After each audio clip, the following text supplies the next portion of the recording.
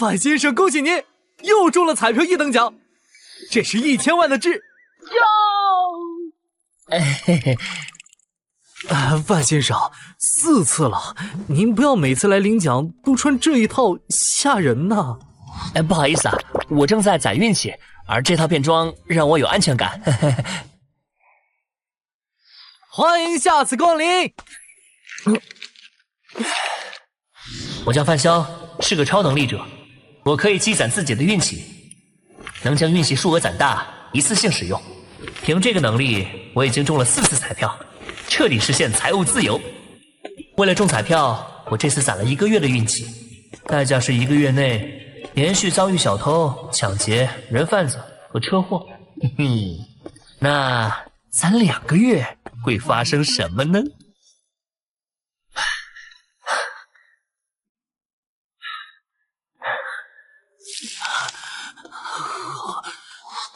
好饿！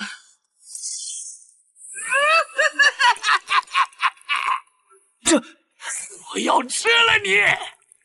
不，是进化者，这次玩这么大，还好我早有准备。接招，防狼喷雾！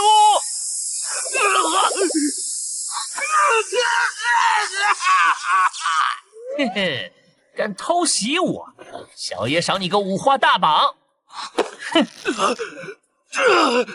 喂，110吗？我要报警，我被人袭击了。又来做笔录啊，范潇，你自己说说，你这都来多少回了？迄今为止我制服过47位罪犯，做过112回笔录。就你这倒霉体，我是说鸡胸天赋，不来当警察可惜了。今天你抓的是什么人啊？他力气挺大，有点像网上说的进化者。哎，别胡说，进化者根本就不存在，那都是谣言。要不是我自己就是进化者，我就真信了你的邪啊！没想到攒了2个月，竟然被进化者袭击，差点翻车呀！1个多月前，人类中的少数个体发生了变异，他们食欲大增，身体素质暴涨，并产生了旺盛的捕食欲望。这类变异人被称为进化者。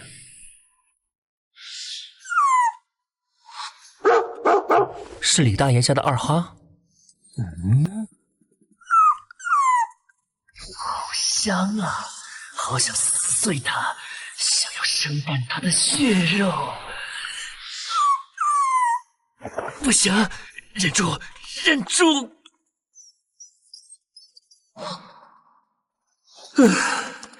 成为进化者后，不管吃多少食物，都无法排解发自内心的饥饿感。它让我时刻想去捕猎活物。怎么回事？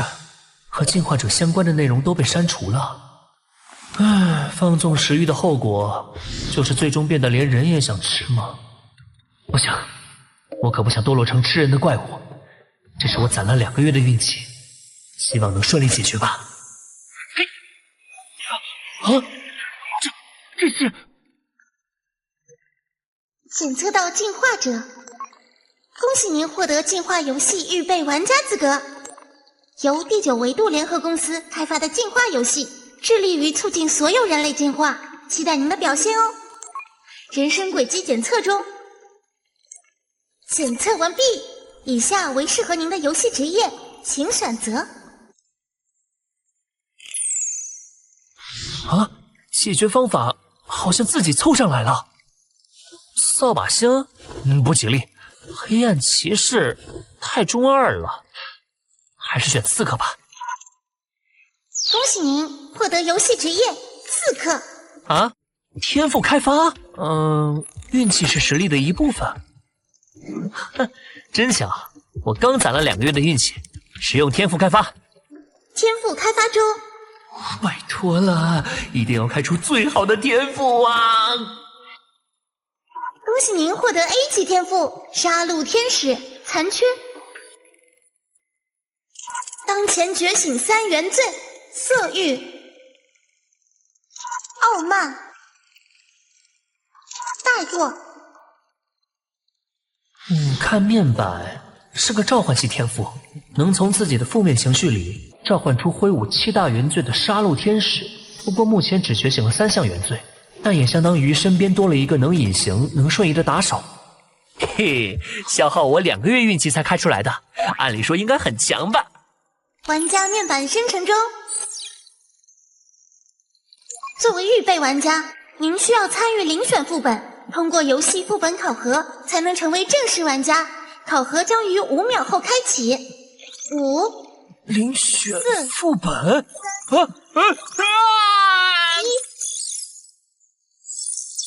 海报，遴选部分已开启。任务地点为贝城，介绍如下。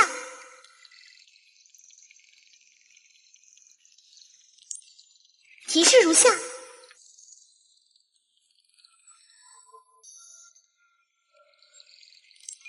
副本任务：找到 G08010A1 时空车站，进入车站，完成正式玩家登记。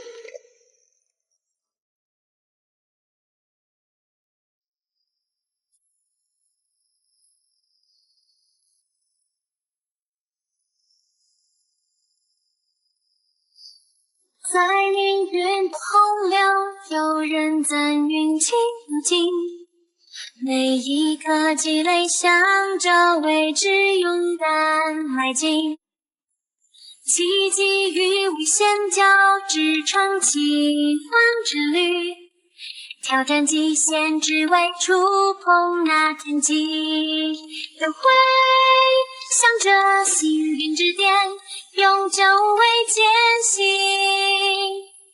每一次跨越都是对命运的宣言。运气如火，点燃梦想照亮，前路远在极限，指点铸就永恒传奇，永不散。奇迹对偶然，努力有回馈，勇气与智慧交织成勇者之歌，每一步前行都是对未来的期许，在幸运之巅证明自己是命运的主宰。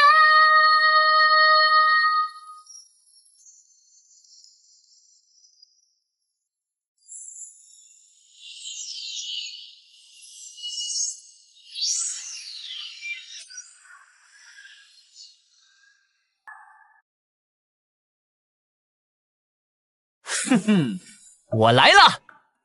先把工具准备好。完蛋，防身工具包没有一起传送进副本，只能靠自己了吗？看来我们都得到了游戏提示。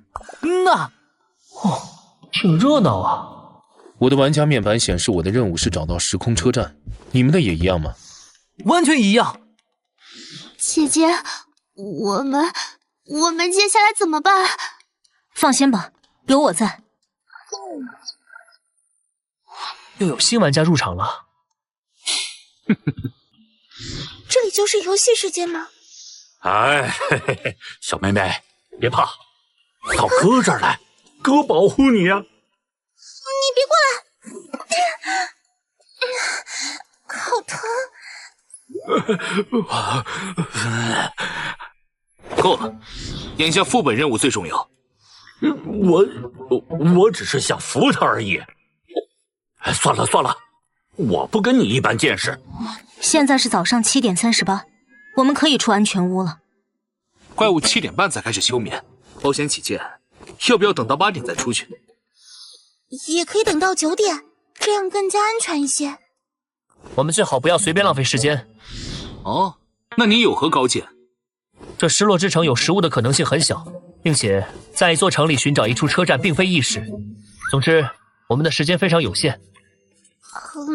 抱歉，我没有想到这一点。这位兄弟说的对，我们忽略了食物问题。既然如此，我们抓紧时间行动吧。好，没问题。这个人偶能被带进副本，有什么特殊之处吗？难道是道具？还有，这7个人里会不会存在有吃人欲望的进化者？遮蔽自己明显特征的最可疑，不会是他们吗？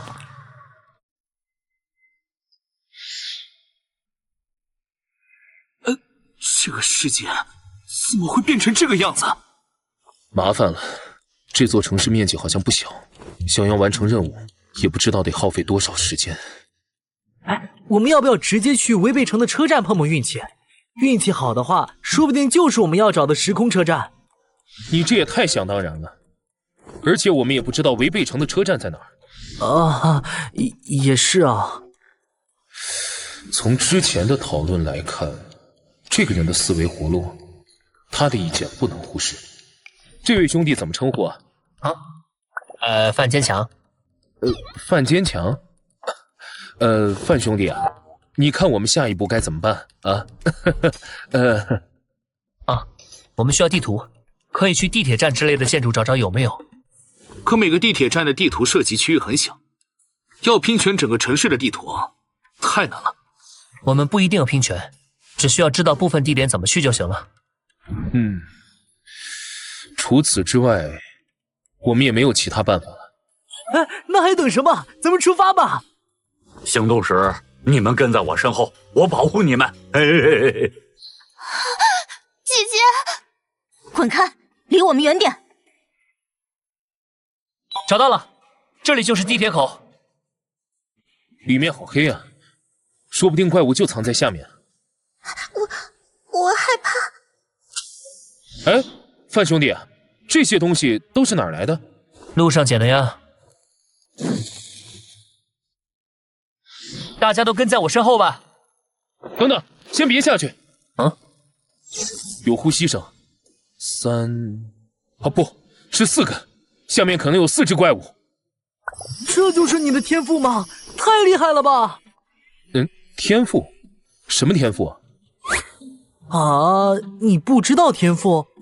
天赋不是每个预备玩家都能开发的吗？那你捕食过动物吗？你们也知道进化者有强烈的捕食欲，我忍了2周，实在是到极限了，所以就自己买了条狗，然后我就获得了狗的听力和嗅觉。你太厉害了，我只忍了4天就有点受不了，还好第4天晚上成了预备玩家才有所缓解。生吃狗是种什么感觉？范兄弟，你问这个干嘛？没什么，只是有点好奇。你想没想过吃人？什么？吃人？你怎么会有这种想法？难道你……看来高管男没说谎，除非他演技很好，否则微表情骗不过我。开个玩笑而已，毕竟人也是动物，也许有进化者会吃人也说不定呢。你说的还怪吓人的。范大哥，你吓死我了，我还真以为有人会吃人呢。别玩了，现在怎么办？我们要不要换个地铁口？肯定要换，这里可是有怪物。继续走吧，地面探索这么久，一只怪物没见着，地铁里却一下出现4只。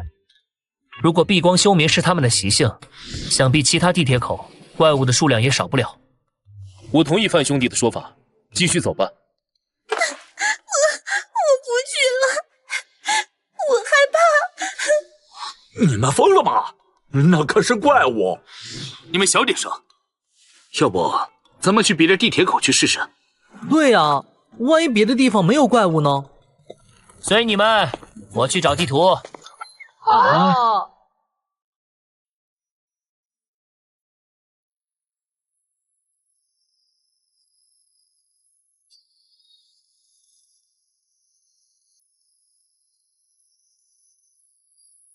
在命运的洪流，有人赞运气如镜，每一颗积累，向着未知勇敢迈进。奇迹与危险交织成奇幻之旅，挑战极限，只为触碰那天际。都会向着幸运之点，永久为艰辛。每一次跨越，都是对命运的检验。运气如火，点燃梦想照亮。前路远在极限，指点铸就永恒传奇，永不散。奇迹对偶然，努力又回归，勇气与智慧交织成勇者之歌。每一步前行都是对未来的期许，在星辰之巅证明自己是命运的主宰。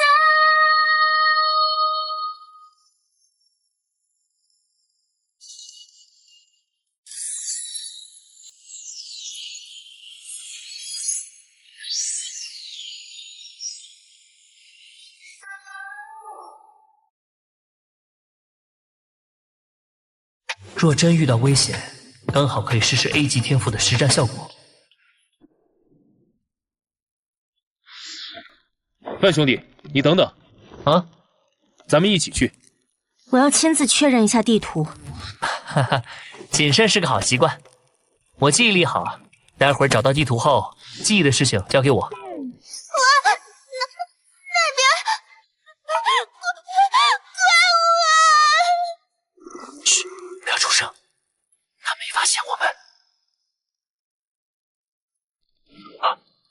不用再往里面去了，我找到地图了，而且是整个违背城的地图。只看了1分钟地图，你真的全记住了？啊，无意识记忆而已。我记得不多，但他画的与我记得的全能对上。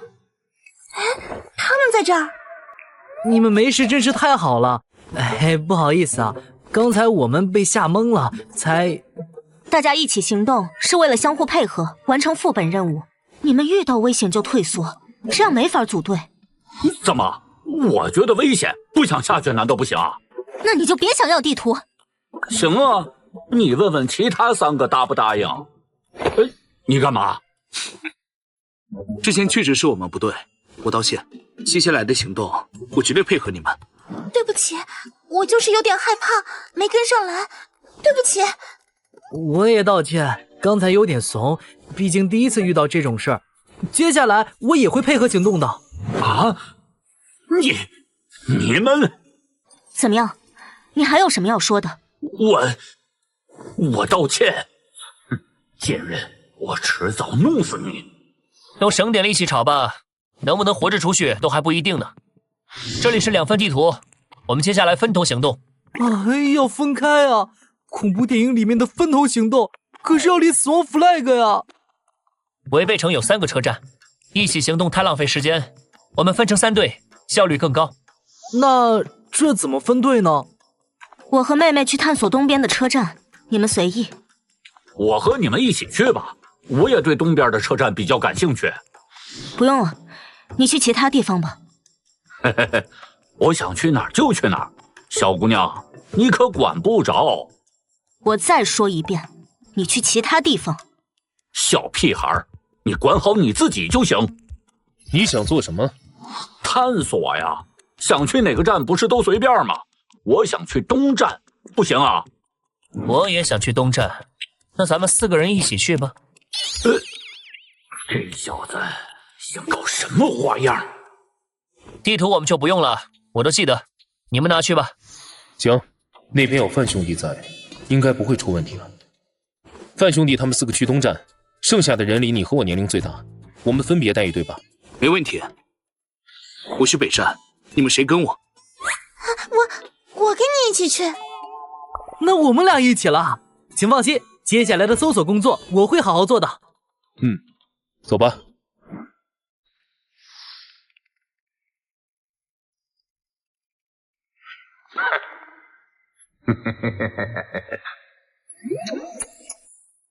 哎呀，大叔，我们错了，放过我们吧。这俩小妞先前还敢跟爷耍横，现在也差不多走出一段距离了。喂，你在想什么？你在想她们2姐妹都很香，很诱人，对吧？你在说什么？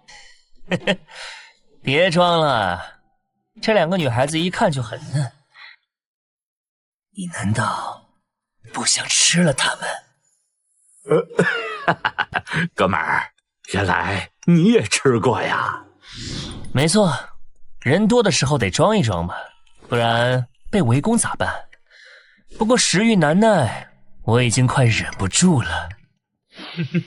果然被炸出来了。哎呀，都一样。我要不是忍不住了，也不会强行跟过来啊。说起这个我就来气，我们连天赋都没有，好不容易获得的动物能力，吃完人后也消失了。要不是吃人力量会变大，我都怀疑游戏在搞区别对待了。就是，原来吃人的话，进化者会失去获得的能力，但是体质上会优胜吗？哎，话说哥们儿，你获得过几种动物能力？我获得过5种，现在全没了。5种？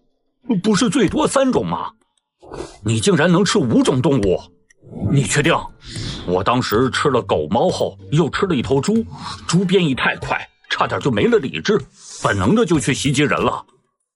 你们在说什么？你们吃过人？姐姐，被发现了呢。好了，我们一人选一个，如何？我喜欢姐姐，她让给我好了。好吧，这样也行。按你说的，姐姐归你，不过你别急着吃，两姐妹我都要先玩一遍，配合点儿，会少受点苦头。你给我想清楚，对我们出手，你们回安全屋后没法解释，到时候被围攻，你们同样没好结果。放心吧，就说探索时不小心吵醒了一只怪物，把他俩拖走了，把一切甩锅给怪物就好。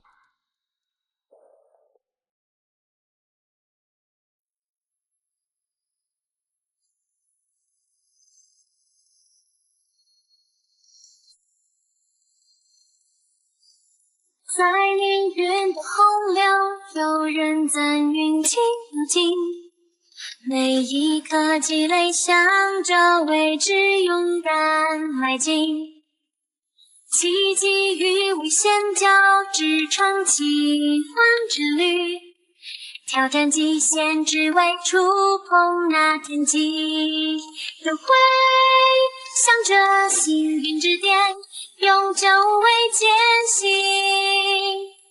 每一次跨越都是对命运的宣言，运气如火，点燃梦想照亮，前路远在极限，指点铸就永恒传奇，永不散。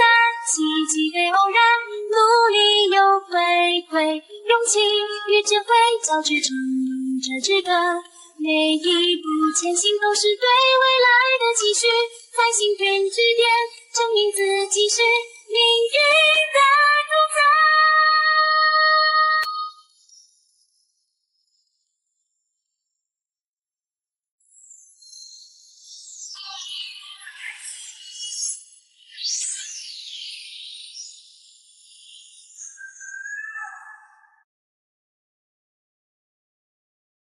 大家素昧平生的，你觉得其他人会因为2个死人对我们出手？简直搞笑！哥们儿，还是你脑子好使啊！栀子，去找人帮忙，我先拦住他们。姐姐，快走！拦住我们，狂妄！看你怎么拦！收！姐姐，快走，快去找他们过来！臭婊子，贱货！我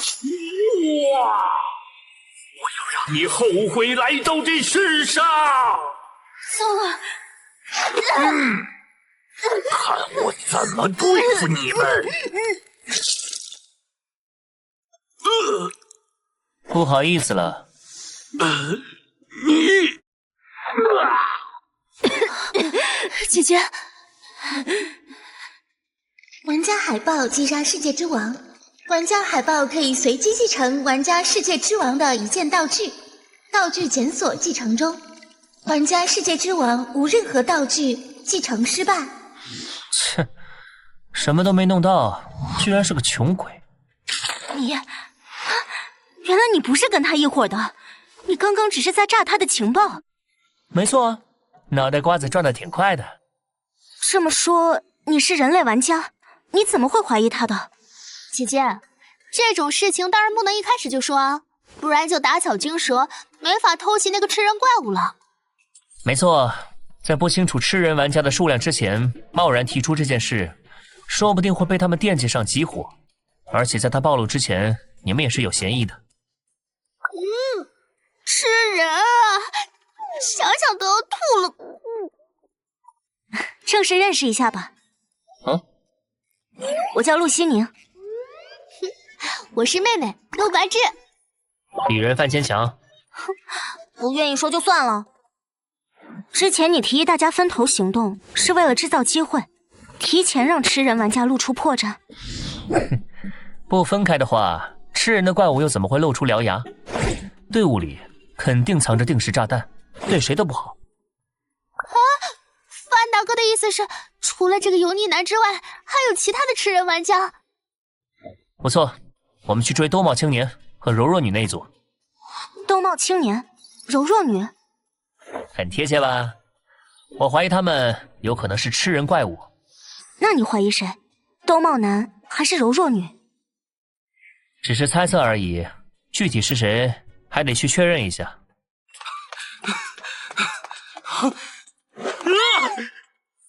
太好了，是你们！救命啊！有怪物，是人的怪物！看来我们来的好像刚刚好啊。他是吃人怪物！都指认对方是吃人怪物吗？那你们有什么证明吗？我被他咬下了一块肉，他想吃掉我！什么？不对，是他才是怪物，我才是被他咬了一块肉。都有伤口的话，那就只能凭我的直觉了。你们同意吗？听你的。姐姐，这会不会太草率了点？让我选择相信你。什么？这家伙别色迷心窍，被他骗了，他才是怪物啊！闭嘴！谁是怪物我还看不出来？这分明就是个大美女，等死吧你！你，谢谢你相信我。嘿嘿，小美人别怕，我肯定站你这边。太好了，哥哥，人家才不是什么吃人怪。放手！你们竟然骗我！我杀了你们！就不怕我没能领会你的意思吗？有之前对付那个油腻男的经验，所以我相信你。这家伙不仅有头脑，甚至还很有胆魄。怪物，现出原形吧！你们这对狗男女，要把你们折磨致死，然后吃掉！这丑八怪看起来很强。该死的狗男女，给我站住！你还有什么计划？总不能一直躲着吧？放心，外援马上就会到。到了。喂，丑八怪，难道你不觉得这个地方很眼熟吗？这里是要来喽！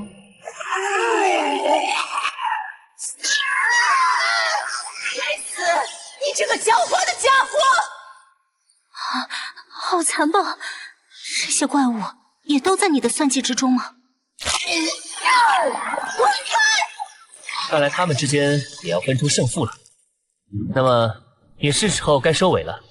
出来吧，杀戮天使！好了，被召唤了，让我看看什么个事儿。哇，好多玩具啊！你们这些杂碎！杀戮天使，上吧！好耶！不好！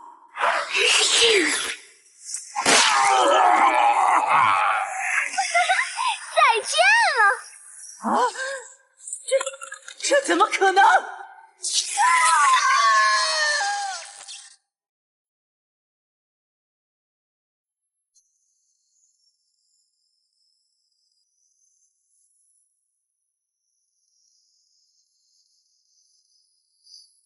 在命运的洪流，有人赞运气如金。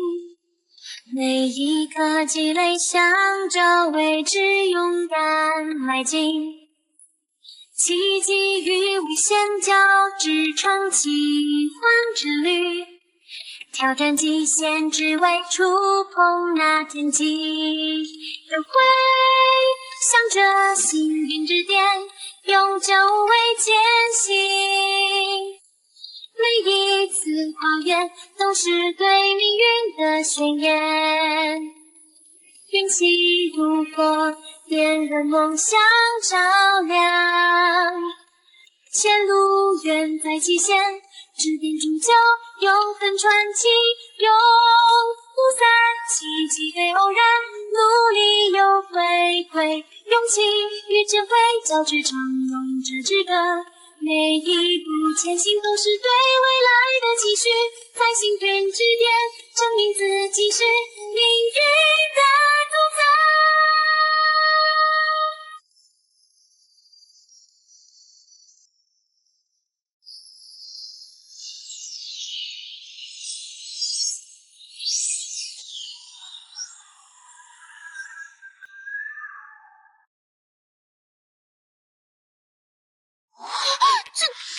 太强了！到底发生了什么？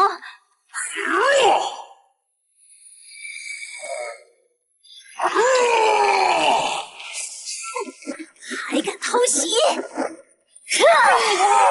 我也配！搞定。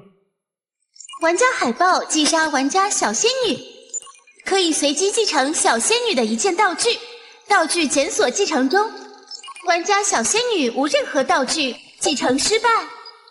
嗨，又是一个穷鬼。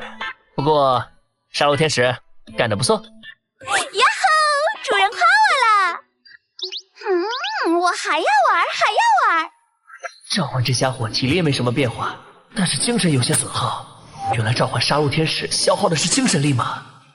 好了，应该回去了。刚刚发生了什么？这是你的天赋吗？没办法，觉醒了一个比较残忍的天赋。他们是因为精神力弱，应该看不见杀戮天使，所以才会这么震惊吗？你的伤口已经恢复了吗？这是谁的天赋啊？是我的 C 级天赋，治疗。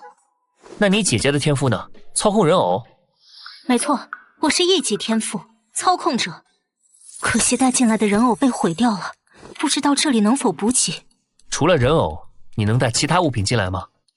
不行，人偶能带进来，是因为系统认定它是我身体的一部分。好，我们找其他人汇合吧。时空车站的所在我已经有答案了。什么？队伍里居然有吃人的怪物！还好有你在啊，不然我们可能就团灭了。那我们接下来怎么办呢？答案我已经拿出来了。拿回来了？你指的是这些尸体，还有这几份报纸？对啊，这些报纸和尸体有什么用啊？这些报纸是附近的报亭收集到的，可能是这座城市毁灭之前最后的新闻报道。哦，那我们岂不是可以推断出这座城市到底发生过什么？别急，现在有一个好消息和一个坏消息，你们想听哪一个？那先听听坏消息吧。那你们看到这些怪物之后，有没有什么感想？这些怪物似乎怕光，对声音比较敏感。虽然实力略强于人类，但是在极度愤怒时，应该可以反杀。分析的不错，但没找到关键。这些怪物体型有些像人。哦，对，像人，因为他们原本就是人类。什么？啊？他们是人类？他们的外表虽然与人类不同，但是你们不觉得他们很像吃人的进化者吗？而且内脏与人类一模一样。这就是你切开他们的原因吗？对啊，人类成了怪物，这难道就是生化危机？叫进化危机更合适。而且我在这里是我们世界的平行世界，我收集到的这些报刊报纸也证明了这个说法。也就是说，未来我们的世界也会变成这样？不要啊！所以，这也是我们以后的未来吗？我还没找到一个帅帅的男朋友呢。倒不用这么悲观，知道了违背城的结局，或许并非坏事，反而给了我们一个预警。预警？没错，这个副本告诉了我们进化者的未来，而我们作为被选出来的玩家，或许就是改变未来的钥匙。哦，这么说，我们会成为未来的救世主吗？哼，有可能哦。这家伙虽然臭屁了点，但是几句话就让大家重新燃起了斗志，还挺有魅力的嘛。这就是你说的好消息吗？不，好消息是我找到，或者说推测出了时空车站的位置。哇塞，你连时空车站的位置都猜测出来了！你们要不要也试着猜一猜？情报我已经全部给出来了。猜谜啊，这个我不太擅长。一般副本的线索都在最危险的地方，既然怪物就是人类，肯定在人员密集的地方。加上怪物不喜欢光，也许在大型商场的底下停车场。最危险的地方并非怪物最多的地方，而是 BOSS 所在的位置。而且我们可以反向思维，这些怪物原本就是进化者，他们因大量捕食动物而不断变异，进食越多，变异就越彻底。最终，当动物不够时，他们开始攻击人类，彻底丧失理智，进化成最终的 BOSS。动物多，那就是动物园喽。除了动物园，还可能是水族馆。没错，就是水族馆。这张报纸上记载了水族馆发生了大规模进化者灾祸事件，BOSS 应该就是那时候诞生的。原来你早就找到了地点，还一直卖关子。目前一切都是猜测，我们可以先去水族馆，如果不对，再去动物园。看来接下来有一场苦战了。比起 BOSS， 我更在意的还是他呀。啊？你在担心和副本 BOSS 战斗的事吗？是呀。我其实在担心你突然暴起杀人呢。其实大家也不用过多担心这件事，毕竟我们准备了食物。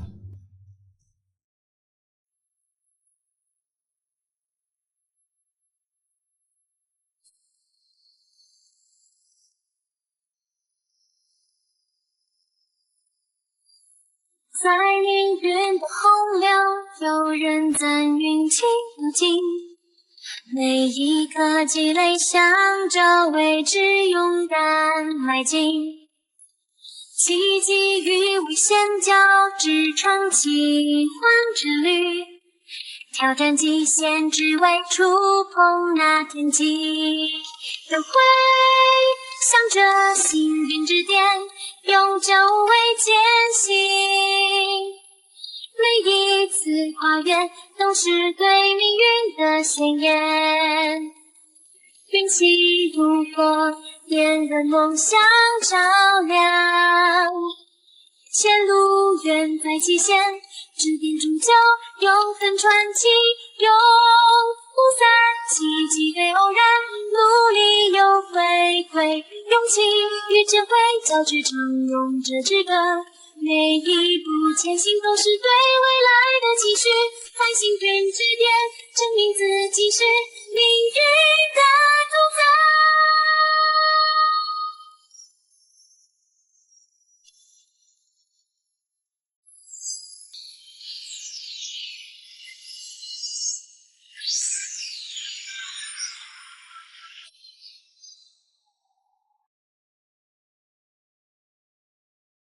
这就是你让我们把尸体搬回来的理由啊！到时候先用尸体试试，不行了再战斗。那我们现在赶紧出发吧，早点离开这个鬼地方。好好休息，恢复体力，等明天再去探索水族馆吧。可是现在是下午1点，时间还很充裕，为什么要等到明天啊？我累了，想休息。你们想去，我也不拦着。毕竟有关副本 BOSS 的一切都是猜测。我是不会在杀戮天使冷却结束前贸然行动的。我同意他，明天去。我听姐姐的。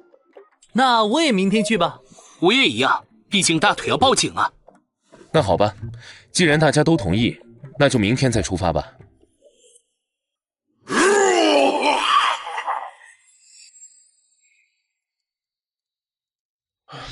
已经休息一晚上了，该出发了吧？再等等。啊？还等啊？都已经天亮了，难道还打算在这里待上一天吗？我们搜集的食物可撑不住了。你要着急，你可以先出发。在杀戮天使 CD 没有彻底刷新之前，我不能冒一点险。你们呢？怎么说？我听范哥的。反正时空车站的位置已经被推测出来了，只剩下探查工作，不用急于一时。你们，可恶！他那个恐怖的天赋果然存在冷却时间，但也可能是他在故布疑阵。好狡猾的家伙！哎呀，好了好了，我也不是故意拖时间，我们先把尸体收拾一下，就出发探索吧。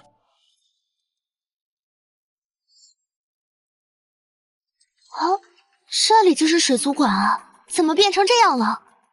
还好能找到一只玩偶，不然光是搬运这几具尸体，恐怕就要耗费不少时间了。哼，还不都是因为某人非要拖到日上三竿才出发？要是天黑之前没能赶到，就完蛋了。里面看起来有不少阴暗的区域啊，也不知道时空之门在不在里面，会不会有危险呢？危险肯定还是存在的，不是还有大 boss 吗？走吧，我们先进去探索一下吧。看起来荒废好久了。这里是什么地方啊？挂着好多照片啊！大概是展示中心，这都是游客和员工的照片。你在看什么？有什么线索吗？有点眼熟啊。看来在毁灭之前，这个地方曾经也是个很美好的地方。哎，快来看，这是水族馆地图。哎，等等，你们看这里，是G08-010-A1，时空之门果然在这里。事不宜迟，我们现在马上出发！快，大家跟上！ G08-010-A1，是这里，时空之门真的在这里。大家都看见了，但也别高兴得太早。我能听到水底有东西，而且体积很大，可能就是 BOSS。我目测了下，从观众席边缘到门所在的金属台，大概20米。我们不可能跳得过去，只能游过去。诱饵拖住 BOSS 的情况下，我们全力游是有机会的。可是我不会游泳。什么？你不会游泳？他交给我，我带着他游过去。你游泳的时候能操控人偶带着你妹妹直接从空中飞过去吗？如果操控人偶的话，不仅要承受2个人的体重，还一心二用，效果还不如直接带人游过去。还要处理怪物，还有一个人拖后腿，就不能让他自己？想丢下我妹妹，我坚决不答应。带个不会游泳的人下水很危险，懂不懂啊？哎，兄弟，我的意见还是带上他们。倒不是我圣母心发作，如果不带，以他的性格，你能保证他不会惊动怪物吗？是。他说的没错，不带上我妹妹，谁也别想走。姐姐，要不你们先走，我自己想办法。哎，大家别这样，都可以商量嘛。你想干嘛？放弃弱者也不一定是最优选。我水星好，这个姑娘就由我来带着，你操控人偶也拖着一点，这样的话我们就有可能突破。好。都准备一下，开始入水吧。范大哥，谢谢你啊。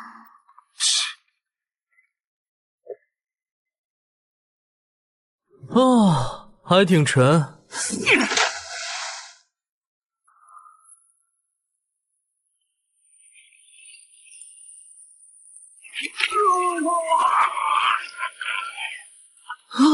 大 boss 出现了！各位，趁现在，憋住气。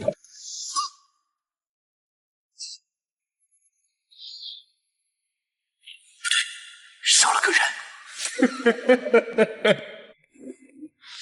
你说的没错，我想通了，你有你的选择，我也不例外。混蛋！怎么了？发生什么了？你说的没错，我们之中只要有一个想闹事，大家就都走不了。与其这样，不如我主动出手。怎么办？这家伙想牺牲我们，换取他投射。你这个王八蛋！就是现在，自己冲过去！是，坑我们，你也别想走！别管他，利用你的能力戳下怪物眼睛，快！可恶，就这么放过他？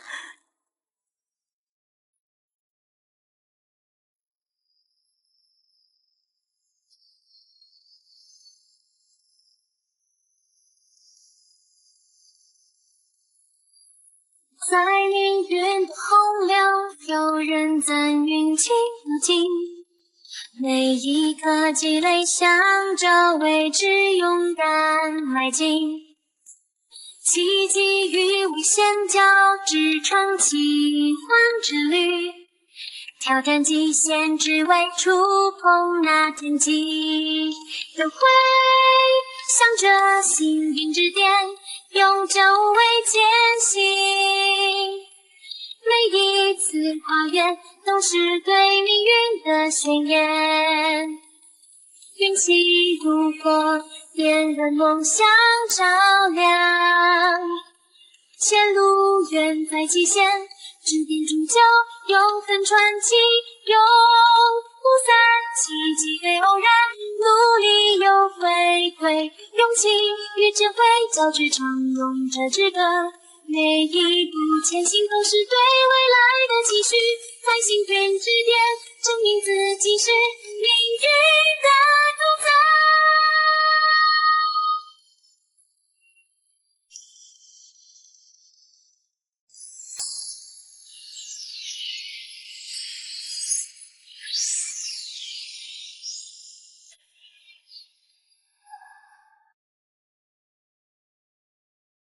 看我的！范哥，这家伙要不行了，你还不出手吗？再等一等。都怪我太没用了。姓范的，他到底在等什么？果然，我的判断才是对的。这个副本通关的办法就是牺牲其他人。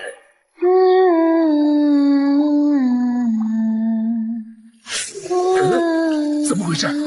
我的手脚怎么不听使唤了？歌声是谁在唱歌？难道这才是真正的副本 BOSS？ 喂，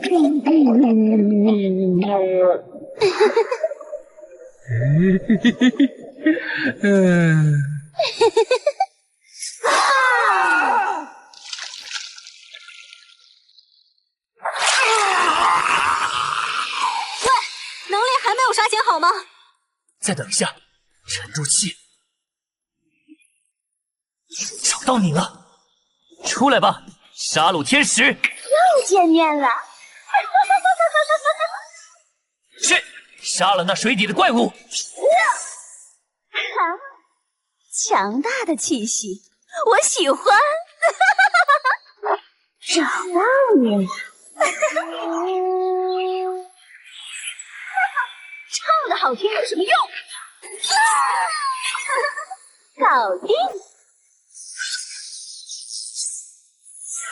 给我死吧！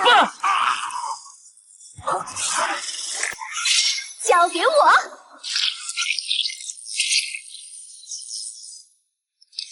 耶，搞定！结束了，我们得救了。恭喜预备玩家海豹斩杀 BOSS， 完成副本后，您将获得一份专属奖励。总算结束了。你是怎么知道水底还有一个怪物的？猜的。记得之前我说的那个看起来很眼熟的照片吗？我在之前收集的报纸上见过那对情侣。另一个版面有恶性进化者吃人事件，所以我特意关注了一下。加上那个男人少了一只手，这让我印象很深刻。又因为进化者吃章鱼会变成章鱼怪，进化者吃人会变成变异人类所推断，说不定还存在一个吃人怪物。所以你早就知道有2个怪物，你还暗示那个男人背刺我们？话可不能这么说，在这种地方，大家最阴暗的心思都会暴露出来。我不敢说自己绝对正义，但是也别指望我一点私心都没有。而且就像我说的，如果我们不带上你妹妹，你也不会善罢甘休吧？这……没错，如果你们要放弃我妹妹，我可能也会这样做。不过，我知道我妹妹不会有事的。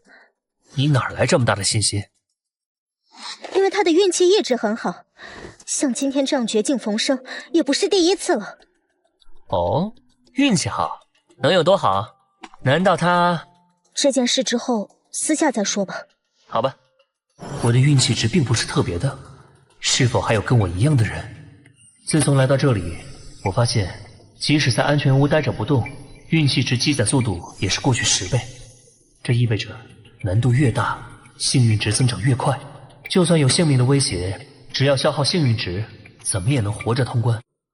好了，我们也该离开这个倒霉地方了。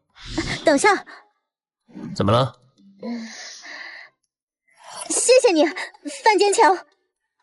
范大哥，要不是你，我死定了。多谢范哥救我狗命啊！没必要这么郑重。还有，我的名字叫范潇。果然，这家伙连名字都是假的。范大哥，我之前好像在电视上听过你的名字。之前见义勇为，被媒体报道过。能准确地找到副本每一个线索，还能预测人心加以利用，再加上强大的异能，这是个可怕的家伙。还好不是敌人。那范大哥，我们能留个联系方式吗？我给姐姐要的。你们不是要私下说？好啊。自己想要就说自己想要，说上我干嘛？范大哥再见。美女居然主动要联系方式啊，真叫人羡慕啊！好了，我们也该走了，后会有期。恭喜预备玩家海报通关遴选副本，成为一名正式玩家。正式玩家分为3类，分别为白名、灰名以及黑名玩家。玩家海报无任何外来基因摄取记录，获得高贵的白名玩家身份。时间才过去了4个小时，看来进入游戏后，外面的时间是压缩的。成为正式玩家后，那种饥饿感也消失了。由于玩家此次副本表现优异，副本评价 S， 副本奖励3张时空车票、1级净化药剂、1级治疗解毒药剂各3瓶，5000游戏币。斩杀最终 BOSS 奖励平雪的耳环，第1级道具。领取奖励，先看看这个耳环的效果。平雪的耳环效果如下：佩戴时，玩家可将血液凝练为武器，强度由付出的血液数量决定。当血液兵器刺伤生物时，可以自由控制该生物血液，时长1小时，隔空操控血液的最大距离为50米。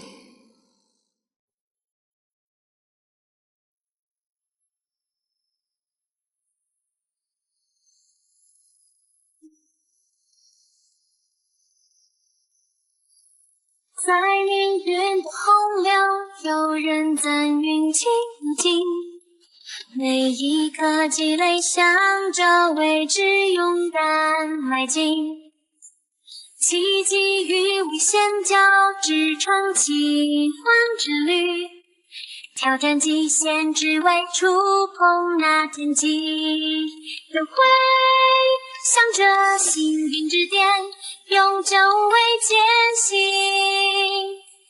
每一次跨越都是对命运的宣言。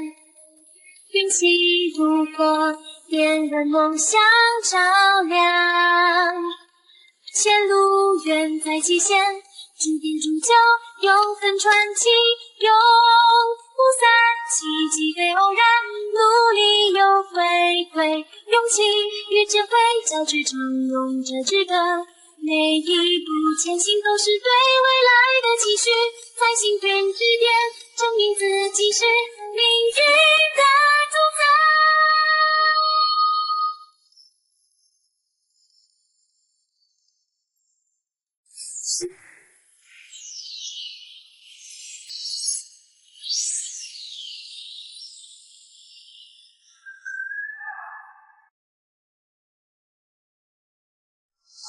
哇，我感觉全身血液沸腾起来了，这个奖励可真不错。接下来是净化药水。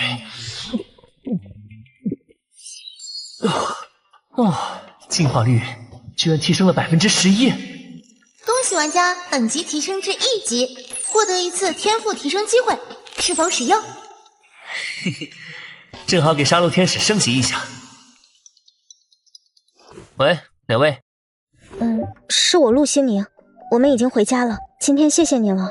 特意打电话来，就是为了这个吗？你不是想知道关于我妹妹运气的事吗？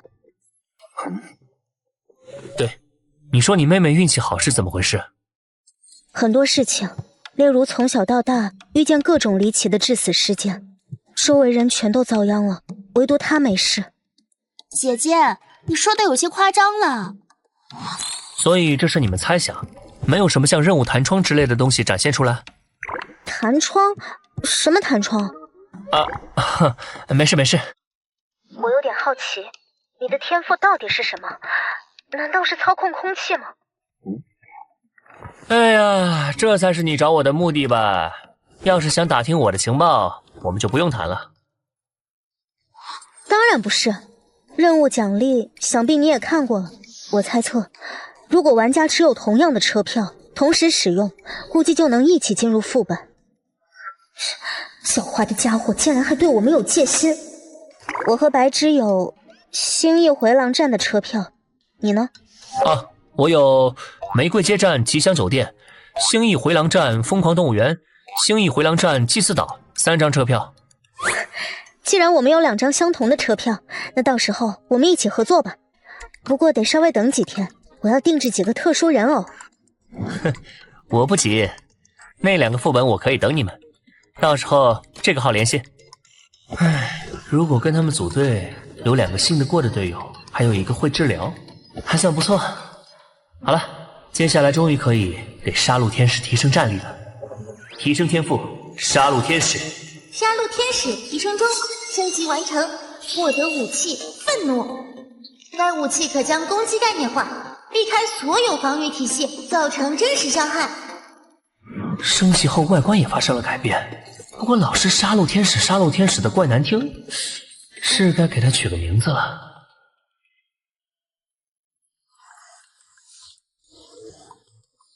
相似度100%，我的素描功底还没落下呀。总算来了吗？你们好啊。你小子一点也不意外，好像知道我会过来啊。昨晚的袭击案牵扯到了进化者，早晚的事。进化者？这只是网上的传闻罢了。你为什么会相信这种传闻啊？而且还肯定袭击你的人是进化者？因为我也是进化者。什么？我在副本里遇到过2个吃人玩家，他们已经死了，这是他们的画像。画得很好，你们调查下他们的身份和人际关系，也许一些命案就能破解了。是。好，认识一下吧，我叫杜若，他叫吴延青，算是我的助理。所以你们是有关部门人士？准确来说，应该叫特事局，专门负责与进化者、玩家和进化游戏相关的事宜。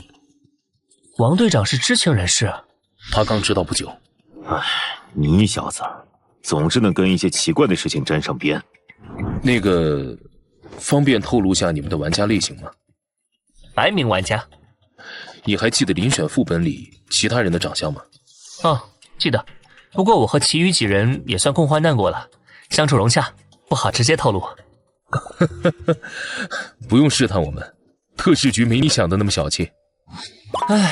当然，你们若是对我做出强制要求，我也只能配合了。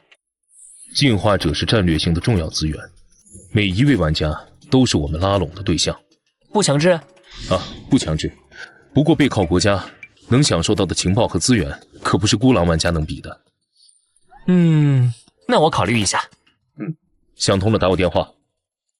这张名片上面有我的号码，以及特事局的内部网站，网站上有我们分享的一些情报。期待你的回复。谢了。范萧这家伙可是十分稀有的白名啊，如果能拉拢，日后必能为我们带来巨大的帮助。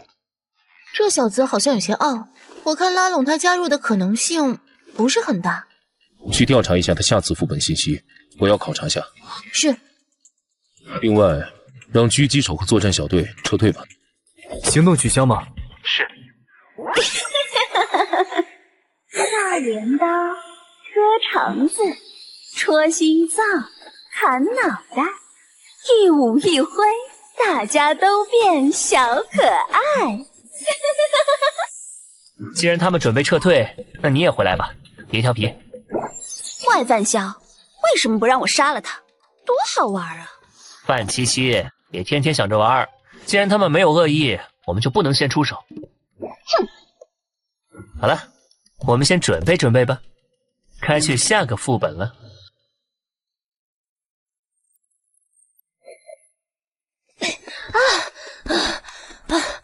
笨蛋范萧，重死了！升级之后也只能带着我飞行10米左右嘛。看来想解锁完全飞行，任重而道远啊，范七七。不过有了愤怒这把概念武器，七七的战力的确得到了大幅提升。好了，回去好好休息吧，七七。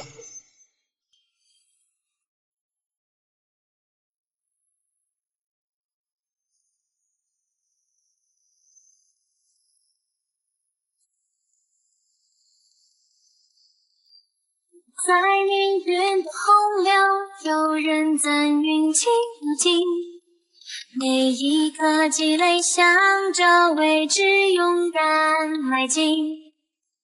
奇迹与危险交织成奇幻之旅，挑战极限，只为触碰那天际。都会向着幸运之巅，永久为艰辛。每一次跨越，都是对命运的宣言。运气如火，点燃梦想照亮。前路远在极限，指点铸就永恒传奇，永不散。奇迹非偶然，努力有回馈，勇气与智慧交织成勇者之歌。每一步前行都是对未来的期许，在幸运之巅证明自己是命运的主宰。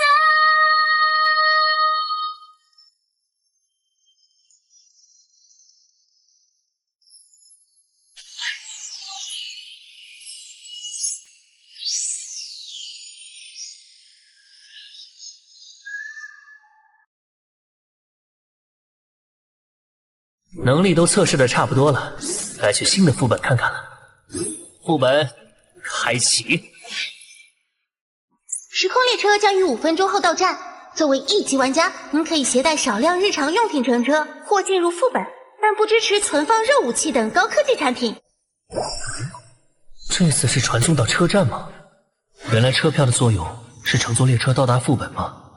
哎，真巧啊，你也做副本啊？啊，是你？我们又见面了。真是巧合吗？你做过几次副本？这是第3次了。你说有没有可能我们是同一个副本？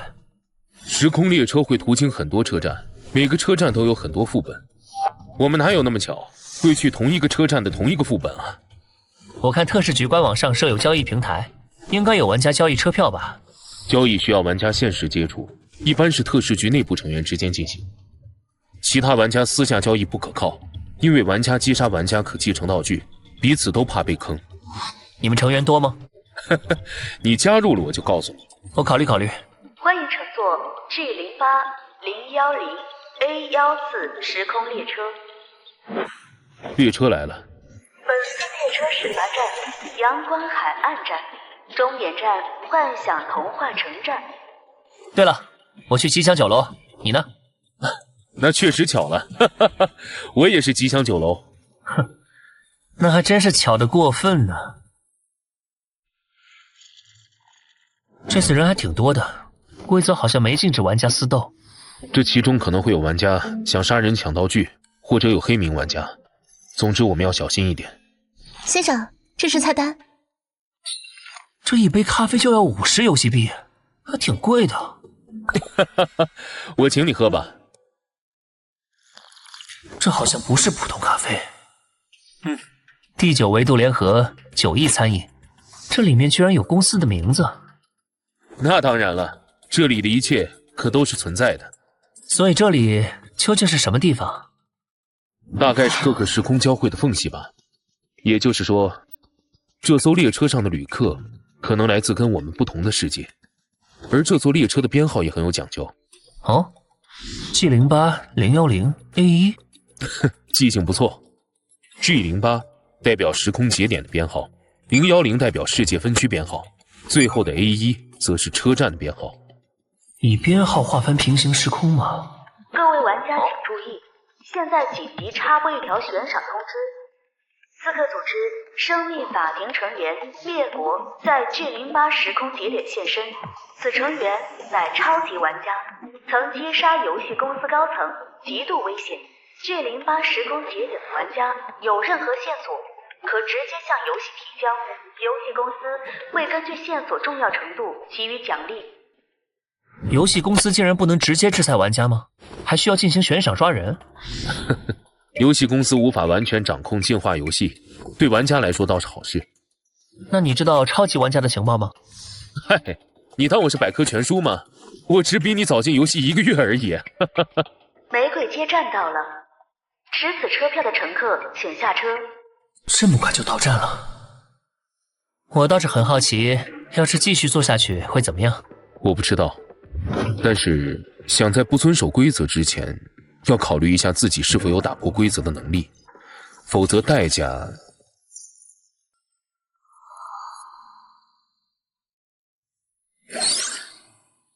副本名：藏尸凶杀案。任务背景：一位红裙女子被杀后藏在床垫内部。虽然尸体快速被处理，但是酒店的客人开始诡异的陆续消失，最后都会在其他客房的床垫里发现受害者的尸体。就这样，恐慌迅速蔓延整个酒店，所有人都坚信是藏尸案的受害者化作了恶灵，复刻自己的遭遇。副本任务：入住吉祥酒楼3天。老掉牙的恐怖故事罢了。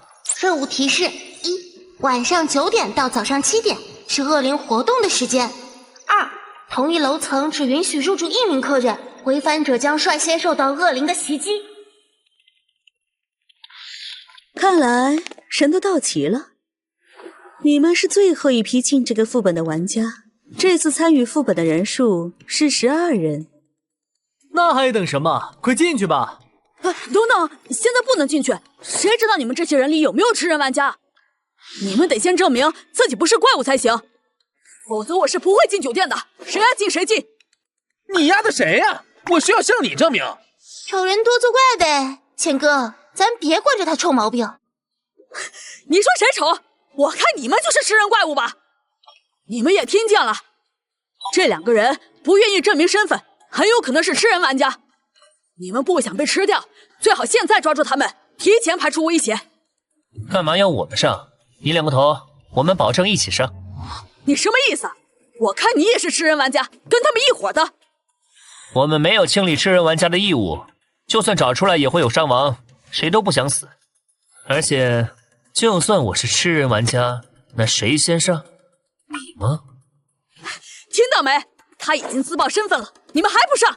当前的主要威胁还是恶灵，吃人玩家大家就自己注意吧。喂，等等我，你明明是白名玩家，何必一开始就得罪所有人呢？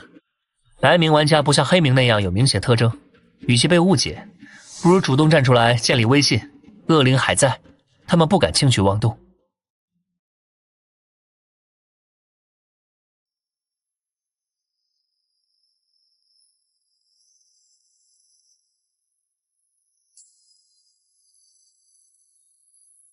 在命运的洪流，有人赞运气如镜，每一颗积累，向着未知勇敢迈进。奇迹与危险交织成奇幻之旅，挑战极限只为触碰那天际，都会向着幸运之点永久为艰辛。每一次跨越都是对命运的宣言，运气如火，点燃梦想照亮。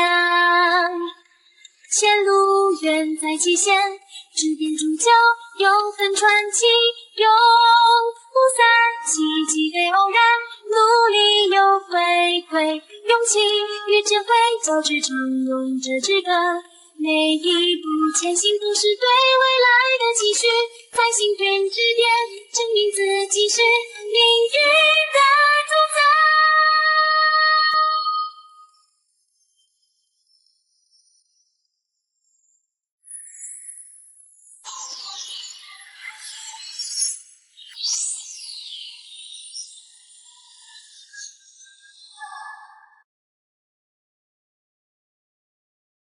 而且这女人的目的是想把水搅浑，弄清楚大家的能力，保全自己罢了。看起来这里很久没人光顾了。这栋酒店除了1楼的大堂之外，共13层，刚好够我们1人1层。这位小姐想住哪一层？7层吧，我是做生意的，讲究7上8下。我们是差不多同时到的，不如组个队如何？2楼给我了，你们随便。凭什么？2楼预设的好跑，我要了。那我住3楼，钱哥可要保护好我哦。我们先搜索一下各楼层吧，看看能否找到与恶灵有关的情报。啊，酒店房间很多，分头行动效率高一点。你脑袋没问题吧？分头行动，这酒店可是有鬼。你想和我一起搜索？也行，我同意。不用了，我只是不同意分头行动，谁要跟你一起啊？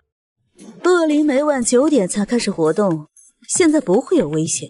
我同意分头搜索，有效利用时间。我也同意。既然大家都没意见，就赶紧开始吧。你觉得恶灵是真的还是假的？情报太少了，没法判断，都有可能吧。我去13层，这层交给你。行，待会儿大堂集合，注意安全。这家伙真跟狗皮膏药一样，多半是特使局来考察我的。这房间看起来有段时间没人光顾了，应该也没啥有用的线索。要顺利通关副本，等着线索上门不可取，正好是以下个副本的通关奖励——平息耳环。大功告成，这耳环不仅能操控血液，还能让血液氧化干涸，效果完美呀！我在第10层的2个房间发现了不太明显的居住痕迹，其余房间都很正常。你们呢？我在第7层发现了模糊的血迹和墙壁上的坑洞，这里似乎发生过战斗。这个副本应该不止开启过1次，可能是以前玩家战斗的痕迹。话说人都到齐了吗？怎么感觉少了个人啊？我这里发现了不一样的线索。啊？有新的线索？应该是之前的玩家留下的，大家请看。这个他不会指的就是恶灵吧？应该没错了。副本介绍里提到过恶灵的形象，是个穿红裙的女性。啊，以前进入副本的玩家不会团灭了吧？应该没团灭。从字面意思理解，只有被敲过门的人被砍了头。也就是说，恶灵可能是通过敲门锁定目标的。据刚刚的调查，拥有血液的房间很少，说明只有被敲过门的人被杀害了，其余人都能安全度过3天。我去，这不是完全凭运气吗？靠运气也太不靠谱了。我们得想想办法才行。我提议大家组队住在一起，联合起来，一同对付恶灵。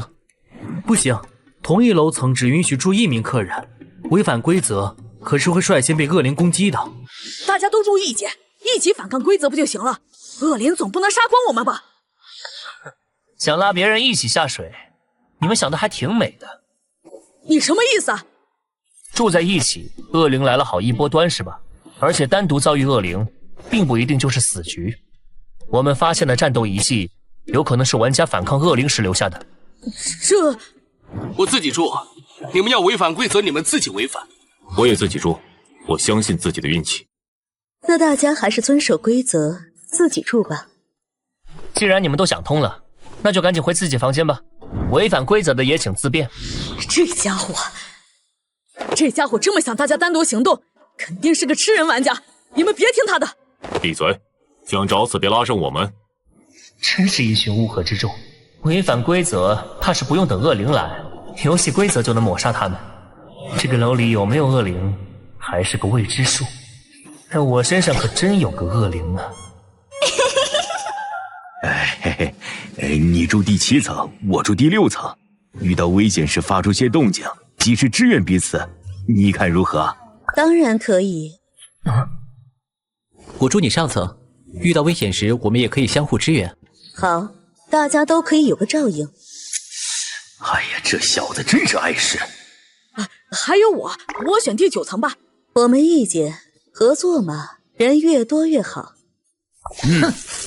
2个舔狗，一个少妇，还有个小屎棍，以及一对精神小伙，危险程度好像都不大。剩下这几个话虽然不多，但是看不出底细，得多加提防。还有这家伙，你不是住12楼吗？跟我上13层干啥？哎呀，我找你有事，先来你这儿坐坐。离晚上9点还有点时间，不介意我跟你聊聊吧？哼，介不介意？你不都已经跟来了吗？之前在酒店外，你暗示自己是吃人玩家，是为了钓鱼吧？有结果没？随便钓一钓而已，不一定有用。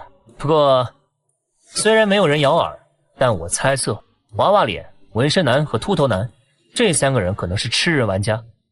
为什么？他们有什么不对劲的地方吗？其他人太活跃，藏不住事儿。那3个人话不多，有问题肯定在他们之间。算了，不管吃人玩家的事了，我来找你是为了另一件事。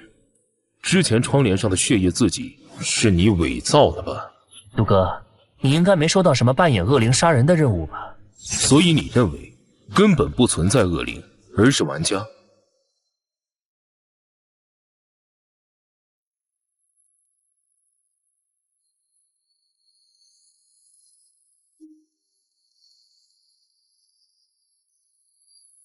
在命运的洪流，有人赞运气如镜，每一颗积累，向着未知勇敢迈进。奇迹与危险交织成奇幻之旅，挑战极限，只为触碰那天际。都会向着幸运之点，永久为艰辛。每一次跨越，都是对命运的宣言。运气如火，点燃梦想照亮。前路远在极限，注定铸就永恒传奇，永不散。奇迹非偶然，努力有回馈，勇气与智慧交织成勇者之歌。每一步前行都是对未来的期许，在幸运之点证明自己是命运的主宰。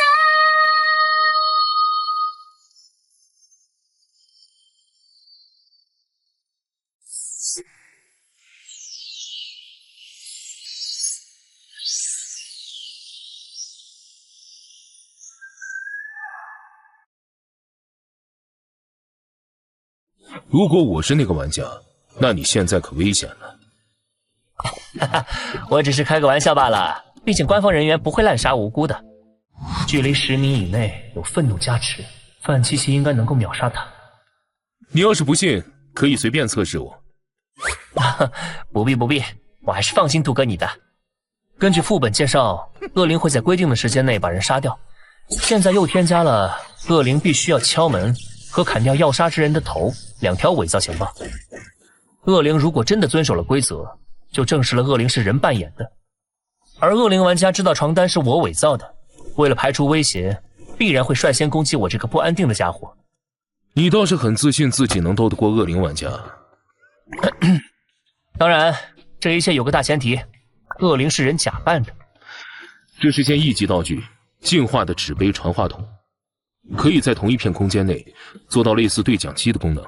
好，蛮实用的道具。如果你遇到危险，可以用它通知我，我会第一时间赶到。别人对恶灵避之不及，他居然主动撩拨，有意思。对了，你为什么这么肯定恶灵就是假的？我只是认为这种可能性比较大而已。感觉这种神神鬼鬼的东西不太可能出现在1级副本。希望你运气好点，能顺利钓到。记得一定要通知我啊。放心吧。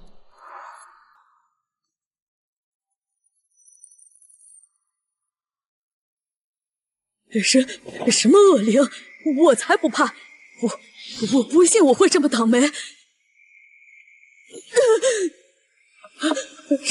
是恶灵来了，只要抵着门不打开就行了。这是你好。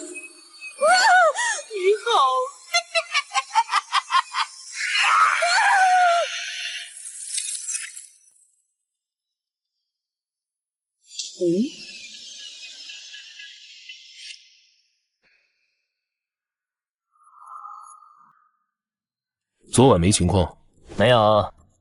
可能恶灵并非玩家假扮，而是真货。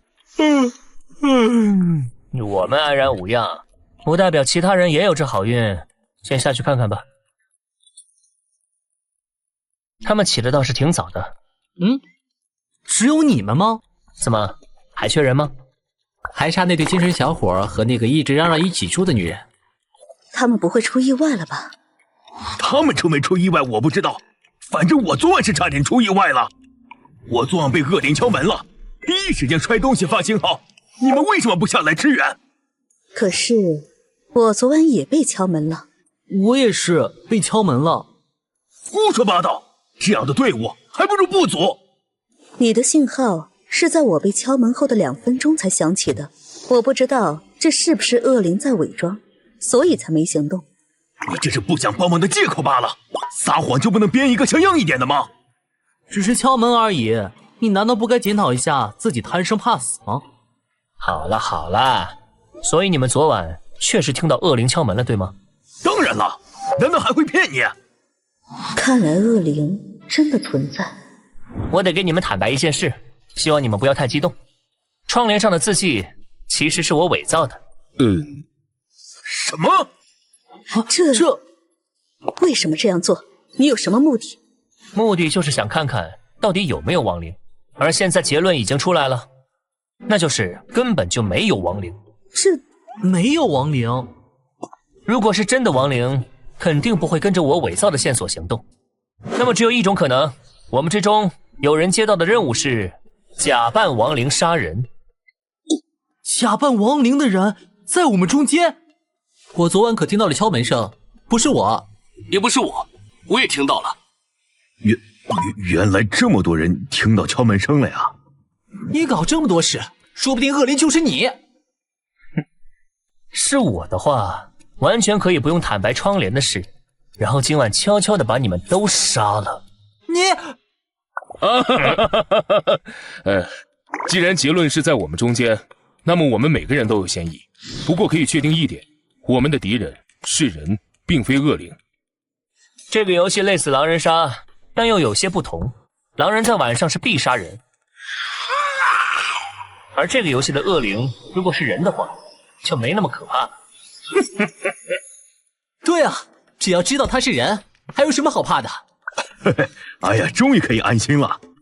先别高兴太早，还有3人生死不明，得先去确认一下状况。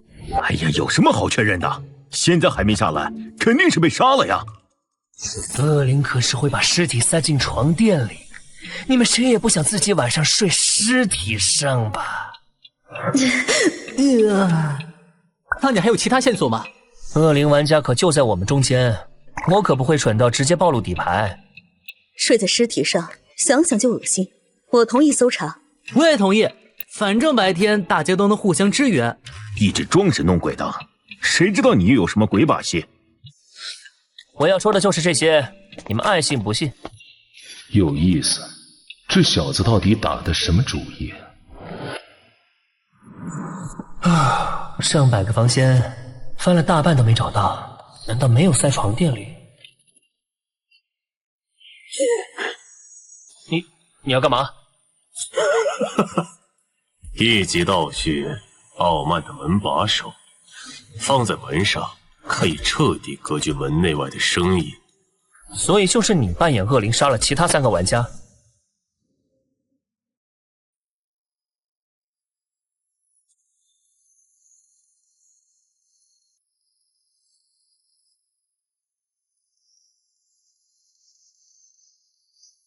在命运的洪流，有人赞运气有劲，每一颗积累向着未知勇敢迈进，奇迹与危险交织成奇幻之旅，挑战极限只为触碰那天际，都会向着幸运之巅永久为艰辛，每一次跨越都是对命运的宣言，运气如火点燃梦想照亮，前路远在极限，指点铸就永恒传奇，永不散，奇迹对偶然，努力有回馈，勇气与智慧交织成勇者之歌，每一步前行都是对未来的期许，在幸运之巅证明自己是命运的主宰。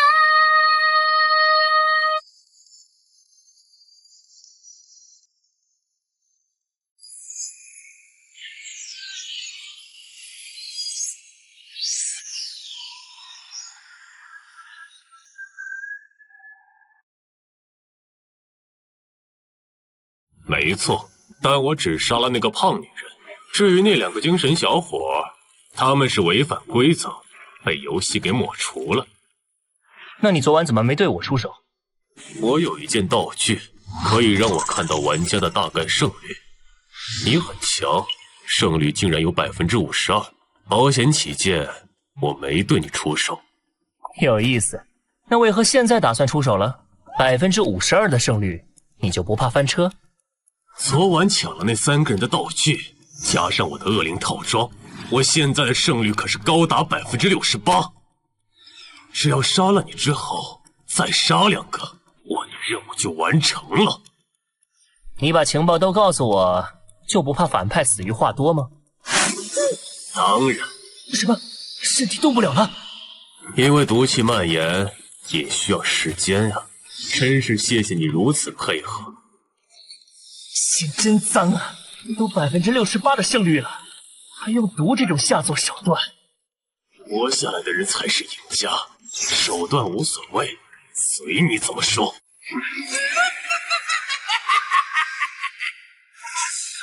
死吧！去死吧！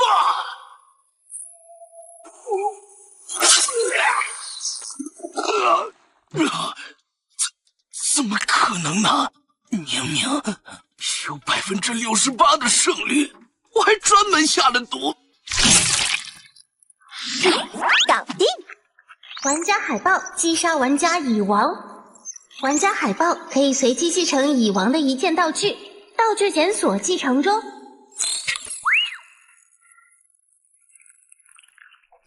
看来检测胜率的道具没法把玩家的天赋也计算进去，看来不能太相信道具的能力，特别是低级道具。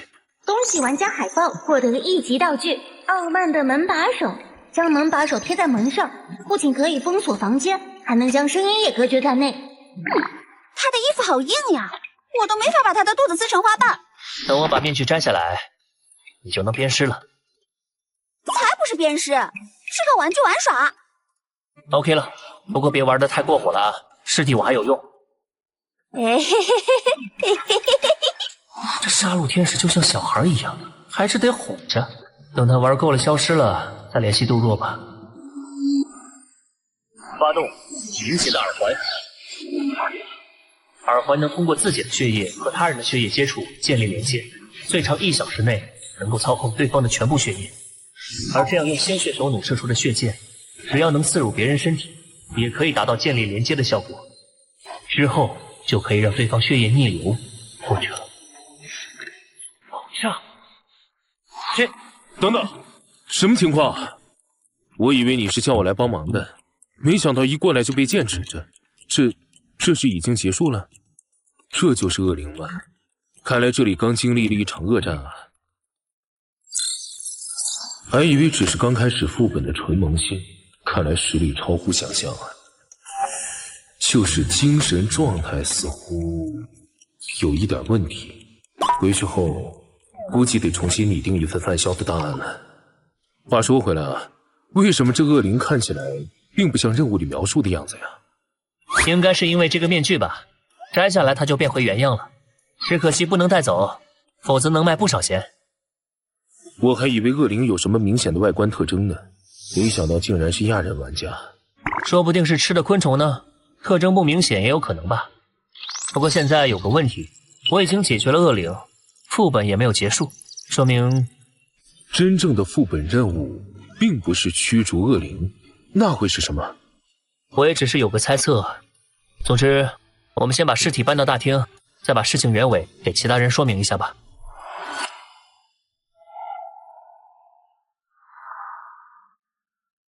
差不多就是这样，我套路了恶灵玩家，然后反杀了他。那3个人的尸体我们也找到了，只是有些残忍，就没有搬下来。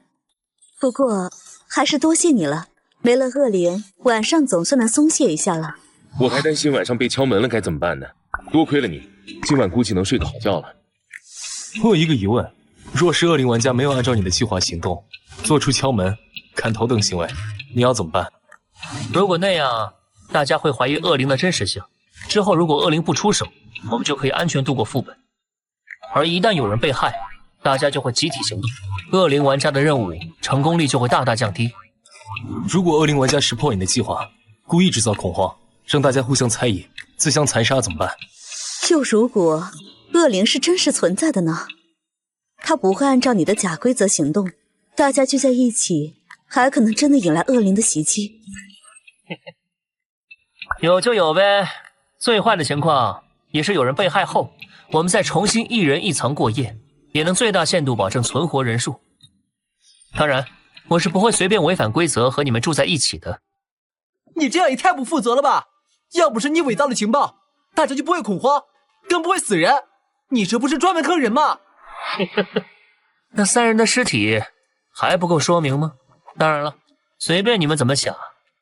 现实就是我已经消灭了恶灵玩家，我也不会希望你们感谢或者相信我，毕竟我也不会相信你们。我信你，既然恶灵已经被消灭了，我们不如谈谈如何分配战利品吧。战利品？啊，你是说这个吧？是从他身上搜出来的。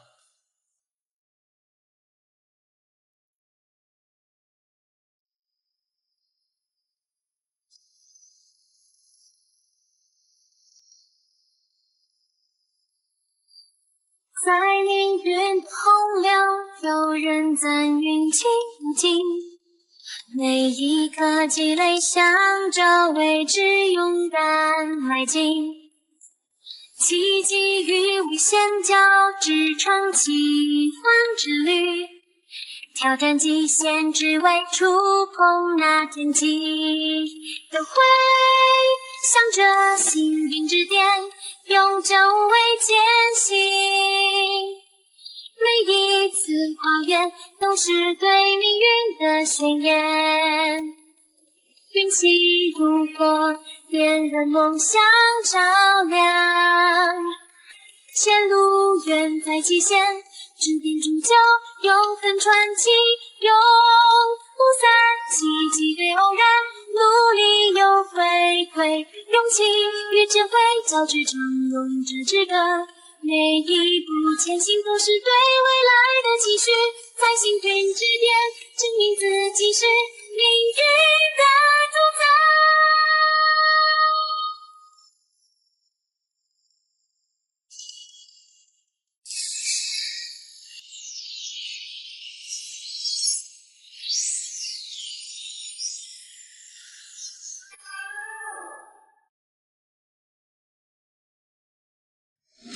嘿嘿嘿，哎，对，我就说杀死玩家总该有道具掉落嘛，何况是恶灵玩家。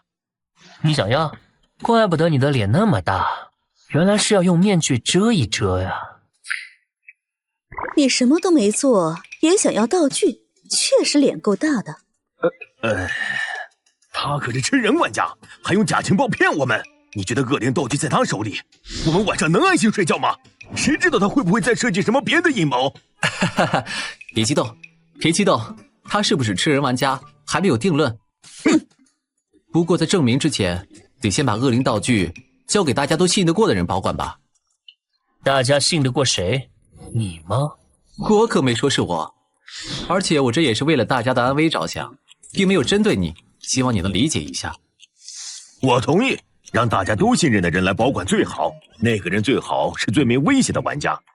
那我觉得你就蛮合适的，给你吧，记得保管好了。该道具为副本专属道具，非特定玩家无法获得使用。你耍我？这是副本专属道具，你这家伙为什么刚才不说？为什么要说？看你们争来争去，就跟看猴戏一样，挺有意思的。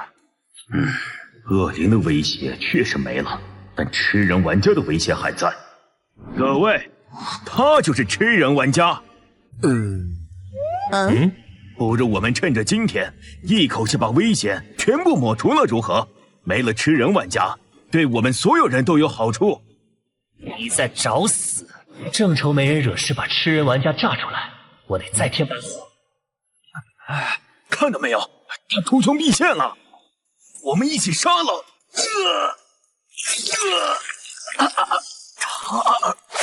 百变魔衣，一级道具百变魔衣，运用特殊金属制作出的衣服，具有强大形状变换能力和颜色调配功能。既然你主动发难，我们也懒得装了。现在恶灵没了，和你们撕破脸又如何？两位，一起出手吧，干掉他们，剩下的2天，我们直接开宴会。你们都是吃人玩家，居然有3个！这还要问吗？肯定都是啊。你们认识？不认识。我看到有点像是同类，昨晚9点前去他那里试探了一下，结果还真是。现在还有7个人，咱们3对4，胜率很稳。哎呀，饿了一天，我迫不及待的想开宴会了。我的食物们，呀嘿！让我来好好享用一番。这宴会怕是开不了了。你什么意思啊？对不起，我是白名玩家。你敢耍我们？他到底是人类还是吃人玩家啊？他是人类，我们在游戏外认识的，我能给他做担保。之前的行为是他的伪装和计谋。我信他。有什么话之后再说，先解决吃人玩家。巨人炸我们，我要你付出代价。这是百变魔衣，走！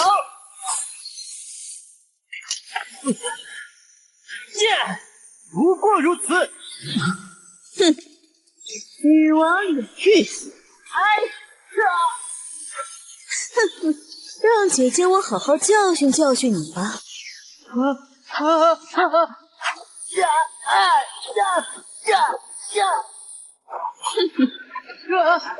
要打了，不要打了！娃娃脸的盔甲能防住血剑，却无法抵消鞭子的击打。看来那鞭子也是道具，而且等级不低。不过如此。臭小子，削我一剑！你的对手是我们。没想到被那混蛋骗了，现在变成了5对2，讨不到好处。看来特事局的实力在线，不用担心那边了。求求你，救救我！救不回来了，你马上就要死了。不过，反正你都要死了，道具与其被敌人继承。不要！放心，我会给你报仇的。你在干什么？反正他都快死了，这样总比道具归赤人玩家好吧？我这可是为了大家好啊！我说兄弟，何必跟我们死磕呢？哦，你没办法突破这个磁铁道具，那边还有只老鼠抢了你的人头和道具，不如趁早投降，我们可以放你一条生路。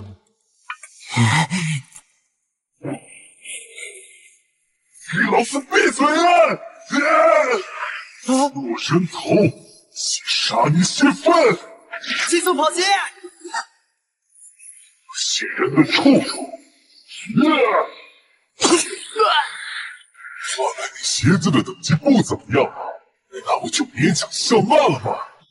金属道具离开本体了，好机会！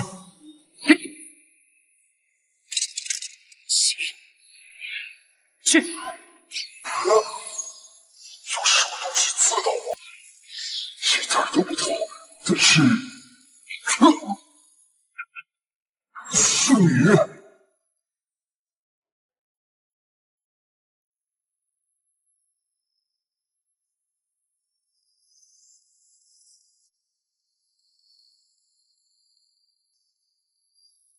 在命运的洪流，有人赞运气无尽。每一颗积累，向着未知勇敢迈进。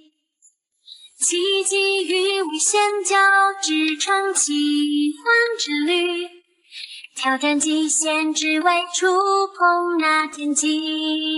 轮回，向着幸运之巅，永久为艰辛。每一次跨越，都是对命运的宣言。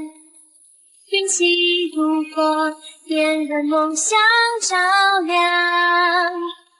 前路远在极限，终点终究永恒传奇，永不散。奇迹非偶然，努力有回馈，勇气与智慧交织，唱咏着之歌。每一步前行都是对未来的期许，在幸运之巅证明自己是命运的主宰。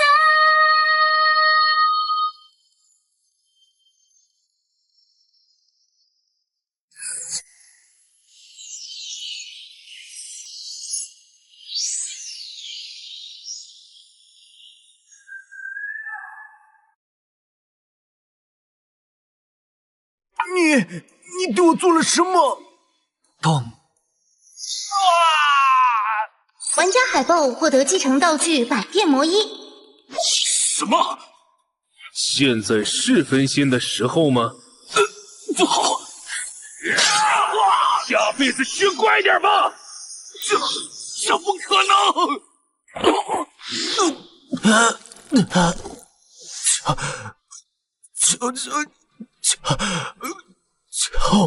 求我！救不回来了，你马上就要死了，是不是觉得这句话很耳熟啊？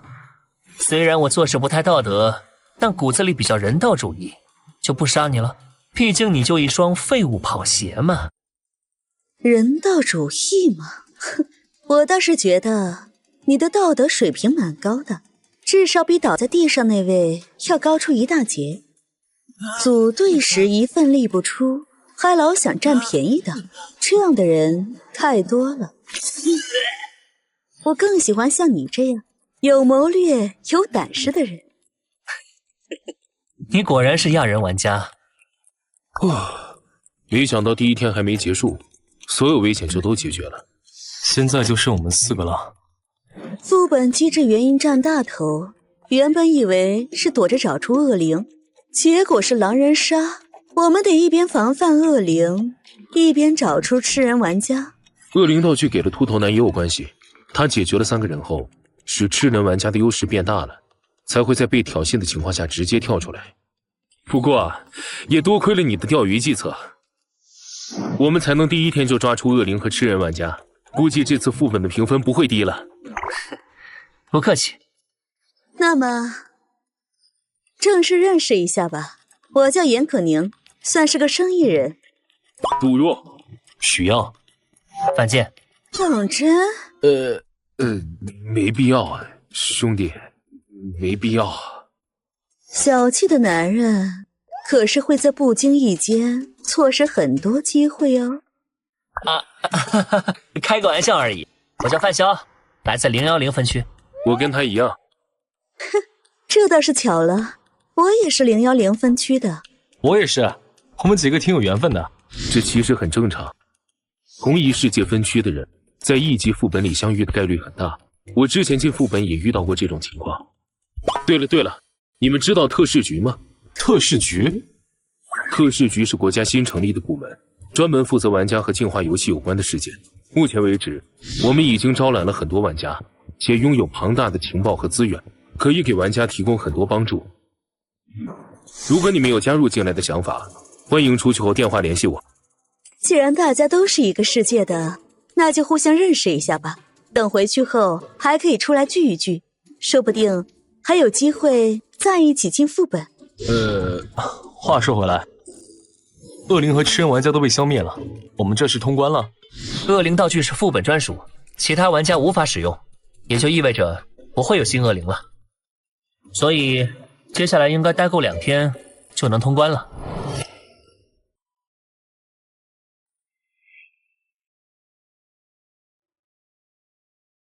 一级副本吉祥酒楼已结束。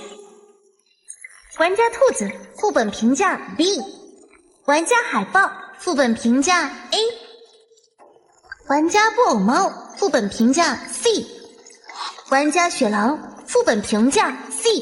好家伙，我们这是动物园吗？接下来发放副本奖励，请各位查收。副本奖励发放中，特殊奖励发放中。解毒大师，这是防毒抗毒的被动型道具，只需要发动1次免疫毒的能力，就会成为佩戴者的常驻被动属性。这东西倒是比平行耳环这种需要主动使用的更方便些。玩家海报请注意，一级玩家最多只能固定3件道具，多余道具必须主动放弃，或者选择让游戏系统以等值的游戏币回收。还有这样的限制啊？那个，你们谁要道具？我有1件道具要处理掉。你道具栏的3个道具被满了吧？啊，道具栏还有数量限制啊？是啊，一级玩家只能固定装备3件道具。不过门把手这种道具可不适合我啊。我也不需要。门把手或许在某些时候很有用，但没必要专门花游戏币浪费一个道具栏位置。果然没人要啊，那没办法了。啥？1级道具只值1万游戏币吗？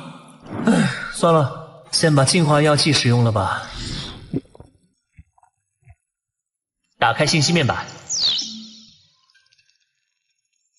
净化率只提升了7%，上次3瓶药剂可是提升了11%啊！是1级净化药剂只能帮助玩家提升到27%，还是玩家的身体会逐渐产生抗药性？只能等下次得到药剂再验证了。日期与离开时错了2天，和上次不同，看来副本内的时间流速没什么规律啊。不过陆白这只小姑娘还挺关心人的。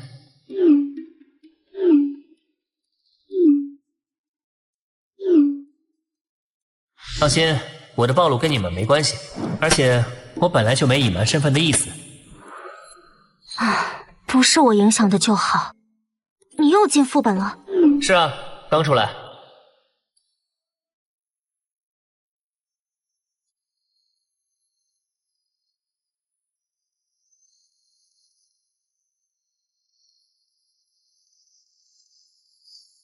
在命运的洪流，有人赞运气如镜，每一个积累，向着未知勇敢迈进。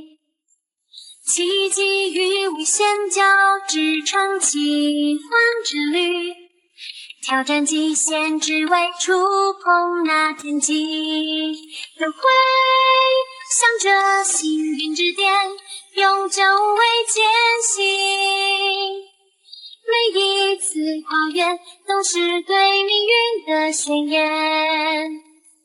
运气如火，点燃梦想照亮。前路远在极限，指点铸就永恒传奇，永不散。奇迹非偶然，努力又回馈，勇气与智慧交织，唱咏着之歌。每一步前行都是对未来的期许，在心间指点，证明自己是命运的主宰。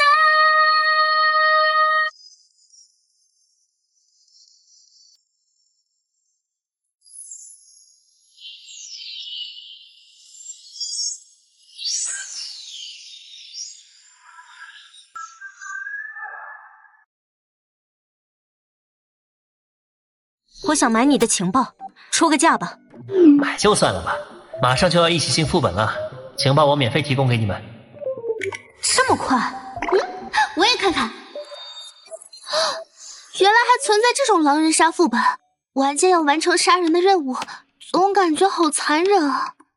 居然在副本里钓鱼，还真有你的风格，就不怕恶灵和狼人玩家跟你拼个鱼死网破？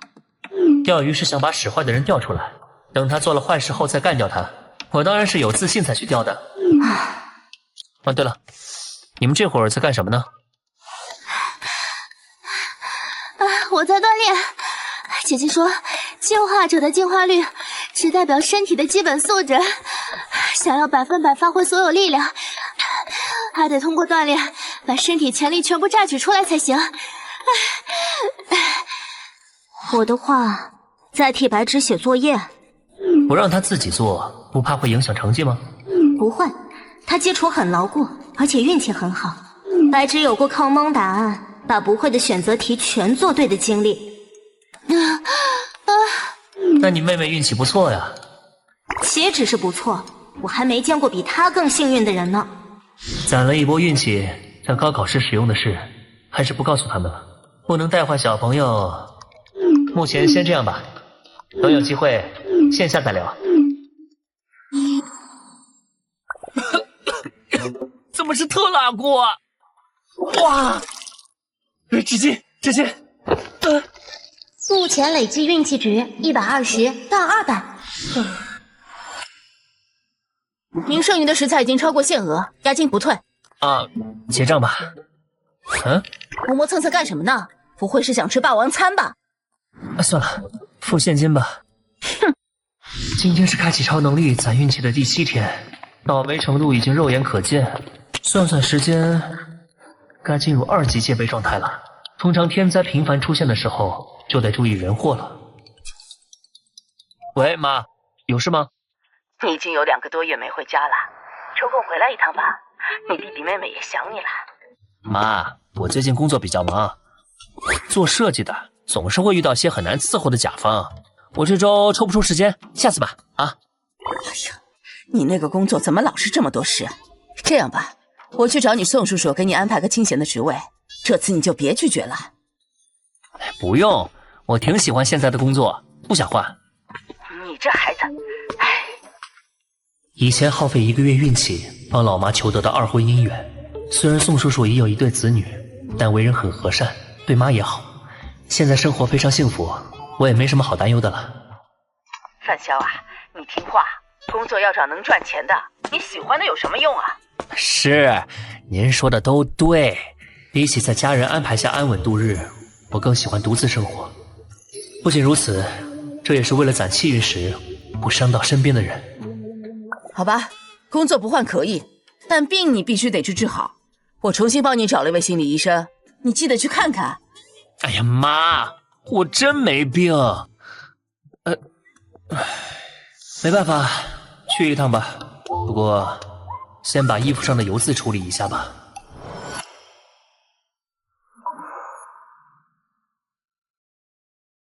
13岁那年，我下楼梯时不小心摔倒，头先着地。不知道是不是脑子摔坏了，脑袋里多出了一段模糊的记忆。我好像有一位很会照顾人的姐姐。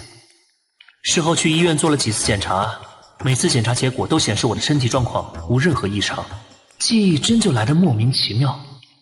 既然不是身体问题，那就是心理问题了。于是我开始不定期的去看心理医生，接受心理治疗，并配合服用一些药物。直到14岁，我发现自己倒霉和幸运的过程是能够被主观控制的。我这才理解，原来自己并非天生的倒霉蛋，而是超能力者。当我试图用运气让脑子正常时，才发现那段记忆是真实的。但当我想用运气寻找那个姐姐时，却毫无效果。不过，我现在有了新的猜测，我那多出的记忆很可能是其他世界分区的玩家来到这个世界时用道具或是他们的技能造成的。所以，不管为了活下去，还是为了那段记忆，都得继续参加进化游戏。但心理医生还是得来看，一是给妈一个交代，不然后续会没完没了；二是估计这边会有人祸，所以躲是躲不过去的。你的情况我已经提前了解过了，先不要有什么心理压力。多出了段模糊的记忆，并非什么匪夷所思的事情，就跟感冒一样，你的情况属于一种心理上的疾病，它是可以被慢慢治愈的。很多心理疾病其实都来源于童年问题的残留。我听你母亲说，在你小时候没有给予足够的关心，所以你可能幻想出了一位姐姐，让她替代了父母的位置和作用。在你的记忆里，这位姐姐一定很会照顾你，对吧？她确实很会照顾人，也确实对我呵护备至。问题就出在这里了，如果你想得到治疗，就得弥补你的缺憾和你父母身上的缺陷，并真正的接受他们。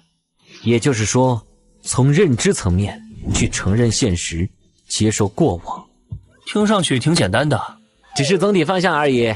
这个过程自然需要一些药物和心理引导来配合治疗。先喝口水吧，然后我们开始第一次引导。刚刚解毒大师发动了，这茶水里被下了药。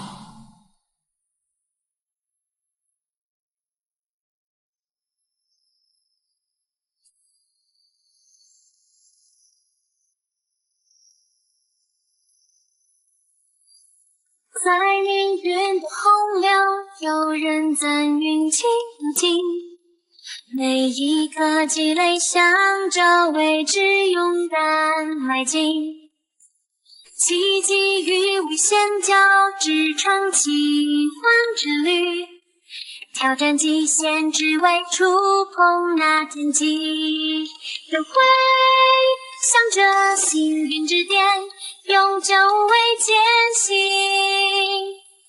每一次跨越都是对命运的宣言。运气如火，点燃梦想照亮，前路远在极限，指点终究永恒传奇，永不散。奇迹对偶然，努力有回馈，勇气与智慧交织成勇者之歌。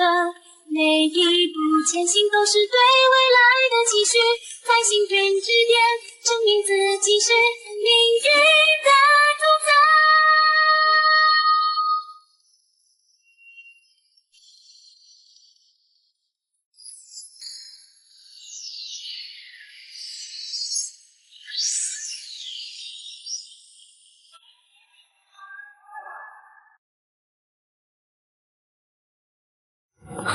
反正不怕毒，我尝尝是什么。这味道是土真剂，刚好之前试过一次副本奖励里的土真剂。好好的心理医生给我下土真剂做什么？看来还真是人祸，先配合看看他想做什么吧。除了记忆问题外，你还有其他困扰你的烦恼吗？有很多。哦，都有哪些？首先，我做什么事情都特别顺，比如人生中第一次买彩票就直接中大奖了。还有，我学什么东西都很快，不只是知识，还有技能，范围概括很广。等等，打住！这家伙难道是什么天选之子在凡尔赛？你最近有没有生活习惯上的变化？比如饭量突然增加了？没有。有没有因为饥饿想过去袭击小动物？没有。那力气呢？有没有突然变大？没有。这次的运气不好，来的还真是个普通精神病啊！既然不是目标，那就只能按照正常的流程走了。贫血的耳环，什么？游戏道具？你是玩家 ？Bingo， 答对了。尸体，头重脚轻，好混，这是他的道具效果吗？程医生，你也是玩家对吧？不，我不知道。精神强度不错嘛，看来得上点强度了。看来吐真气起效了，可以放松对血液的控制，让他说真话了。你也是玩家对吧？玩家等级多少？是的，我是1级玩家。你在找玩家？是的，我在找玩家。进化者也是我们的目标。我们？难道他背后有什么组织？很多进化者困扰于自身的异变，或者玩家从副本回来后出现创伤应激性精神障碍，也需要得到心理治疗。我利用现在的身份，已经成功找到过3位进化者和1位玩家。钓鱼吗？如果是特事局，就不会不认识我。那么这个组织很可能是玩家自建的，野生的玩家组织在钓鱼其他玩家。下面的拷问，特事局还是知情比较好。你们的目的是？为了养殖它们，就和养殖牲口一样。我们可以利用特殊道具控制他们的家人，以此为要挟，逼迫他们不断进入副本，上交所有副本奖励。特殊道具？什么道具？是我们 BOSS 持有的一件地级道具，通过触碰种下印记，就可以远程操控他人死于某种疾病。不过只针对普通人和进化率低于 7% 进化者有用。你们 BOSS 有地级道具？他是地级玩家？是的， BOSS 一开始就被卷入了进化游戏，1个月后他就成为了地级玩家。被你发现的那4个人现在怎么样了？4个人里有2个人不肯听话， BOSS 杀掉了他们以及他们的家人，剩下2个进入副本后就没再回来。我猜测他们应该是死在副本里了。真是哪儿都有吸血行为，倒也不奇怪了。那除了你们组织还有其他寻找玩家的手段吗？有，在1级副本里能经常遇到同一个世界的玩家，我们就会装好人接近他们，骗取联系方式。其他成员的搜寻方法效率都很低，我的效率算是最高的。唉，真没想到自己随便出来看个心理医生都能撞见这种事。攒运气期间，我的倒霉程度又要刷新记录了。那你们组织有多少个人？正式成员目前有6个，被我们养殖的进化者和玩家目前有12个。把你知道的成员信息，包括你们 BOSS 都说出来。行了，要上交给特事局的证据差不多就到此为止了。接下来该处理我的私事了。你有哪些道具？分别有什么效果？我有3件1级道具，分别是热情的束缚，可以自动束缚敌人；极致电疗，3秒内电晕进化率 20% 以下的玩家；晴雨娃娃，预测1周内天气情况。很好，现在把道具取出来，无偿交易给我。热情的束缚。恢复理智的第一反应是使用道具。你没有天赋，是吃人玩家吧？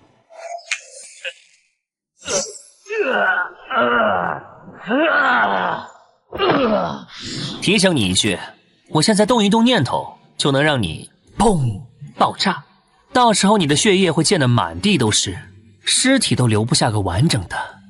听懂了的话，就别搞小动作。现在把你剩下的2件道具拿出来，并放弃道具所有权。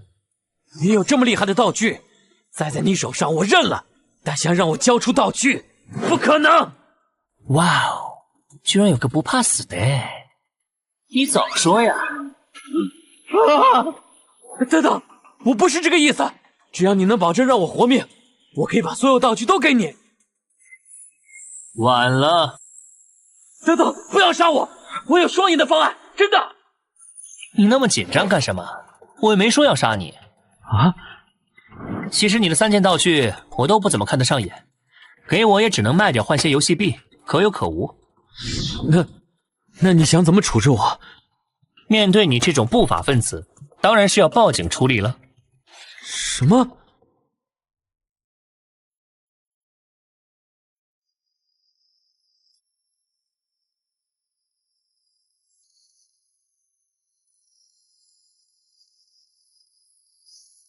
在凌云的洪流，有人赞运气无尽，每一颗积累向着未知勇敢迈进，奇迹与危险交织成奇幻之旅，挑战极限只为触碰那天际，都会向着幸运之巅永久为前行，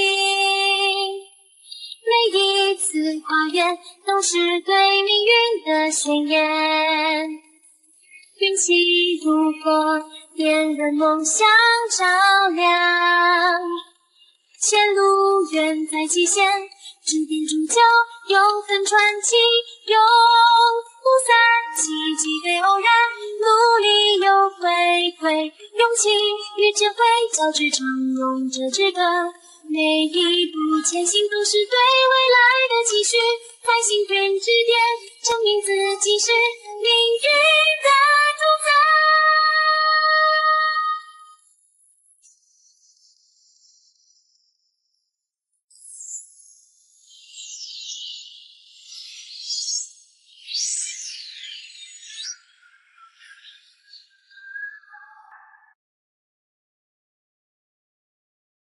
证据和情报刚刚我都拍下来了，你们的事情我会联系特事局的人来处理，所以你不用担心我会直接在这里杀了你。当然，前提是你肯乖乖把道具都交出来，否则我会先杀了你，再举报你们。到时候就说你反抗强烈，我一时失手。可你不是看不上我的道具吗？哼，聊胜于无呗。给你10秒钟的考虑时间，10、9。等等，不要惊动特事局，我可以帮你引荐到我们组织，到时候我们一同享受大量的道具，计划要记这些资源。你还有6秒钟时间，你难道一点都不心动吗？你想想那些资本家的资产增值的速度有多恐怖！4秒钟，我答应道具全都给你。聪明的选择。现在就死和以后被枪毙，肯定是后者要好点，起码还能多活几天。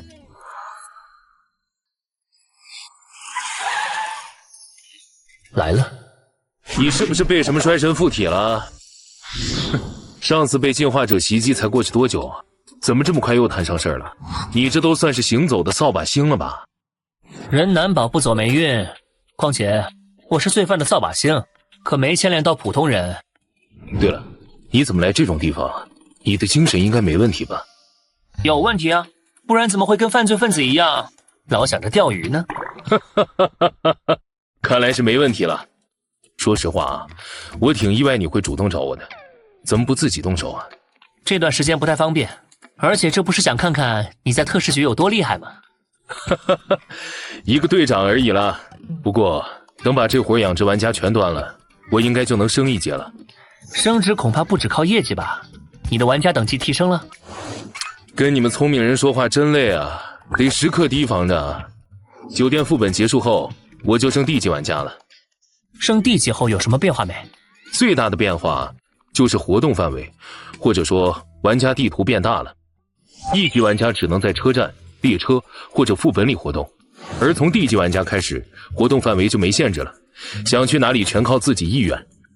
哦，那副本外面是什么？其他世界分区？是的，副本依附于世界分区而存在。当然，这一点是不是绝对，规律目前还不清楚。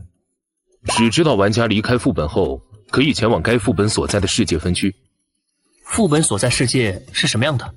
莫非是世外桃源，还是魔法世界？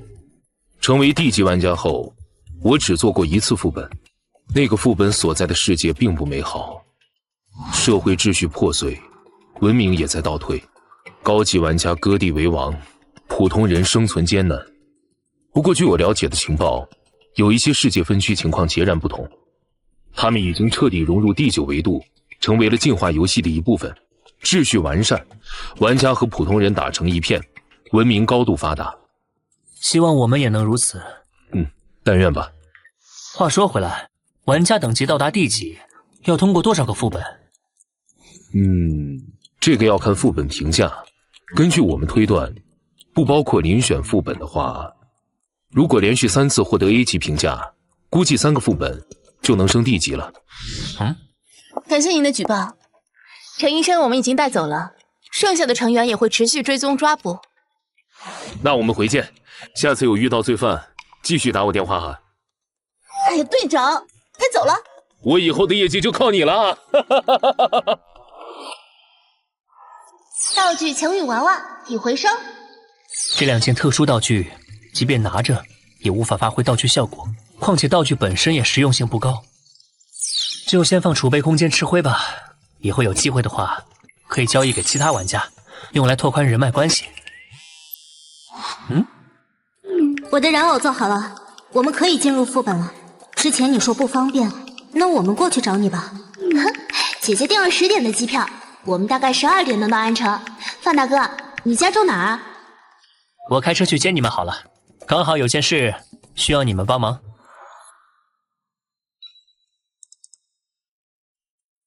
暂时关闭气运积攒吧，反正未使用的运气会持续积累。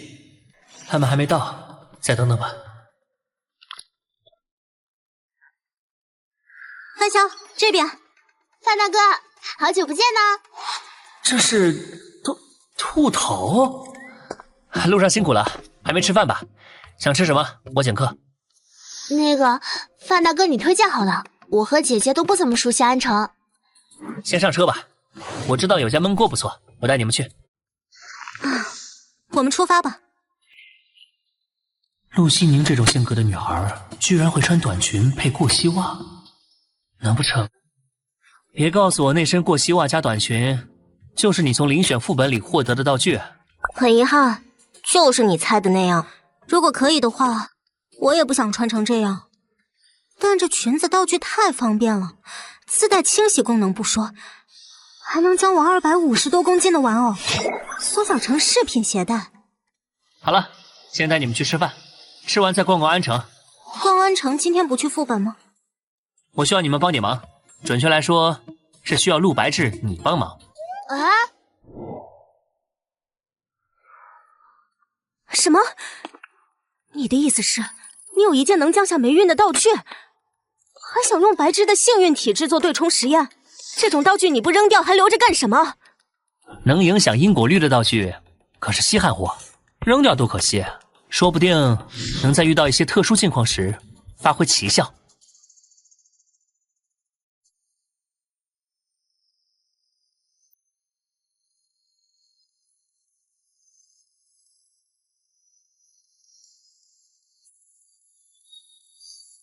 在命运的洪流，有人赞运气如镜，每一颗积累，向着未知勇敢迈进。奇迹与危险交织，创奇幻之旅，挑战极限，只为触碰那天际。都会向着幸运之点，永久为艰辛。每一次跨越，都是对命运的宣言。运气如火，点燃梦想照亮。前路远在极限，指点主角，永恒传奇，永不散。奇迹非偶然，努力有回馈，勇气与智慧交织成为这支歌。每一步前行都是对未来的期许，在幸运之点证明自己是命运的主宰。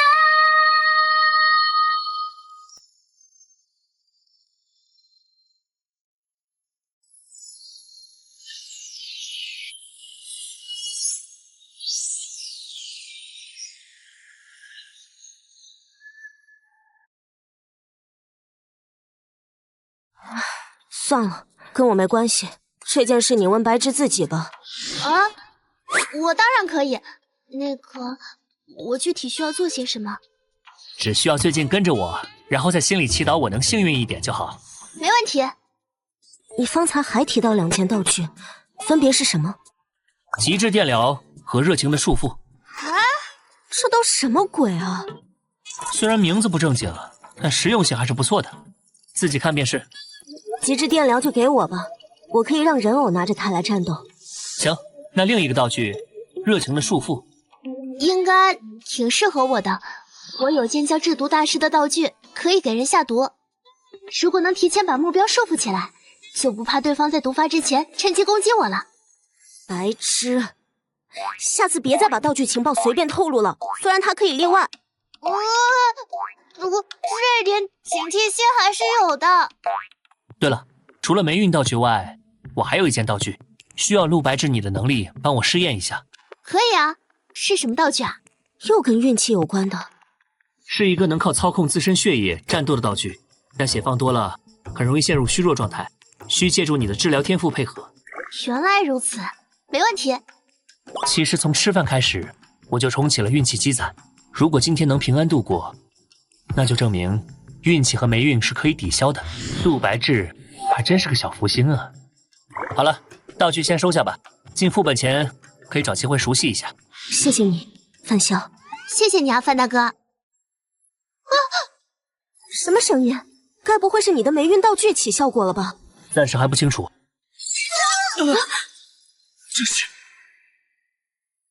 这是颜青，你认识？啊，这是特事局的人。发生什么事了？是养殖组织的人，很棘手。特事局就这点本事？那给老子去死吧！是你！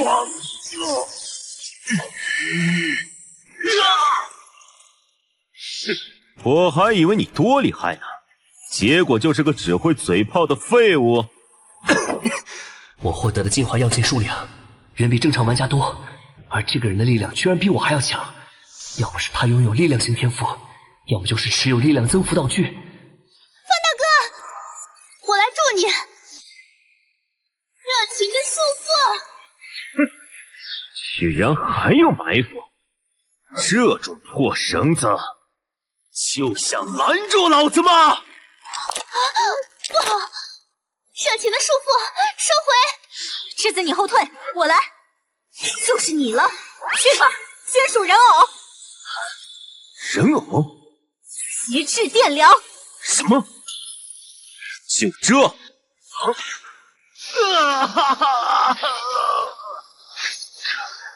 这是程小的道具啊！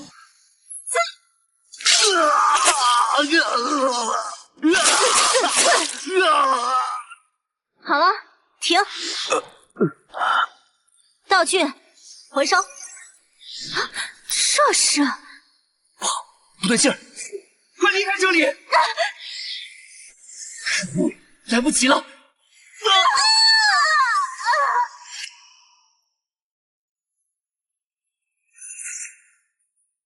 我们的位置转移了，怎么回事？草地、森林，空气中有海腥味儿，吹来的风也是温热潮湿的。这不是单纯的幻象，还是先把攒运气的能力关上吧。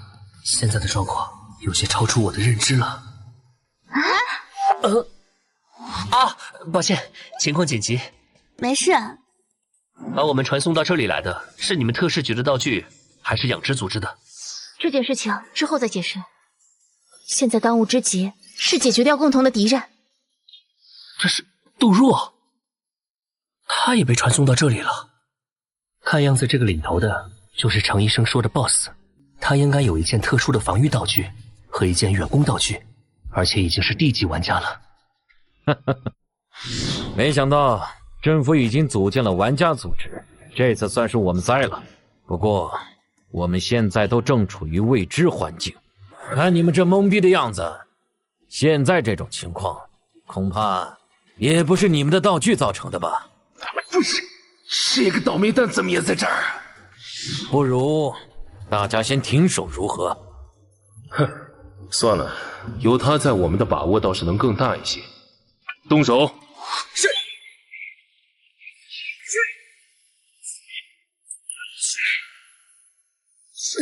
可恶！哼，这是交涉失败的意思吗？我就没打算和你交涉。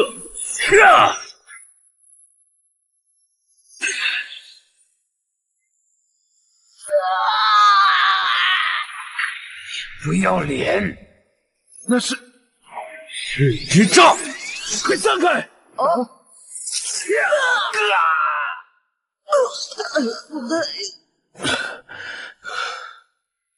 哼，有点本事。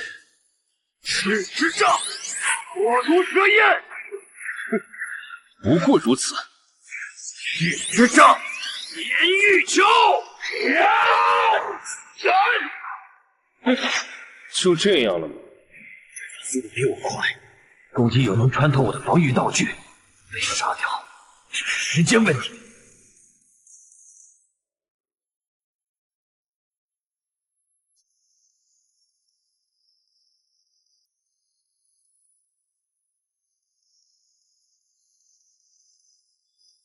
在凌云的洪流，有人赞运气如镜。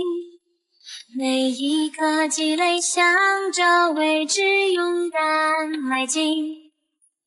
奇迹与危险交织成奇幻之旅，挑战极限，只为触碰那天际。又会向着幸运之巅，永久为艰辛。每一次跨越都是对命运的宣言，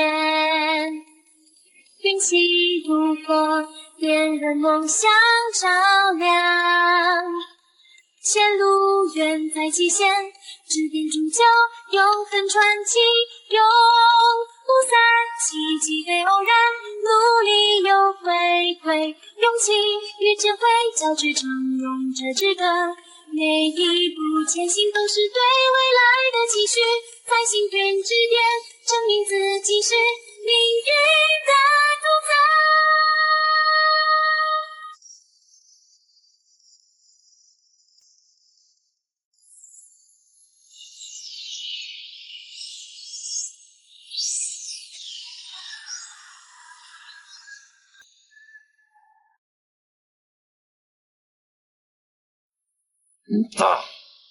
这可是你逼我的！哼，不好，他冲过来了！朱杰，拖住他！好。歧视我！啊？是，可恶，肢体不受控制了，是控制系能力。哎，他冲过来了！趁他被控制这段时间，得想想办法。特使局领头的肯定有防御道具，否则也不会挡得住热浪和火焰。这几个人估计是被卷进来的普通人，先杀几个，再留下几个当人质。他的速度好快，完全躲不开啊！先抓人质！人质，自量力，耳环。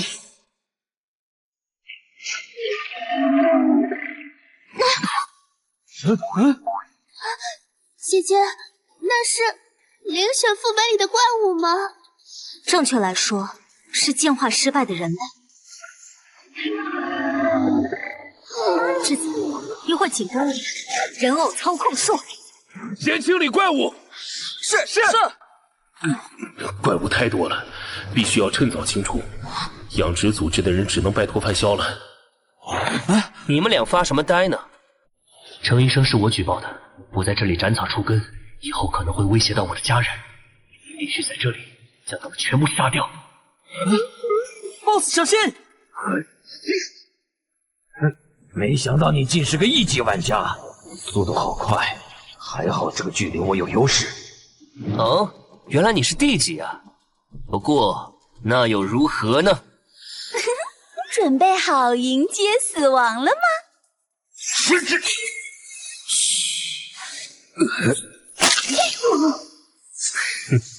不，范大哥，好猛啊！他的嗜好还真是，不过作为队友，还是一如既往的强大。爆开了！这人是……不用担心，他是我们这边的人，先消灭怪物。是。愤怒飞牙天，光之指，极致电疗，热情的束缚。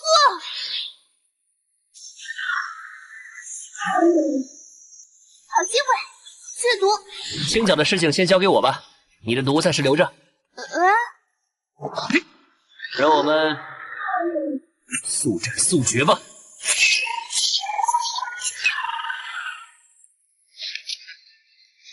轻轻松松。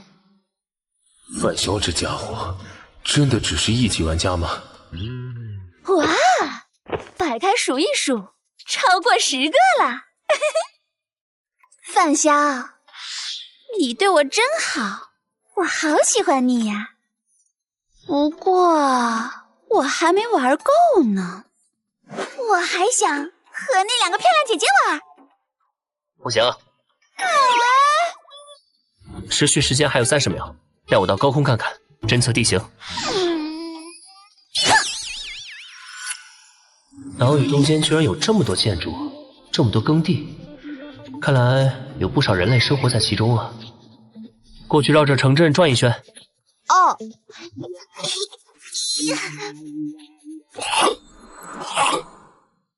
这座岛上到处都栖息着怪物，但人类城镇却很好的存在着，真奇怪。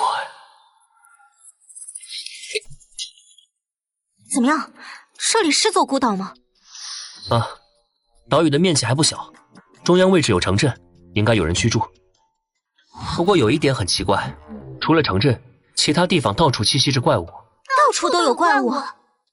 全是怪物的岛上住着人类，这太不正常了。范萧的实力很强，即便是体型巨大如水怪的怪物也会被他瞬杀，但他的能力也存在限制。如果再遇到大量怪物，我们就会陷入苦战了。我们去人类城镇吧，那里应该很安全。他们估计有抵御怪物的方法，否则没办法留存下来。我也是这么想的。不过我们得和特使局的人合作，他们应该对目前这种状况很了解。乃至，别害怕，这附近的怪物已经被我杀光了，只要不制造出过大声响，其他区域的怪物是不会过来的。放心吧。谢谢你啊，范萧。对了，我们之前道具的费用还没有给你，你跟我们的2件道具分别是多少钱？钱就不要了，但作为交换，你接下来很长一段时间都得在我身边帮我的忙。我真的有这个价值吗？当然，你应该对自己更有自信一点。陆百志的运气能否和我的能力抵消还是未知数，但我需要他的治疗能力搭配贫血的耳环，补足范七夕召唤冷却时的战斗力。奶妈技能加因果律被动属性，这都不算有价值啊，什么才算？不仅是在副本里，等出了副本后你也得跟着我。至于具体时长，得看之后的具体情况。当然，我会按照后续雇佣之子的时间长短来算具体报酬。他没意见，我就没意见。之子，你的想法呢？我没问题。合作的事情谈好了，现在来分战利品吧。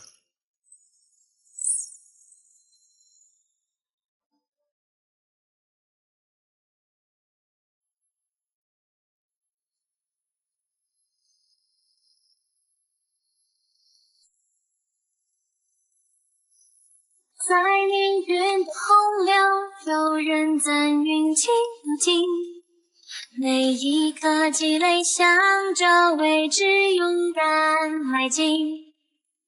奇迹与危险交织成奇幻之旅，挑战极限，只为触碰那天际。都会向着幸运之点，永久为艰辛。每一次跨越都是对命运的宣言。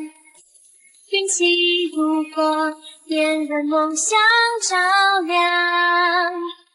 前路远在极限，指点铸就永恒传奇，永不散。奇迹非偶然，努力有回馈，勇气与智慧交织成勇者之歌。每一步前行都是对未来的期许，在幸运之巅证明自己是命运的主宰。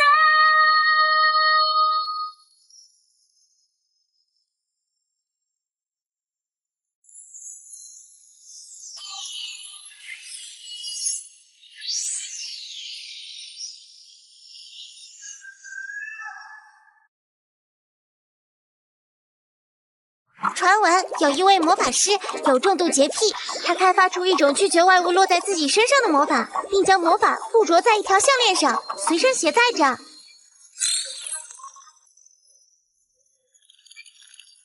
拒绝屏障，真是一件不错的防御性道具啊！还有这件百变魔衣，我从养殖玩家手里获得了新的道具，这件百变魔衣就替换下来了。姐姐，这个我和你好像都很需要，但我没钱买。笨啊！你现在在他眼里可是个宝贝，这件道具你可以用预支工资的方式拿下来，快去拿！恭喜玩家人物获得1级道具百变魔衣，该道具与绝对领域具备共融性，是否融合？这具有共融性的道具，花费游戏币就可以融合。哼，总算发现游戏币除了列车购物外的消费途径了。姐姐，既然你刚好有属性契合的道具，这件魔衣你就收下吧。我也没钱，我可以预支工资帮你垫着，而且我也想知道道具融合是什么效果。好，就听你的。童话道具百变魔衣和绝对领域融合成功，道具等级为D级，融合成功了，道具等级提升到了D级。有什么变化没？融合是以我的裙子为主的，变化能力增幅了。延伸方向有2个，一个是可以将更多的玩具变成饰品挂在裙子上，第2个是可以变为所有者喜欢的样子。姐姐喜欢可爱的东西，她不仅喜欢给可爱的人偶穿上可爱的衣服，自己也很喜欢穿。啊，怪不得。白痴，你的话有点多了。那除了变化功能增幅外，防御属性增幅没？这倒没有，只比一般的衣服结实点，被撕碎后还可以自动修复，只能说比占2个道具格子方便些。抱歉，让你们久等了。检查队员的伤势花了点时间。哎，你们好，我叫杜若，特事局成员。特事局是……他们知道，杜若是我朋友，可以信任。你们好，我叫陆心宁。你好，我叫陆白芝。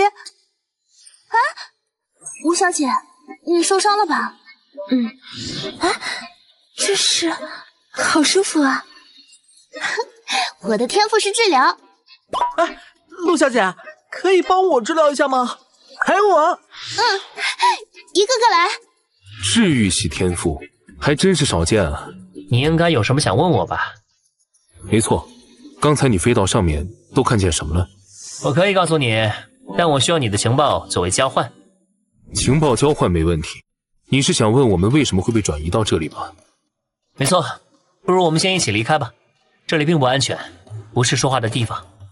刚才我在空中探测了10几秒，粗略规划出一条怪物较少的路径，现在就出发吧。岛屿的情况差不多就是这样。你刚刚说这里是副本，怎么回事？就像是某个地方突然发生空间扭曲，将周围的人卷进去。国内已经发生过5次，其中只有2次有人成功返回。我们暂时把这种无规则、无前兆、突然把人卷进异时空的状况定义为随机副本。随机副本？那我们该怎么回去？副本开启期间，时空会封闭，但只要通关，副本原本将我们拉过来的时空通道会重新打开，届时就可以回去了。当然，如果刚好持有这个副本的车票，也能在通关后凭车票乘坐时空列车回去。车票？不过我们现在连副本任务都没有，怎么通关啊？这就需要我们去主动出发了，因为我们是被随机卷来的，所以我们在副本里的位置也是随机的。触发副本任务需要某个固定的位置条件，以现在的状况推测，任务地点应该就在岛屿的正中央，在那座人类城镇那里。如果副本没有限制参与玩家数量的话，也就是说，我们有可能会遇到其他玩家。你在看什么？车票，这里是座岛，我刚好有一张岛屿类的副本车票，说不定就是对应这里。应该不会这么巧吧？什么车站？什么副本啊？星翼回廊站，1级副本祭祀岛。星翼回廊站，竟然是这里！我上个第1级副本也是在星翼回廊站。等副本结束后，我去外面的世界分区看了看，总之很糟糕。就是你上回跟我说的那个，秩序破碎，文明倒退，高级玩家割地为王，普通人生存艰难的地方。没错，唉，希望你的车票能对应上这里。1级副本难度有限，我们联手通过副本应该没什么问题。但愿如此。1级副本危险度不一定就是1级的，说不定会有高级危险。比如我和陆家姐妹的遴选副本，最终 BOSS 章鱼怪与人鱼的组合，可不是初级玩家能对付的。啊，对了，你们抓捕养殖玩家，怎么大白天的就打起来了？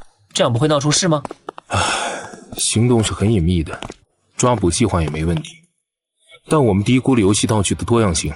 我猜测，那伙人好像持有能预知危机的道具，对方提前有所察觉，逃向了商城。为了避免他们逃进副本，我们只能先采取攻击。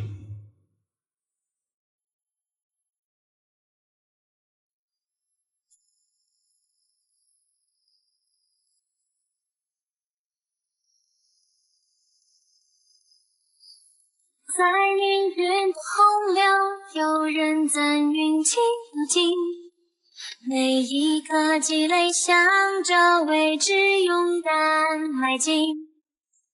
奇迹与危险交织成奇幻之旅，挑战极限，只为触碰那天际。轮回向着幸运之巅，永久为艰辛。每一次跨越都是对命运的宣言，运气如火，点燃梦想照亮。前路远在极限，指点铸就永恒传奇，永不散。奇迹非偶然，努力有回馈，勇气与智慧交织成勇者之歌。每一步前行都是对未来的期许，在幸运之巅证明自己是命运的主宰。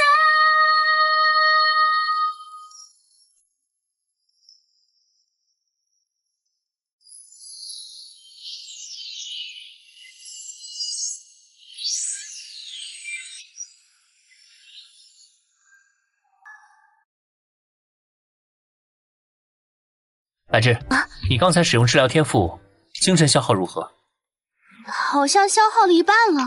那接下来别再用天赋了，跟在我身边。你现在可是我雇佣的员工，天赋不能老为别人服务，为我服务才是正事。我知道了。这就是城镇外围了。城墙很老旧，已经有些年头了，根本不可能抵挡得了怪物的冲击。这周边的区域不像有怪物气息啊，奇怪了。祭祀岛副本已开启。开启了。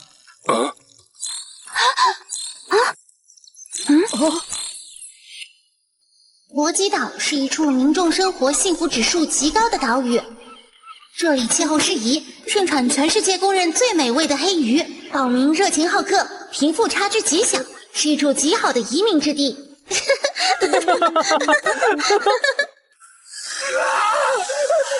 命！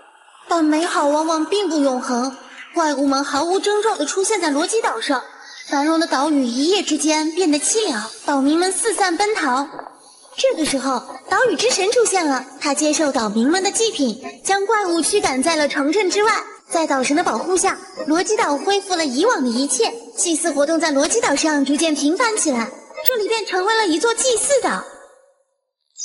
提示：一、天黑前必须选好住宿的人家；二、每位岛民家里最多只能入住3位客人；三、不得攻击岛民，违反规则将会受到岛神的严厉惩罚。副本任务：达成其一即可。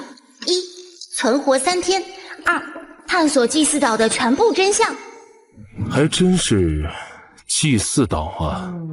别看我碰巧而已。竟然是存活类副本，有点麻烦。看来危险程度不会太低了。岛神？这个世界有神吗？不排除有这个可能。当然，也可能跟范潇经历的上个副本里的恶灵一样，只是个代指。副本情报都随便透露，你们的关系不浅啊！我盲猜，女朋友？我发现你这人还挺八卦的。我们是队友，可别乱猜。哎呀，我懂，我懂。我们的主要危险好像来自于岛神，也不知道神的惩罚会是什么。从游戏提示介绍来看，是这样，但只要不违背规则，岛神的惩罚就跟我们没关系。所以我猜测，我们面临的真正危险来自其他的东西。确实如此，岛神只能算是潜在敌人，但说不定还是有方。总之，都提高警惕吧，时刻注意有没有其他危险。现在太阳还没有下山，我们有充分的时间来寻找借宿的人家，先分头行动吧。我发现你很喜欢分头行动，这次不会又挖了什么坑吧？都是熟人，我坑谁啊？你这属于被害妄想症，没治。单纯是大家分开收集情报，效率最高。行吧，现在是下午1点半，我们6点半在这里集合，交流情报吧。当然，这里毕竟不是地球，可能状况不一样。如果天黑来得早，集合时间就提前吧。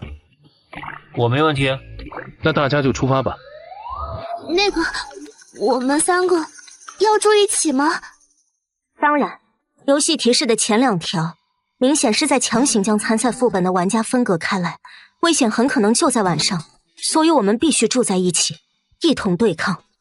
姐姐，我不是问这个了，我在想我晚上要和谁睡在一起，因为我被雇佣了，而且范潇说我得一直形影不离的跟着他，所以晚上是不是得……不，我应该没要求到这种程度吧。现在副本里我需要的是你的治疗天赋，你的天赋使用时间不是无限的，所以不用一直跟着我。只不过天赋消耗精神，你估计会陷入虚弱状态。为了安全着想，你最好时刻待在我旁边，我也好保护你。至于晚上，咱们别离太远就行。听见没？我都不知道是你思春了，还是你太老实了。什么思春啊？姐姐，你说的太过分了。以防万一，我先用血液制造些武器，你用天赋帮我回血。现在就开始吧。好。理血的耳环，现在给我使用治疗天赋吧。再来。栀子，你怎么了？感觉精神力到极限了。已经足够了，辛苦了。今晚你好好休息，明天精神应该就恢复了。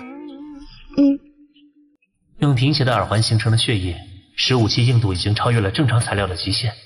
除了需要发动者保持清醒，可以说没有缺点。而2-3天不睡觉，对于我现在的进化率来说不成问题。栀子，找到留宿的地方了吗？那里好像比较合适。有人在家吗？谁呀？啊！我们家不欢迎你们，你们去别的地方吧。妹妹的运气难道失效了？平常只要是她的选择，肯定能够帮助到我们找到最合适的借宿之地。但现在的情况……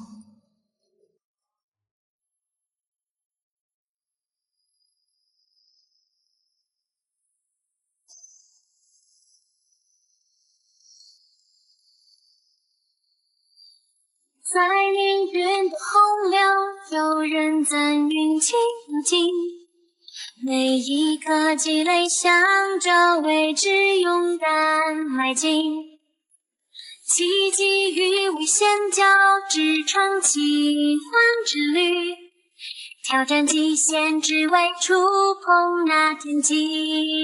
都会向着幸运之点，永久为艰辛。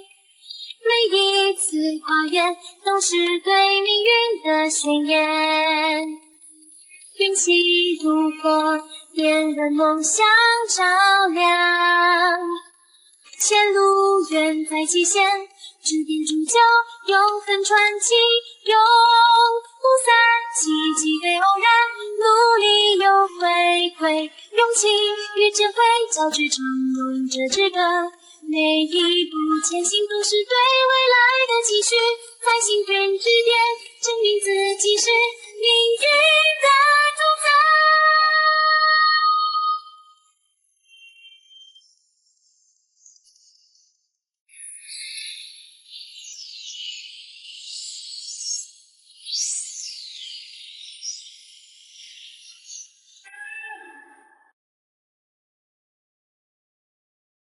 臭丫头，你在干什么？哎呀，原来是有客人来了。抱歉啊，快请进吧。你们都是生面孔，应该都是外面的来客吧？请不要介意我女儿的态度，她只是因为一些经历讨厌岛外的人，并不是专门在针对你们。热情招待客人可是神灵给我们的神谕。小易，去你自己屋里，别出来捣乱。好的，爸爸，我知道错了。让你们见笑了。没事儿，外来的人品性的确良莠不齐，可以理解。请放心，我们都是好人，很好相处的。来到副本里的玩家基本都生性多疑，而且都目的不纯，为了完成任务做出什么事情都不奇怪，不被信任很合理。包括你这样的 NPC 也同样不值得信任。你们看上去啊，确实很面善。是过来寄宿的吧？没错，我们需要在这里借宿3晚，不会给你们添麻烦吧？不会的，快请进。茶香味不错。他也太大胆了，刚进房子就敢喝来历不明的东西。这茶算是我们岛上的特产了，被很多外来的客人称赞过。哦，竟然是你们自己种的？外面那么多怪物，你们茶树种在哪儿？北边，那里有一片平原，除了茶树外，还有很多农作物。我们整座岛的人都靠那边的地养活。外面的怪物多，我们没办法去海边捕鱼。还好神灵庇护我们，让我们能有一片地种点东西。那个，岛上这么多怪物，你们就没有想过离开这里吗？有神灵在，我们不用担心怪物的事情。而且，你们可能不知道，岛外的世界是很乱的，出去了朝不保夕。我们能有这么一块安宁之地居住，已经很满足了，没人想搬出去。请问，真的有神灵吗？您见过没有？你这是问的什么话？神灵大人一直存在，一直在保护我们，还用得着你这个小姑娘来质疑？抱歉，小姑娘不懂事，好奇问一问而已，请别介意哈。算了，不过你们千万记住，在这座岛上必须尊敬神灵，不敬神，迟早会被降下神罚。我们一定记住。我们互相还不知道名字，自我介绍一下吧，我叫范二。叫我之子就好了。人偶。你们外来人的名字还是一如既往的奇怪。我叫李文栋。你们招待过很多外来人吗？是啊，每隔一段时间都会有一批人到来。外来人是不是有很多会死在这座岛上？那是他们自己找死。明明好好遵守神灵定下的规则，就不会有任何事情，但他们做了很多违规的事儿，还不敬神灵。你们3人最好注意一下，不要违背神灵的规则，否则连我也救不了你们。这样吗？神灵都定下了哪些规则？我们只知道要必须借宿这一条。你们不知道其他规则？其实很简单。第一，夜晚必须找到借宿的地方。第二，每家每户最多只能同时招待3名客人。第3，不能攻击岛上的居民。第4，晚上10点必须到中央神殿参拜，向神灵祈福夜晚的平安。只要遵守这4条规则，就不会出什么问题。你们可要记清楚了。4条规则，比游戏提示多了1条参拜祈福的规则。游戏提示是不可能出现错漏现象的，所以，要么是李文东在说谎，要么这条规则本就得从岛民口里得知，算是副本考验的一环。到底是哪个？以往来的外来人里，是不是有一些有特殊能力的人？你是指玩家吧？确实有这类人混在外来人群里，把我们这座岛当成什么副本，说是要来通关，还说神灵大人是什么副本 BOSS。 哼，真是一群神经病。你们不会就是这种玩家吧？当然不是，我们是被突然转移到这里来的，然后遇到了一些有特殊能力的人，他们还威胁我们，说要把我2个妹妹抓走，还好最后有人帮我们解围。原来那些有特殊能力的人是玩家吗？真是奇怪的称呼。哦，对了，李大哥，你们是这里的原住民吗？为什么这么问？我在想，你是不是和我们一样，是被突然转移到这里，然后回不去了，便定居下？当然不是，小伙子，你担心过头了。神灵的想法不是我们凡人能揣测的，只要遵守规则，住上3天就能回去了。没这么简单吧？我听别人说，这座岛上有很多……能有什么？那都是杜撰的传闻。只要敬畏神灵，就不会有危险。我听说这座岛上有祭祀活动，我们能参与吗？什么祭祀活动？你听谁说的？外面的人都在说。胡说八道！什么狗屁祭祀？神灵大人是无偿帮助我们的，哪来的什么祭祀？我又没说祭祀是不好的事儿，你自己不也说每天需要参拜吗？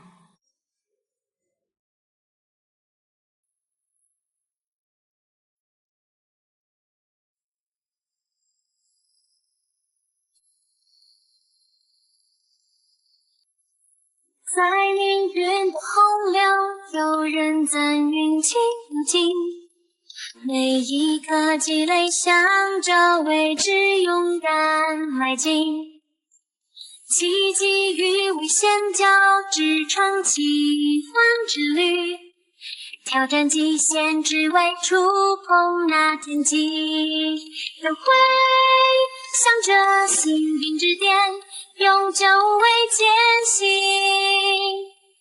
每一次跨越都是对命运的宣言，运气如火，点燃梦想照亮，前路远在极限，指点铸就永恒传奇，永不散，奇迹对偶然，努力有回馈，勇气与智慧交织成勇者之歌，每一步前行都是对未来的期许，在幸运之巅证明自己是命运的主宰。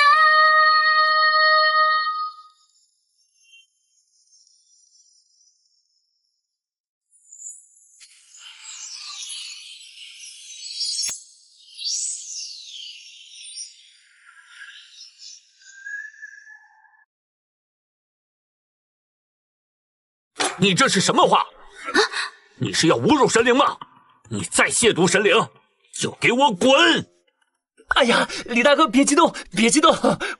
亵渎神灵的人，我这里不欢迎。我这个妹妹耳朵和脑子都有点问题，经常说胡话的，她可能是听错了吧？哪有什么祭祀活动啊？我就没听过。您大人有大量，把她当个屁放了就好。为了情报，我忍了。哼，既然脑袋有问题，那你就把他管好了。在这座岛上说神灵的坏话可是要负责任的，出事儿了别怪我没提醒过你们。啊，对了，李大哥，你们家的房间够吗？你也看见了，我们人多。这栋房子就我和小易2个人住，剩余的房间很多，你们跟我来吧。2楼一共有5个房间，专门供来客借宿。接下来3天你们就住这里吧，房间随便选。谢谢啊，那我们就打扰了。那我就选靠楼梯口这间吧。我们2人一间，住你旁边。李大哥，你看这天还没黑，我们想去中央神殿看看，免得晚上不认路浪费了时间。您说一下大致方位，我们自己去就好。哈哈，好说好说。不然我带你们去吧，你们人生地不熟的。再说了，你们不懂岛上的规矩，还带着脑袋有问题的人，我带路能保你们安全。哈哈，不用了，我们顺便逛逛，拜访一下其他住民。谢谢李大哥你的好意。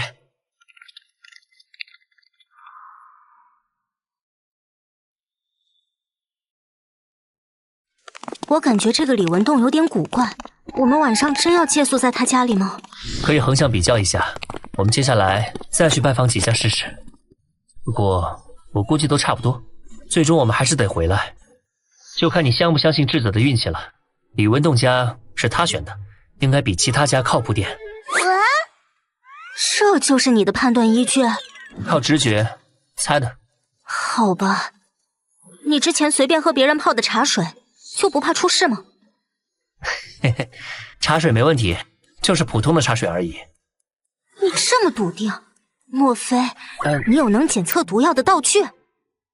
那即便是这样，也有点莽撞了。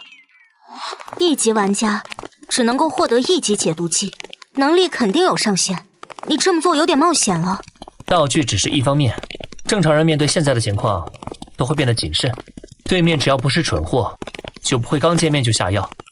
而且有栀子作为队友在，行为冒险一点也没关系。三小，你放心吧，解毒和治疗的事情就交给我了。栀子的运气，我是相信的。借宿就定在李文栋家吧。李文栋说的第4条规则要不要遵守？我们得先仔细探查一番，不能盲目从信。对了，你不是很会看人微表情吗？李文栋说谎了吗？微表情不是读心，你可别把我想的那么神。总之，在我看来，李文栋确实有问题，但同时他的演技很可能非常好，得注意提高警惕。姐姐，范潇，已经下午3点了，离约定汇聚的时间只剩3个半小时。不早了，该确定路线了。剩下的时间，我们去拜访一下其他岛民，再收集一些情报。好主意，等拜访完其他岛民，我们再去中央神殿仔细探查一番吧。出发吧。 3人选出了6位岛民的家去拜访，遇到的状况跟李文栋家里差不多。这座岛上的居民都非常热情好客，前提是别踩到他们的雷区。每当谈及跟岛神相关的话题时，岛民们就会变得严厉又严肃，甚至会发怒，变得极具攻击性。胡说八道什么？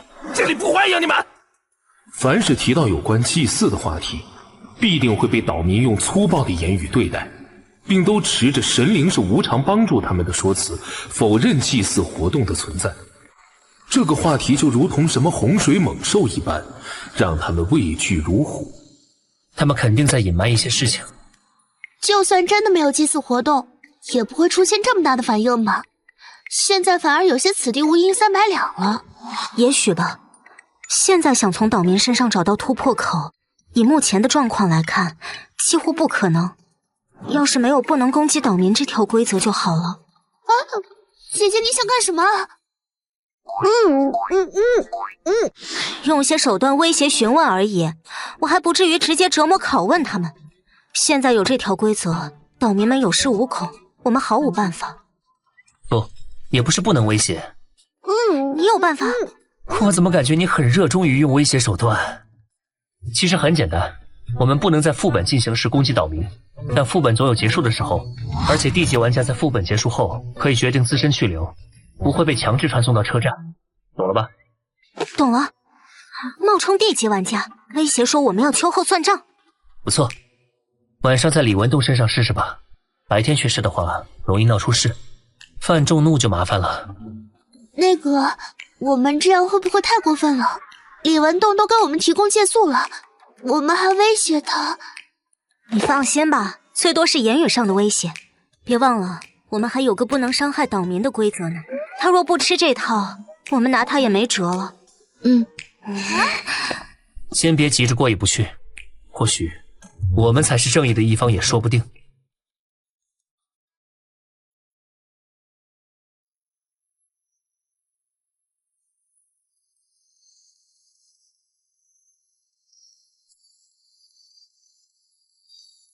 在凌云的洪流，有人赞运气如镜，每一颗积累，向着未知勇敢迈进。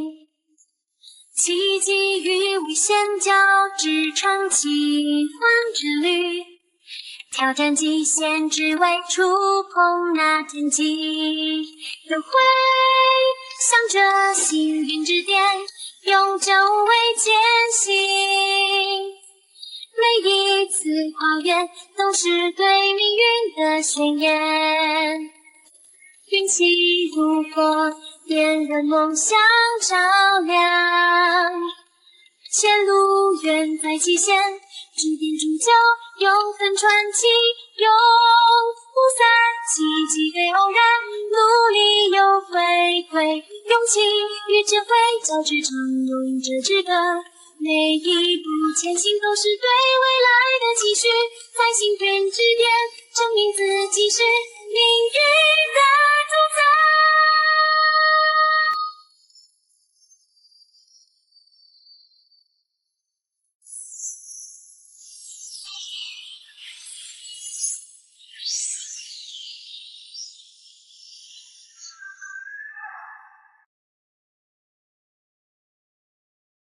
我们是正义的，你是说李文栋同意我们借宿这件事，没安什么好心？还记得给我们开门的女孩吧？她见到我们来访，表现得非常抗拒，一个劲儿赶我们走。随后李文栋出现，赶走了小易，解释说是以前和外来人闹出过不愉快，所以小易才讨厌我们。这套解释很合理的，玩家都是些什么人，我们都清楚。等等。小易从始至终都没有自己开口讲述理由，相反，李文栋还强行将他支开了，有点刻意。是啊，只要他自己没开过口，那就存在另一种可能性，他不是在赶我们，而是在帮我们。或许这就是白芝的运气。不管李文栋安没安好心，我们今晚都得试着威胁他。接下来去中央神殿看看吧，无论如何得在天黑前调查清楚。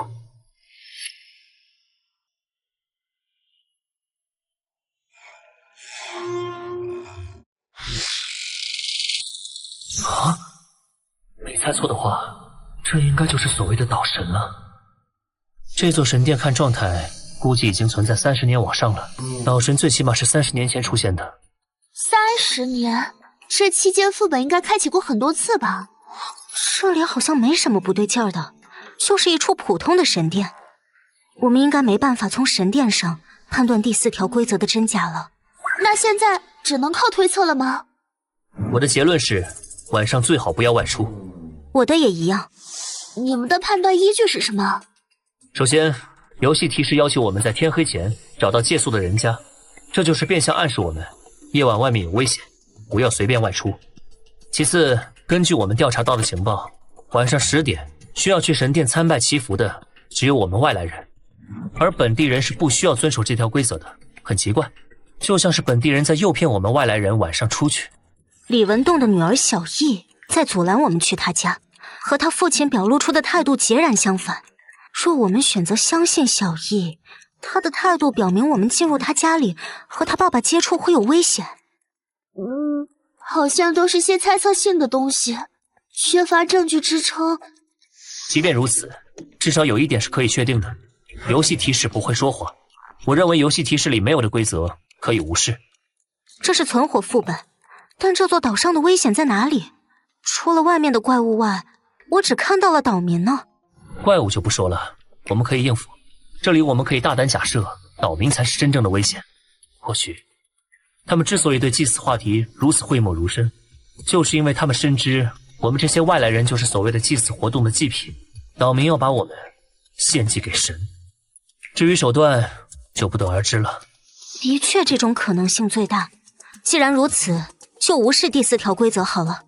那个，我有一个提议：正面就信岛民，反面无视规则。嘿，答案是反面，我们要无视。有种白分析了一通的感觉。如果不搜集情报分析，你信不信抛硬币的结果？那得看是谁抛的。如果是栀子的话，我信。我也没那么准。小心！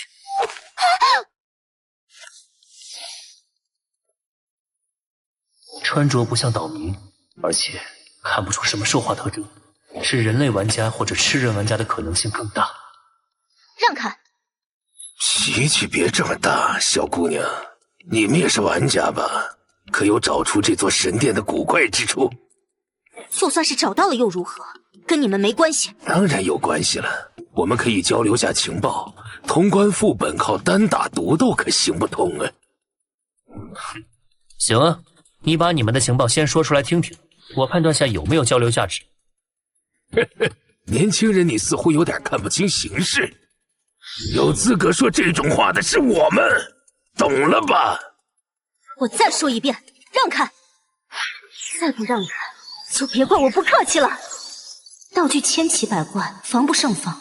为了避免翻车，最好的做法就是先下手为强。够味儿，我喜欢。待会儿他交给我。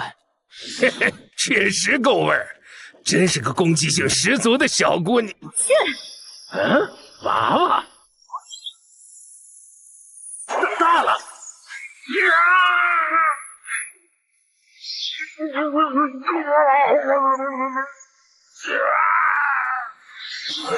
什么？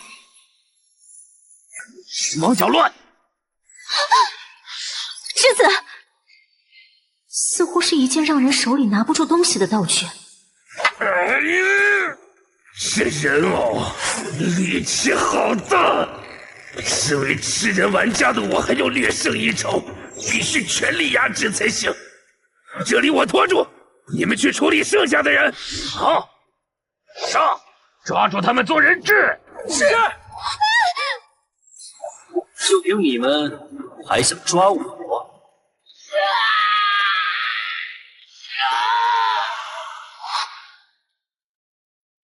一直保持清醒控制血液是对的，能想在玩家喊出道具前出手解决他们。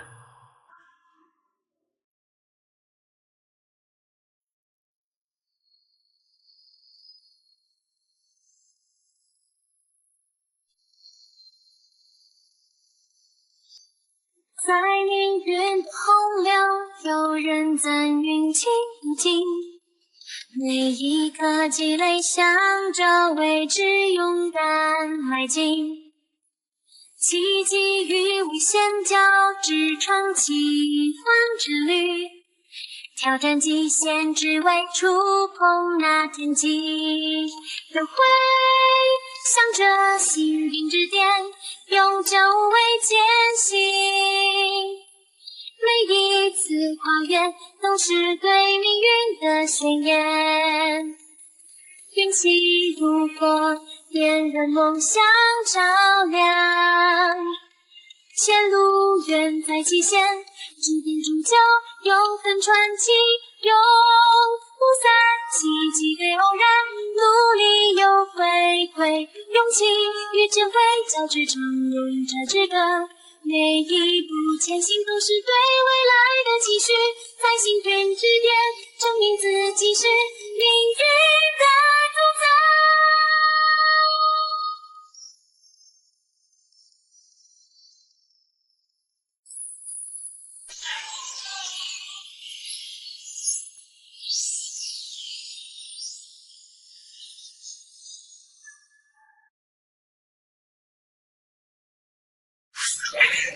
一群废物！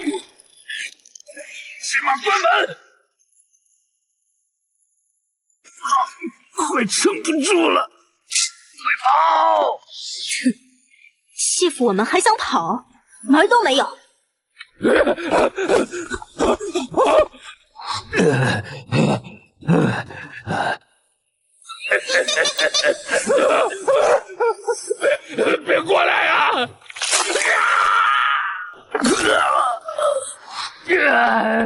快跑啊！还好我跑得快。这是毒！你以为你跑得了吗？你快点拿出解毒剂！热情的速度！不，只要有解毒剂。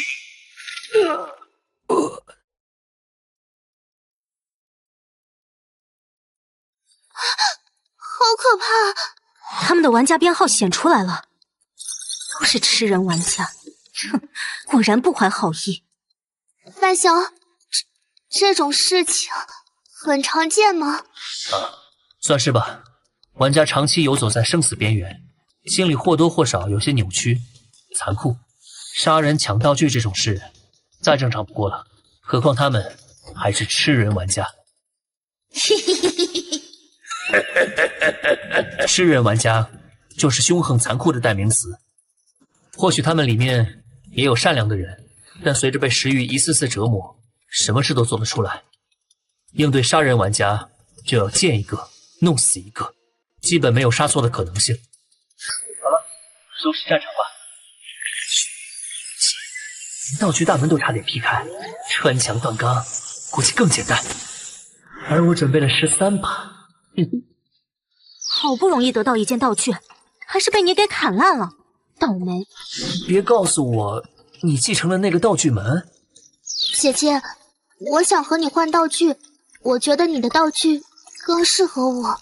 栀子，你不用照顾我，你继承的道具明显更好，让人手上握不住东西，可以废掉敌人的大部分攻击手段。这件道具的效果很强。不是啦，我需要的是防御道具。先给人放毒，再把他捆住，然后再用防御道具保护自己，挡住对方可能拥有的远程攻击道具。这样一套组合下来，等毒素彻底发作后，对面估计就没有什么反抗能力了。这还挺厉害的。对啊，虽然手忙脚乱也算防御道具，但没有你的道具门全面，它只能防住敌人拿在手里的道具，像是操控型的，比如范潇那样的耳环就防不住了。而且姐姐，你更适合我这件道具，你的人偶是近战型，想象一下，等你的人偶靠近敌人后，你突然发动道具，卸掉对方手里准备用来战斗的近战武器，对方一定会很懵。可以，这次就算是我占你便宜了。没有啦，而且我们分那么清楚干什么？范潇不会误会我是个腹黑阴险的人吧？道具回收成功，获得2万游戏币。好了，既然战利品也结算完毕，那就先回东门那边跟特使局的人会合吧。哦对，时间不早了。没想到这座岛上除了我们外，这里还有其他玩家。有其他玩家才正常，除了我们这类被卷进来的玩家外，肯定还有正常通过车票进来的玩家。这个副本很大，估计城镇4个方向的大门处都是副本任务的触发地点，所以进来的玩家应该还不少，我们得提高下警惕了。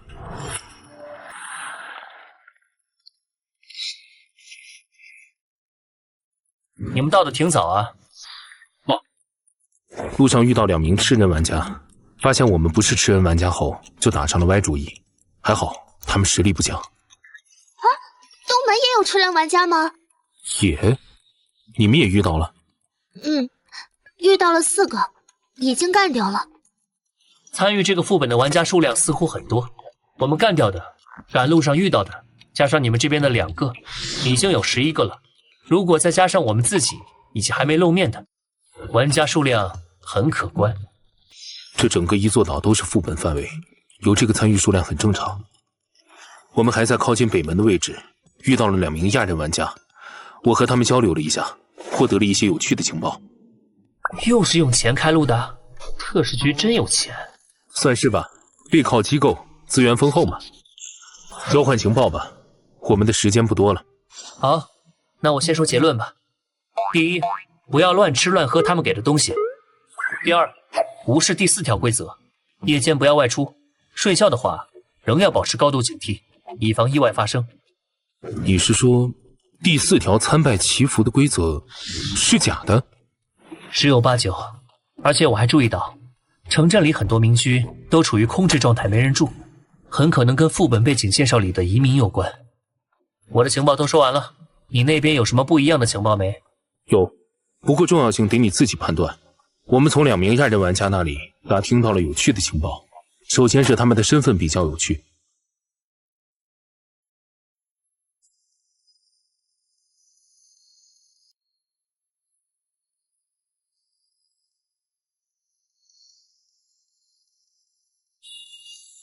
在命运的洪流，有人赞运气无尽，每一颗积累向着未知勇敢迈进，奇迹与危险交织成奇幻之旅，挑战极限只为触碰那天际，都会向着幸运之巅永久为艰辛，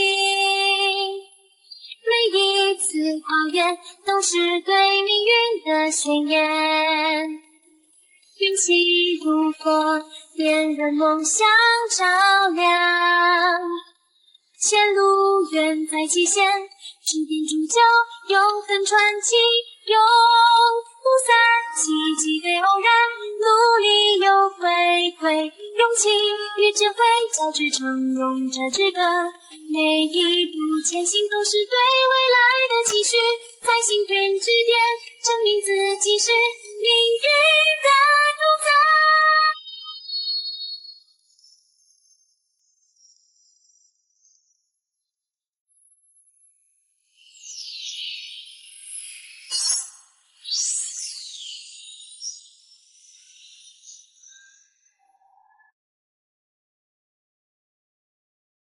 祭祀岛这个副本属于星翼回廊站，而星翼回廊站属于 G08004 世界分区。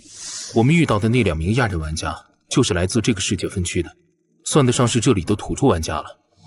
除了世界分区所属外，那2名亚人还谈起了有关移民的情报，他们来自于004世界分区的2个不同地区。不过相同点是他们那里都有过祭祀岛是移民好去处的宣传，并且这2个地区分别在5年前和3年前发生过一次移民，每次都有200多人移居到了祭祀岛。以小见大的话，我估计有移民宣传的地区应该不止2个。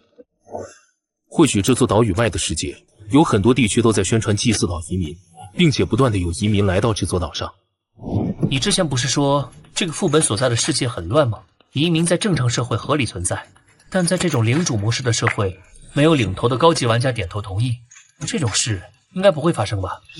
这个嘛，具体细节不清楚。不过如果猜想为真，那些高级玩家既然没追究，应该是默认了这件事，可能他们和祭祀岛有着什么隐秘联系吧。隐秘联系？副本的背景介绍里提到祭祀岛曾经的名字是罗基岛，而罗基岛气候适宜，生活幸福指数极高，是一处极好的移民之地。而后来怪物出现，一切都毁了。直到岛神突然出现，驱赶了怪物，一切又都恢复了平常。既然说是一切，那么移民政策的恢复自然也被包含在内。李文栋说过，岛外的世界很乱，而岛内很安全，没有岛民想出去，这跟杜若的说法能对应上。不过，李文栋应该在部分真相上撒谎了。岛内其实并不安全，最直接的证明就是那些空置下来的房子。多次移民，不应该啊，人数对不上。城镇里的空房子很多，总不至于一座小破岛上还有什么房产泡沫吧？会不会是人口死亡的问题？比如人口老龄化，或者后续又搬走了？可能性不大。再怎么说，有多次移民进入，这座岛上的居民人数应该不会少，起码住满空屋子是没问题的。估计因为什么事情死了很多人吧，就跟之前怪物降临肆虐一样。这座岛应该还发生过另一件我们不知道的大事，导致了很多人死亡。也许不是大事造成的。啊？你想到什么了？我们可以换一种思路，从结果推原因，并不是有什么大事件造成了岛民的大量死亡，从而出现了大量空房子，而是不断有岛民在持续的死亡着，才需要一次又一次的移民来填补岛上的空缺。不断有人在死，岛外还在宣传移民，这背后不会有什么阴谋吧？确实很像。你们不觉得怪物和岛神相继出现这件事有点太巧了吗？也许祭祀岛一开始就是个阴谋，不，应该说是一个陷阱。比起陷阱，我更认为这是一桩交易。交易，确实有很大可能是一桩交易。岛外的世界高级玩家割地为王，那些高级玩家应该和岛神存在某种交易，他们持续输送移民到这座岛，岛神则满足他们的一些愿望。啊，岛神有这么强吗？连高级玩家的愿望也能满足？岛神的实力应该不怎么样，如果很强，哪需去宣传移民，直接去抢不就好了？而且我估计这个副本连随机传送人进来都存在使用次数限制，否则也不需要移民了。不错，并且会把谁卷进来也完全随机，否则我一个地级玩家卷到1级副本里，这不是送分吗？你倒是挺自信的。不是自信，成为地级玩家后，我就被限制参与1级副本了，手里的1级副本车票全都无法使用了。进化游戏应该不会做出没意义的限制，你觉得理由是什么？我先来说说我的结论吧。好，你来讲讲。岛外的高级玩家想获得什么，完全可以靠进化游戏，不至于求到岛神头上。所以他们和岛神的交易，可能不是为了他们自己，而是为了他们的子嗣。高级玩家的子嗣也成为了玩家，为了这些初级玩家的安全着想，那些高级玩家便和岛神交易，把子嗣送进来，让他们毫无危险的通关副本。作为回报，他们将岛神需要的人口通过移民的方式送进来。子嗣很有可能，副本里的危机对所有人都一视同仁，即便是高级玩家的子嗣也不例外。贿赂副本 BOSS， 间接制造出可受掌控的安全副本，这不仅可以惠及子嗣，甚至能当做一门生意来做。我猜测岛神本身也有高级玩家的实力，否则高级玩家可以通过威胁岛神来达到这种效果，用不上以移民作为代价。既然是猜，那我们不妨猜得更大胆一点。岛神不一定有着高级玩家的实力，而移民进来后又消失的这些人，我猜岛神是吃人玩家，他们都被吃掉了。什么？谁也没规定玩家不能成为副本 BOSS 吧？岛神是吃人玩家，那么和岛神搞暗地交易的高级玩家也全都是吃人玩家。吃人玩家的子嗣估计也成了吃人玩家。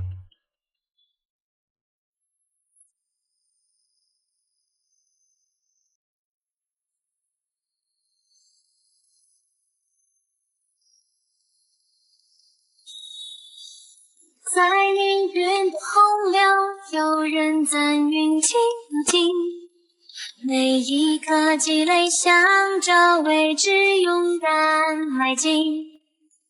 奇迹与危险交织成奇幻之旅，挑战极限只为触碰那天际，都会向着幸运之巅永久为艰辛。每一次跨越都是对命运的宣言，运气如火点燃梦想照亮，前路远在极限，指点铸就永恒传奇，永不散。奇迹非偶然，努力有回馈，勇气与智慧交织成勇者之歌。每一步前行都是对未来的期许，在幸运之巅证明自己是命运的主宰。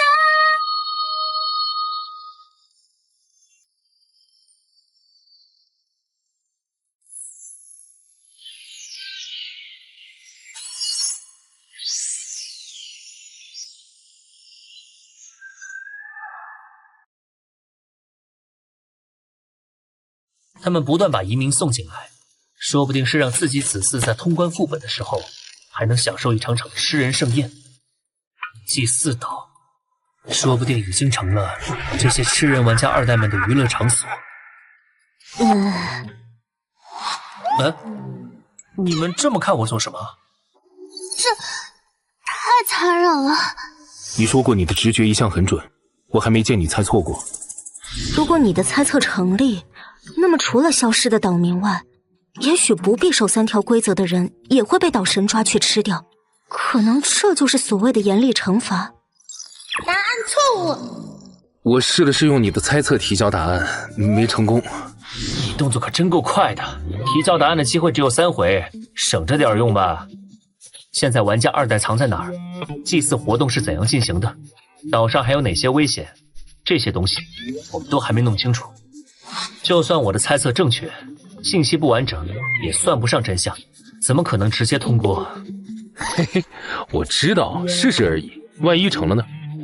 我们这里这么多人，每人拿2次机会来试交答案，试错的机会次数是很可观的，不该省的时候就不用省了。算了，先度过第1晚再说吧。你们带食物了吗？我建议别吃岛民们给的东西，在晚上时尤其要注意。我带了，我也有一些。从这里返回借宿之地后，估计天也差不多要黑了，我们先在此分开吧。希望明天大家都还在哟。你少立些 flag 吧。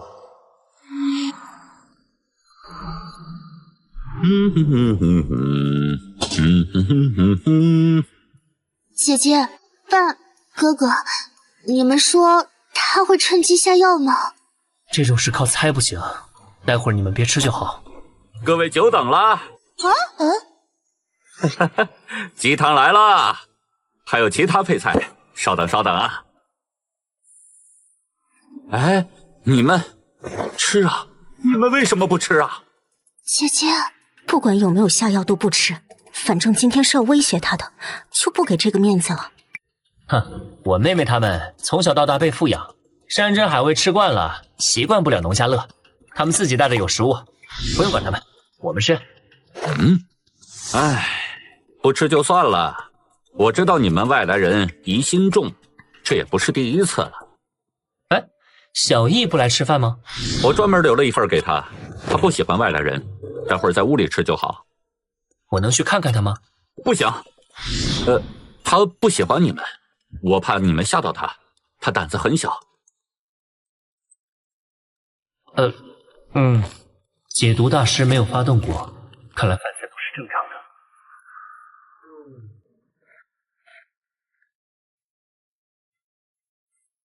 哎，你们不去神殿参拜祈福吗？再晚就来不及了。这个嘛，我在心里祈福就好了，就不过去了。我也是，心意已经到了。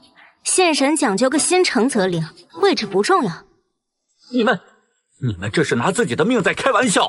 夜晚不祈福，迟早会出事的。既然你这么说了，那要不一起去？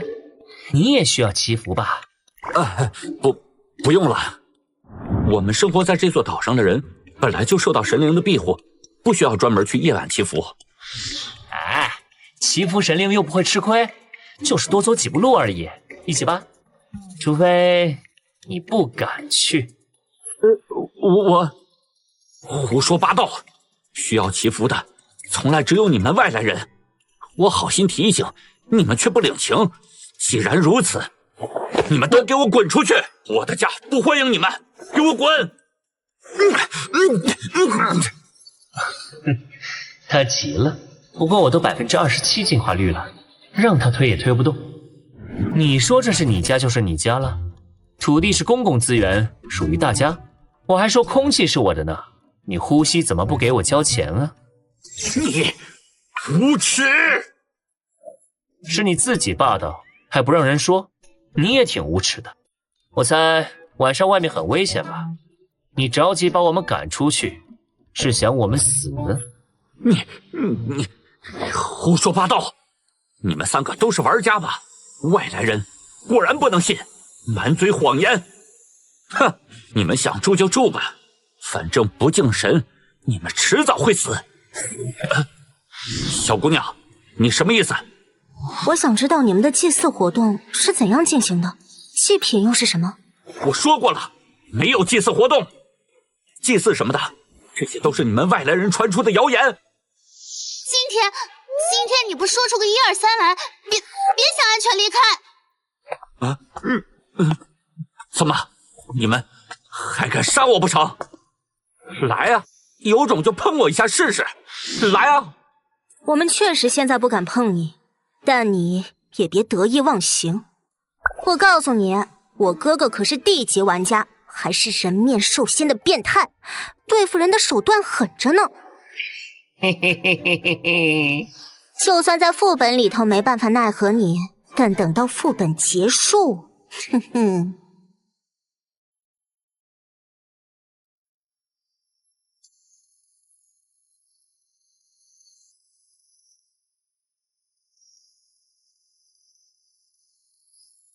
在命运的洪流，有人赞运气如镜，每一颗积累，向着未知勇敢迈进。奇迹与危险交织成奇幻之旅，挑战极限，只为触碰那天际。都会向着幸运之巅，永久为艰辛。每一次跨越都是对命运的宣言，运气如火，点燃梦想照亮。前路远在极限，指点铸就永恒传奇，永不散。奇迹非偶然，努力有回馈，勇气与智慧交织成勇者之歌。每一步前行都是对未来的期许，在幸运之巅证明自己是命运的主宰。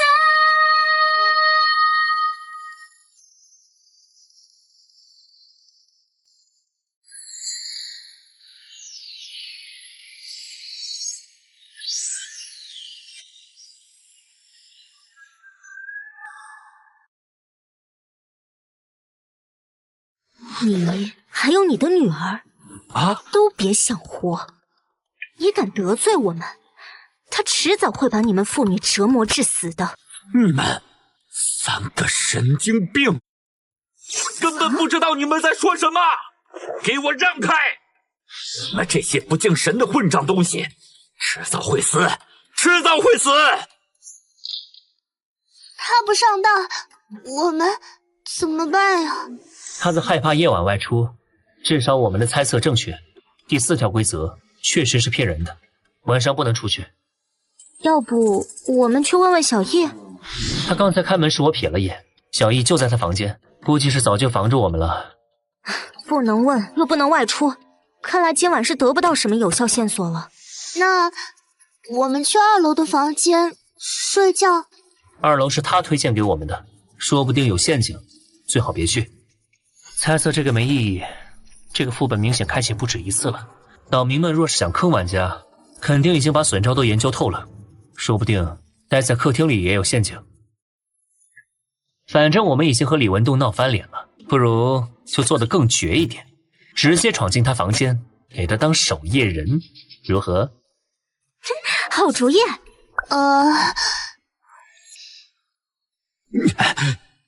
别偷听了。我们来守夜喽！你们这帮混蛋，快给我滚出去！有什么声音吗？听不清啊。混蛋呐！你们要不要脸？滚！快滚！世子别怕，芝麻开门作为防御性道具，不算攻击岛民。他再怎么攻击都碰不到我们的。不是的，是他骂的有点难听。好啊，这可是你们逼我的，这下谁也别想好。缉毒大师生效了，熏香有毒，得提醒他们。爸爸，你不能这么做！小易，停手吧！你给我趴开！你不想活，老子还想活！把道具收起来吧。好。得保护小易。但抢夺可能会被算作攻击，怎么办？接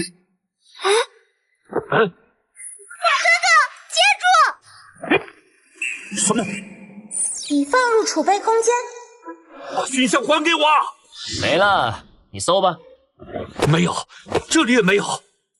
为什么要反抗？你们为什么要反抗？你们为什么不肯乖乖去死？为什么？爸爸，你以前不是这样的，爸爸。道神这个混蛋，还神灵，我神你个头啊！爸爸，不能骂，不能！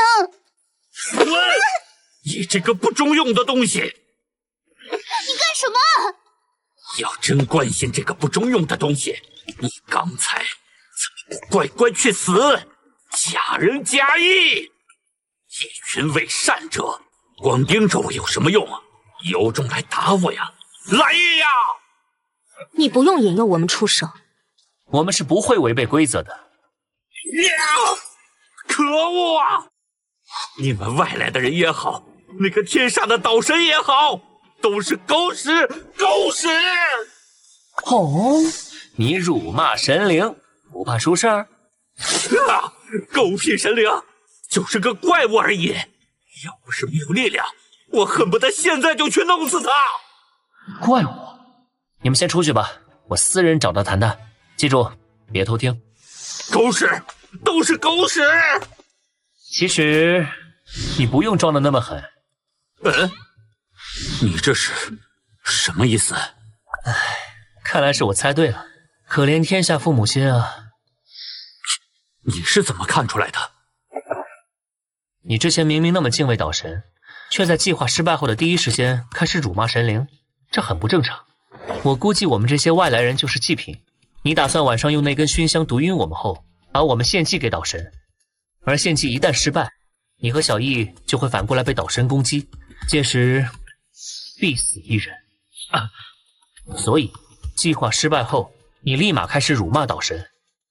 你是想通过这种方式吸引岛神注意力，让他来杀你，从而放过你的女儿。我猜的对不对？猜对了。若是不完成祭祀，我和小易一定会死一个。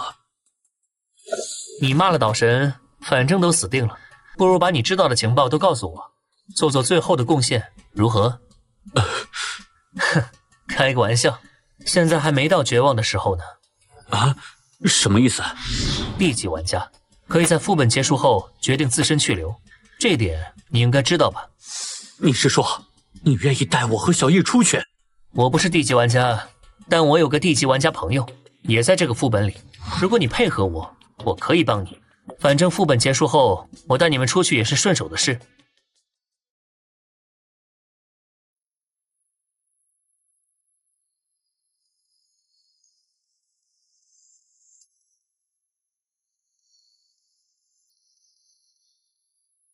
在命运的洪流，有人赞运气如镜，每一颗积累，向着未知勇敢迈进。奇迹与危险交织成奇幻之旅，挑战极限，只为触碰那天际。都会向着幸运之巅，永久为艰辛。每一次跨越，都是对命运的宣言。运气如火，点燃梦想照亮。前路远在极限，指点铸就永恒传奇。永不散，奇迹非偶然，努力有回馈。勇气与智慧交织成勇者之歌，每一步前行都是对未来的期许，在幸运之巅证明自己是命运的主宰。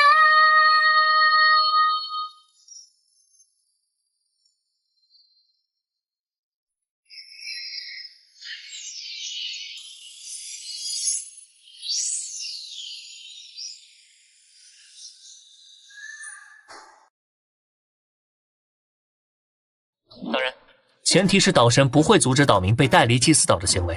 如果他阻止了，我那个朋友可能会直接丢下你们，独自逃跑。这点你们得清楚。这样足够了。如果我死了，小易那孩子，他一个人是活不下来的。如果他真的不爱女儿，就不会牺牲自己保护女儿。但如果他真的爱女儿，之前的行为又太强了。说到小易，你好像在刻意惹他讨厌你啊！你的观察力真的很敏锐。这座岛上的人必须不断的害人，否则就活不下去。我们是4年前移民过来的，那个时候我一家老小都还活着，都对即将到来的安宁生活无比期盼。但住下来的第2天，就有岛上的人过来告诉我，每当有外来人到来时，我们必须招待他们借宿，欺骗他们有第4条规则存在，如果他们没有上当，我们就得趁他们夜晚睡着后，用岛神赐予的熏香毒晕他们，把他们从窗户丢到屋子外面。一开始我们是反对的，然后我的小妹就失踪了，像是人间蒸发了一般。我们一家人找遍了整座城镇，也没有发现她的踪迹。就算她被害死了，总得有个尸体吧，可我们连尸体也找不到。半年后，有外来人抵达了，我们依旧坚定不做那丧尽天良的事儿，直接拒绝收留玩家借宿。第2天，我弟弟也消失了，然后是我爸、我妈都没了，他们都没了，只剩下我和我老婆、我弟媳还有小易活了下来。弟媳精神已经濒临崩溃，发疯的朝城镇外跑，想跑出这座岛。结果他被丛林里的怪物拖走，被撕成了好几块。这些人就是我们的囚牢啊！哼，可笑，我们移民过来前根本不知道这些，在虚假的宣传下，还打算把他们当特殊景点去观赏一番。喝一口缓缓吧。谢了，有好几年没尝过这味儿了。上一次外来人到来是在3个月前，我知道这次该轮到我们了。但我老婆不忍小易消失，于是她用熏香害了人。没想到那3名玩家还有1个同伴活着，是地级玩家，他找上了我们。我至今记得他那双瞪着我的充满仇恨的双眼。他杀了我的老婆，对方恩怨分得很清，放过了我和小易，便离开了小岛。幼童无辜，我不杀你。目睹一切的小易，自那以后就沉默寡言起来。曾经的他乐观活泼，直到母亲在他眼前被人杀害，他一定很内疚。所以你不想小易再度陷入内疚，一直暗示他你要自保，要为了自保去害人，而不是为了他。李文栋是打算通过行动来加强对小易的暗示，将罪恶归于自己，从而减少女儿的愧疚。是啊，我在让他讨厌我。小易太小了，这种事情他承受不住第3次的。那些晚上去神殿的人，以及被熏香迷晕丢出屋子的人，他们最后怎么样了？消失了，就跟没完成祭祀的我们一样。夜晚，凡是离开了屋子的人都消失了。除了祭祀外，还有其他危险吗？有。第2天天一亮，城镇外的怪物就会进城来杀你们外来人，攻击早中晚各一次，这是第2天的危险。第3天会有玩家出来杀人，他们专挑别的玩家下手。这些杀人玩家好像是突然冒出来的，在前2天根本不曾出现过。杀人玩家，你的情报很有用，我们的交易成立，我可以带你们离开这座岛。没完成祭祀的岛民家里会随机消失1人，有什么具体的规律吗？比如消失时间、消失方式之类的。时间、地点都没有任何规律，我们也没直接看到过消失现场。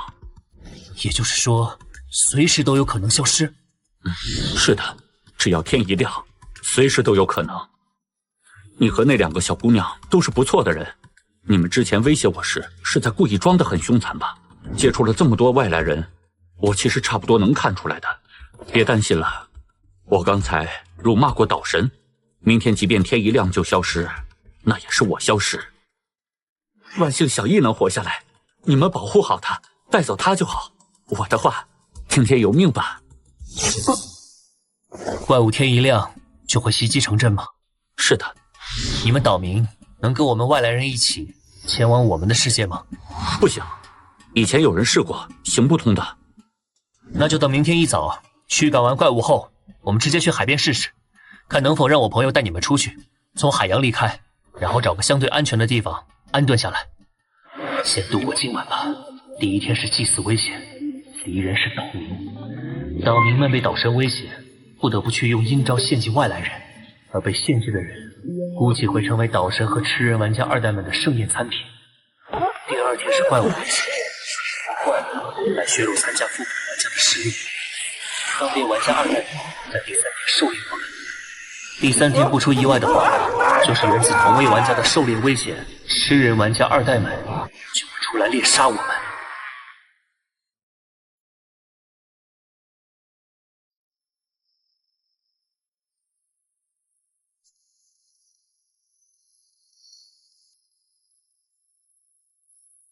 在命运的洪流，有人赞运气如镜，每一颗积累向着未知勇敢迈进，奇迹与危险交织成奇幻之旅，挑战极限只为触碰那天际，都会向着幸运之点永久为艰辛，每一次跨越都是对命运的宣言，运气如火点燃梦想照亮，前路远在极限，注定铸就永恒传奇，永不散，奇迹对偶然，努力有回馈，勇气与智慧交织成勇者之歌，每一步前行都是对未来的期许，在幸运之点证明自己是命运的主宰。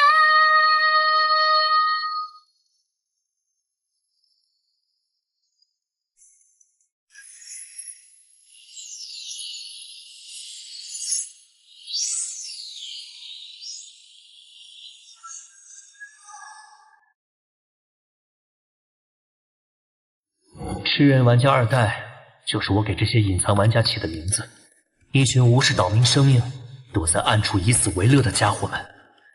至于岛神为什么要威胁岛民来害人，可能是他受限于1级副本的规则，无法直接出手，只能通过这种间接的方式。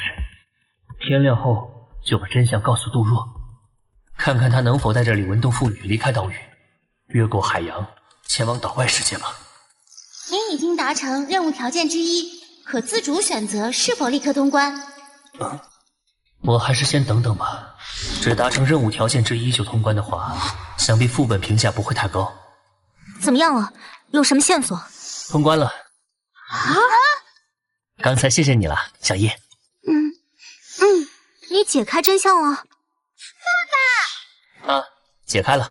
李文栋提供了一些情报，拼图凑齐了，你们也试试看。居然真的就这样通关了，那我们接下来做什么？待满3天，达成任务条件之一，可以随时选择通关副本离开，算是多了道安全保障。既然退路有了，不妨挑战一下更高的副本评价，达成双条件，肯定比单条件的评价要高，奖励更丰厚。富贵险中求吗？那小易他们该怎么办？他们没有完成祭祀，会死一个人的。放心，我已经承诺带他们父女离开这座岛了，这也算是李文栋提供情报的报酬。请身为地级的杜若帮忙，用真相和他做交易。如果他那边也推测出真相了，那就算我欠他个人情好了。现在就等着第2天的清晨来临吧。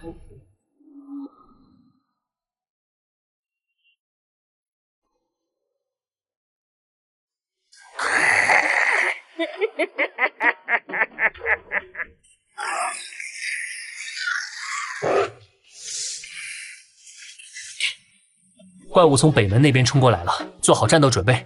我们去杜若那里会合，特使局的人相隔都不远，他们这会儿估计也在会合。好。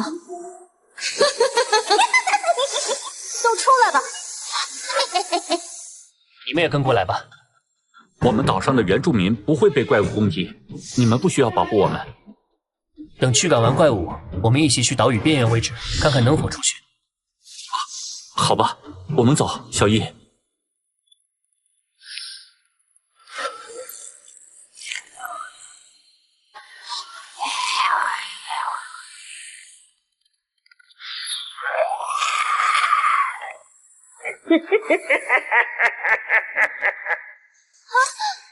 小心！我来，找死！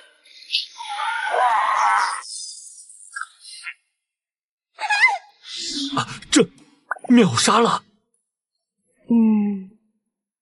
继续往前走，保持警惕。好。他竟然这么厉害！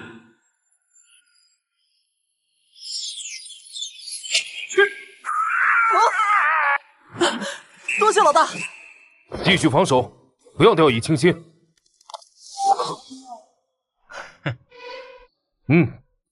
你们帮忙清理下漏网之鱼，保护好李文东和小易。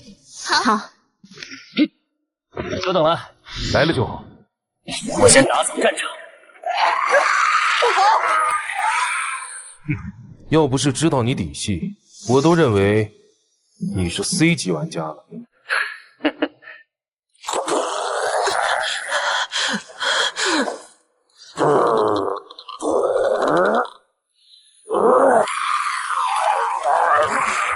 怪物逃走了。怪物竟然是沿着正常路径撤退的，甚至没有破坏建筑，感觉跟遴选副本里的怪物定时行动休息的规则很像。岛神难道是利用了这种手段吗？辛苦了，你找到真相了？啊，找到了。我把副本真相告诉你吧，你自己分析。不过作为交换，你得答应帮我一个忙。范潇这小子居然要我帮忙，不过他应该不会故意坑我吧？说吧，想必你也不会给我出什么太难的题。等你得到答案，通过副本，你得帮我把一对妇女带离这座岛，帮他们在004世界分区找个安稳的地方安顿下来。安顿，这可有点难度啊！想在这个世界安顿下来，可不简单。还好，我上回在004分区调查情报时，得知了一个人类玩家组建并统治的一个安全区。去那里的话，花点游戏币贿赂贿赂，安顿下来应该没问题。不过我得提醒你啊，擅自把岛民带走，有可能会遭遇到岛神的强烈阻拦。我知道，若是岛神阻拦，我会挡住的。不过我的方法还没验证过，停留在猜测阶段，不一定管用。万一没用的话，你就自己逃跑吧。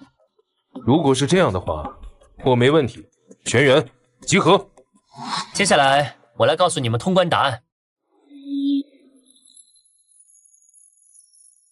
啊，真的成功了！吴谦，你在战斗中受伤比较多，先结束副本，回去疗伤，顺便把这件事报告给总部。好，你们几个跟着我，试着寻找下岛神和那些玩家二代们的藏身之地，尽可能搜集副本情报。好，范儿。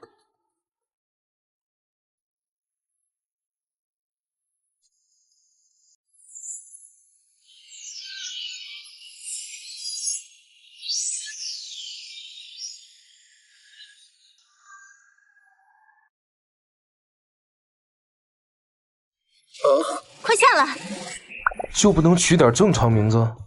别管了，个人爱好。怎么了？出事了！李文东父女不见了。什么？两人都不见了？是的，之前刚开始战斗的时候，他们就在我和之子身后。等我们把注意力集中到战斗上，回过神后，他们已经不见了。看来应该是岛神出手了。可不对啊，没完成祭祀不是只会抓一个人吗？没道理两个人都消失了。只抓一个人，这只是岛神自己给岛民们制定的规则，而不是副本的游戏规则。它毫无可信度，也无约束力。实际上，辱骂岛神都不一定是规则的条件。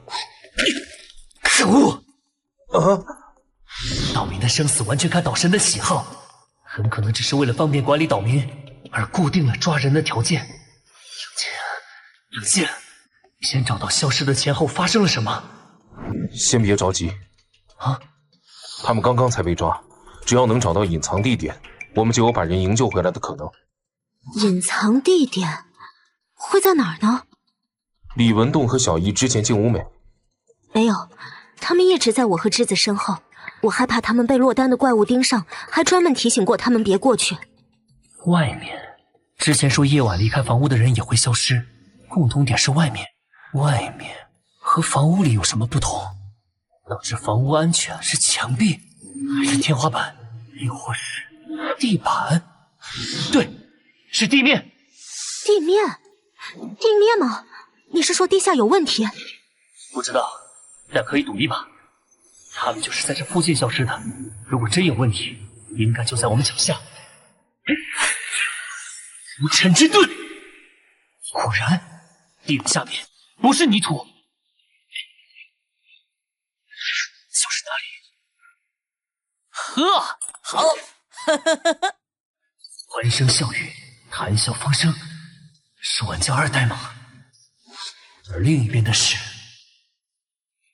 父母应该还活着，在那里。和我预想的一样，消失的岛民以及享乐的玩家2代，岛神暂时还没现身。不好！咦，被发现了！在不确定岛神身份的情况下，不能打草惊蛇。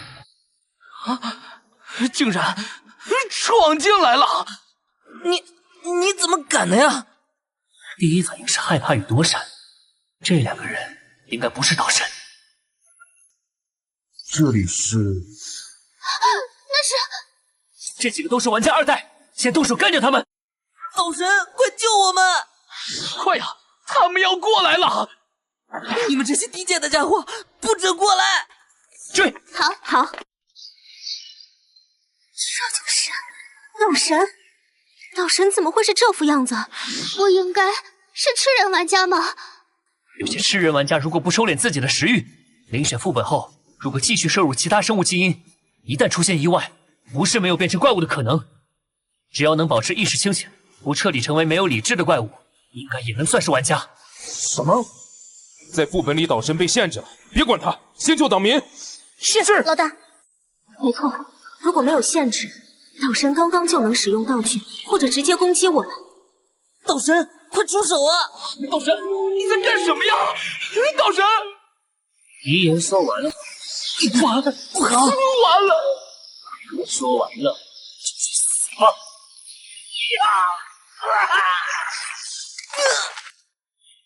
这种渣子，全下地狱去吧！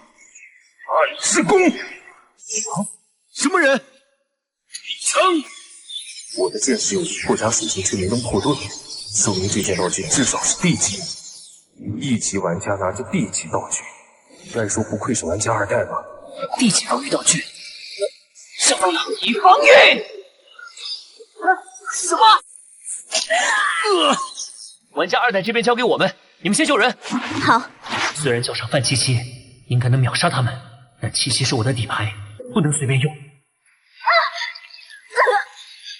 心，不要攻击岛神。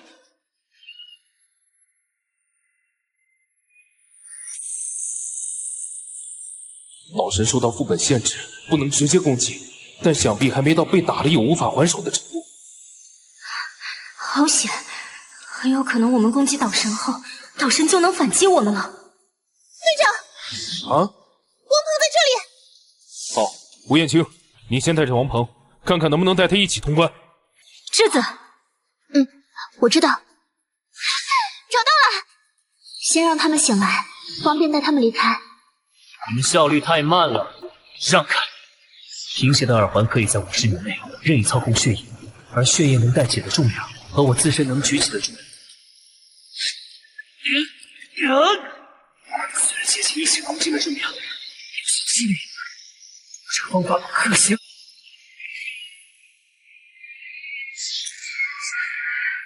不好，他需要朱若试着用现实攻击玩家2代，分散岛神的注意力。好，你负责救人，我们拖延时间。暗之弓，岛神。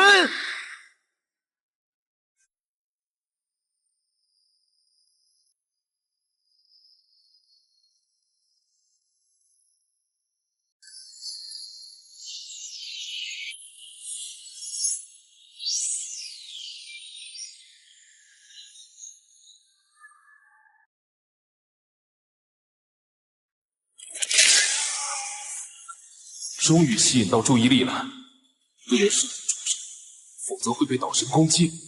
质子，快用毒！好，剧毒大师。那是什么？过来了！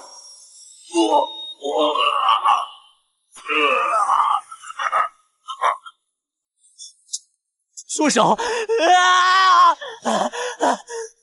老三啊！死也要来个颠飞的！小心！手忙脚乱，绝对角度枪。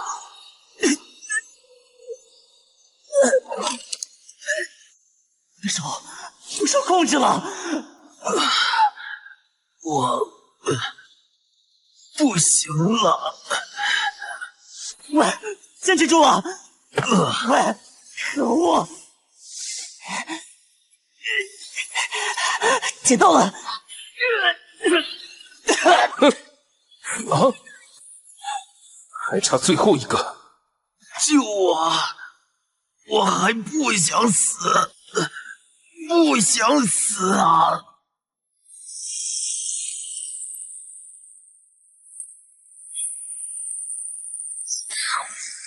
这样就完全没法攻击到了。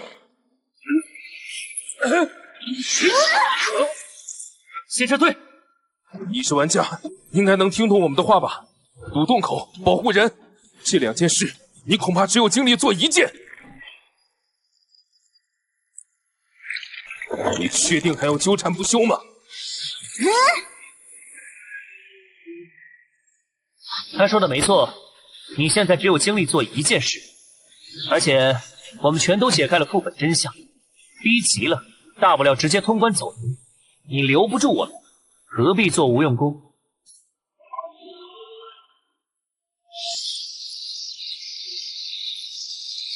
先上去，我有办法脱身。好。如果你刚才彻底发飙，全力阻拦我，即便我有同伴干扰你，想必我转移那些晕倒的人也不会那么顺利。留手，对吧？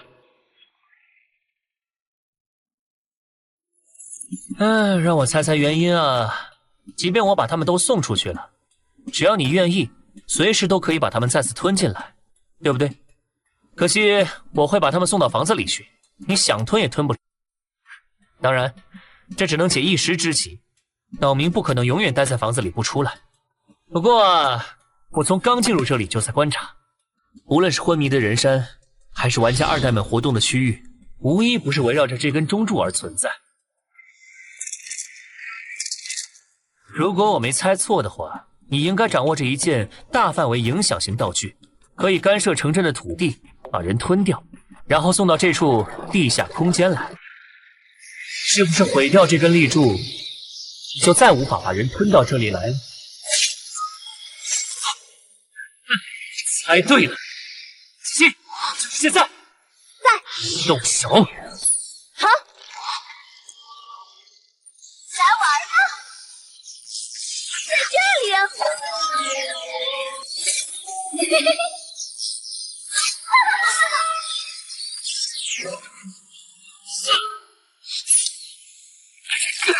这就是高级玩家的攻击吗？无产之盾完全防不住啊！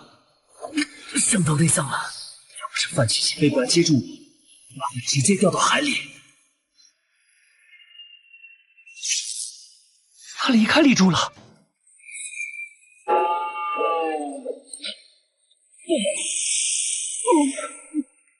好强的水压，还好无产之盾能抵消一些压力。这不对劲儿啊！难道是岛神的高级道具？若是换成人类玩家，脑袋被这么来一下，铁定当场毙命。琪琪面对大型怪物，威力还是太差了。亦或是射程影响了攻击，这脑洞没能伤害到岛神大脑的中心位置，起不到致命作用。范萧，大怪物好精玩啊，好有趣。我想慢慢的、一点一点的撕开它。攻击机会只有一次，岛神现在意识到了危险，绝不会再让我靠近。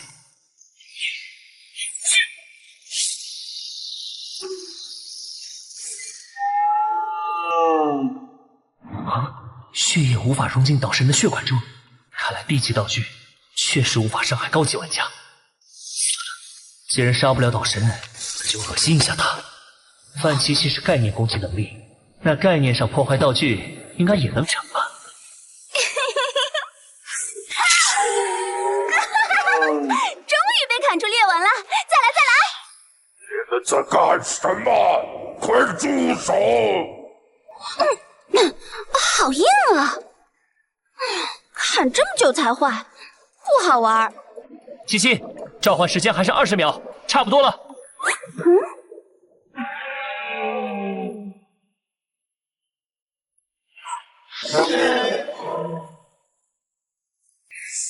想逃！岛神发动了，快走！那虾到底对岛神做了什么？像我弄的那个怪物那么愤怒，导致整座城镇都在震动。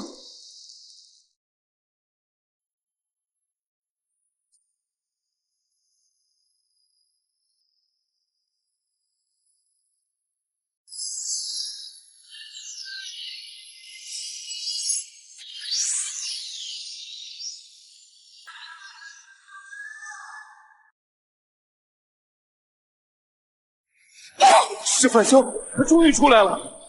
如果岛神追出来了，提前通关副本离开；没出来的话，我就继续待在这里，直等到第3天结束。哎，怎么下雨了？那是什么？好恐怖的范围！哇，雨变大了，快回屋子！以岛神之前的自愈能力来看，现在他应该早已恢复，却没有追出来。看来那家伙没办法追出地面杀人。琪琪，你去休息吧。知道了。你做了什么？怎么这么大动静啊？想试试能不能干掉岛神，结果如你们所见。你不是1级玩家吗？到底哪来的自信啊？啊，范萧，你受伤了，好像伤到了内脏。来，我帮你治疗一下。谢了，感觉好多了。那太好了。哦，对了，副本期间岛神好像不能离开地下空间。我明明激怒了他，又破坏了他珍惜的道具，他竟然都没追出地面来杀我。什么？总之，这个副本应该没危险了，只剩下一些怪物，影响不大。也就是说，戒不戒缩都无所谓了。理论上是这样。那个，怎么了？啊？有没有可能是这岛神故意迷惑我们呢？我们一违背规则，他就可以出来攻击我们了。是有这种可能，所以规则还是老老实实遵守吧。若是发生了什么意外，就立刻通关副本离开，不要贪恋获得高评价。是，吴谦和王鹏已经通关回去了。范萧，这次多谢了，要不是你，随机副本不会这么顺利。我们现在就去海边。不，第3天再去吧。虽然这个副本没危险了，但我们还是保险一点吧。没问题，我也推荐等副本完全关闭了再走。那时候啊，副本和外面的世界就会重新连通，更容易送人出去。话说，我从地底救出的岛民怎么样了？放心，他们很安全。喏，他们都在这里。如果你方便的话，这群人能带上的就都带上吧，不用考虑后续安顿问题，带出去就行。后续安顿问题我来处理。当然可以啊，不过被你送回来的岛民并不都是好人。经过审问，其中很多岛民都承认使用过熏香害人，只不过没成功才被岛神抓走的。在这座岛上，哪还分什么好人和坏人？真正坏的只有岛神。至于他们，不过是一群没得选择的可怜虫罢了。放心吧，看不惯这种事的可不止你一个人啊！做这种事能恶心到岛神，我求之不得呢。哎，说到恶心岛神，我们去把岛上的怪物全部干掉如何？算我一个。我也去，我也去。那就一起吧，赶在天黑前回来就好。不过我自己还有点事情要办，你们稍等我一会儿。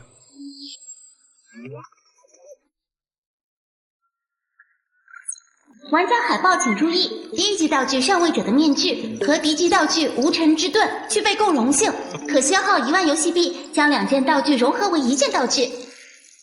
融合道具？是否融合？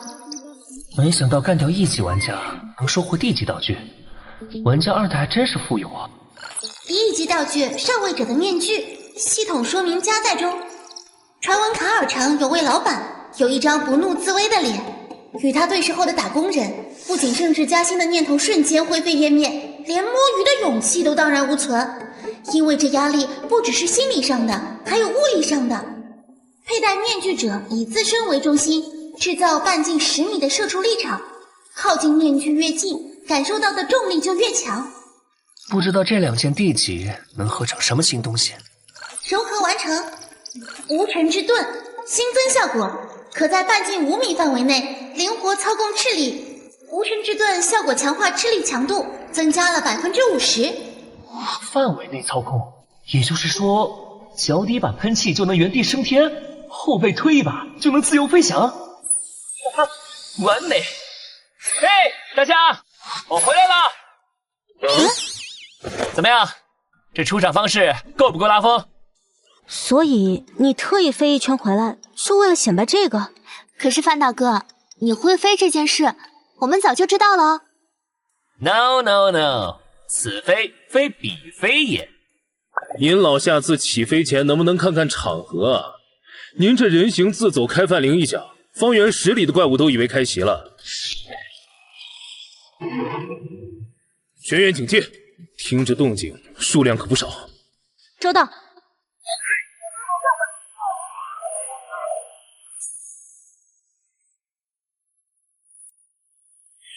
还有5分钟副本就结束了，届时岛神没了出手限制，难保不会追杀过来。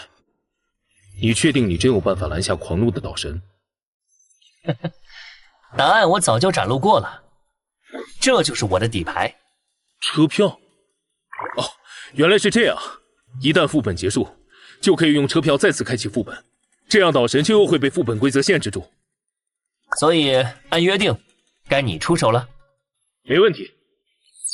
1级副本祭祀岛正式结束。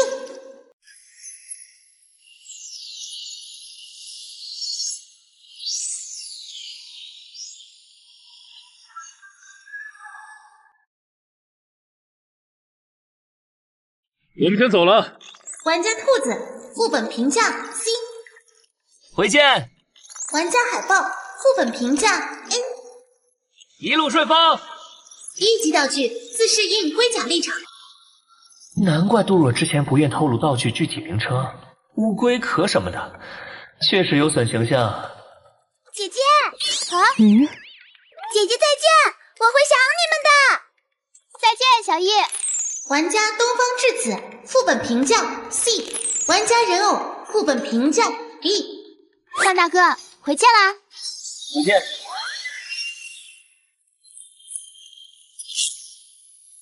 神，副本开启。副本祭祀塔开启。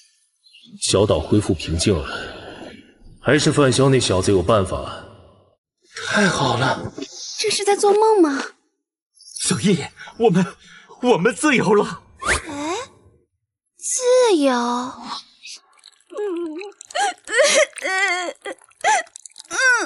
爸爸，我们自由了。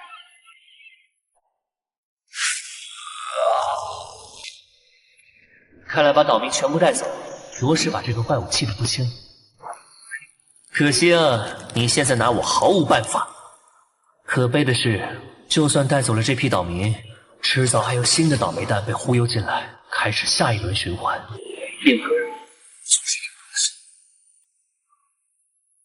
或者说，这个该死的副本本身。我确实没法干涉副本，但怎么干掉岛神，我还真有点思路。当人力不足时，超能力就是贯穿阻碍的利刃。在被卷入随机副本前，我攒下了差不多8天的运气。8天的运气，恐怕是制造不出岛神死亡这种因果的。好钢得用刀刃上，必须找一个突破点，找一件最合适的事来许愿。已累积幸运值1200点。祭祀岛这个副本会随机卷人，这意味着不确定。希望这次副本能随机空投几个秩序阵营的高级玩家进来。8天的运气，能不能出街？听天由命吧。希望这一次我能足够幸运。7个了，7个了，全是车票玩家，脸黑如我，许愿果然又沉船了吗？哎，算了算了，非洲人认命，世上不平事多了去了，我还都能管得过来。咸鱼要有咸鱼的觉悟。祭祀岛副本已开启。提示： 1. 天黑前必须选好借宿人家。2. 每位岛民家里最多只能入住3位客人。3. 不得攻击岛民，违反规则会受到岛神严厉惩罚。副本任务：存活3天。规则没变，但我已经知晓了真相，相当于是带着真相进副本。估计无法再使用解密的通关条件了，那么只能待满3天通关。但城镇里已经没有岛民，我该找谁借宿呢？既然规则这样写了，那么只能住空房了。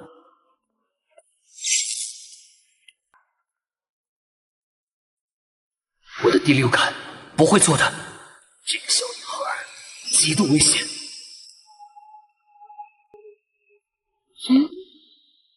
糟了，被锁定了。还好还好，她好像不是很在意我。现在应该马上跑。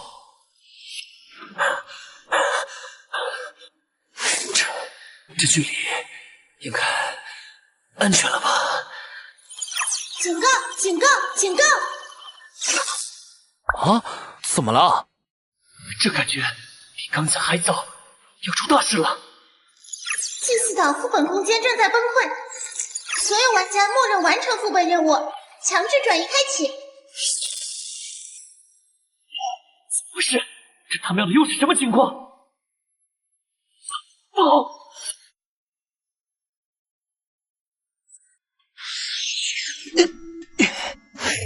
怎么回事？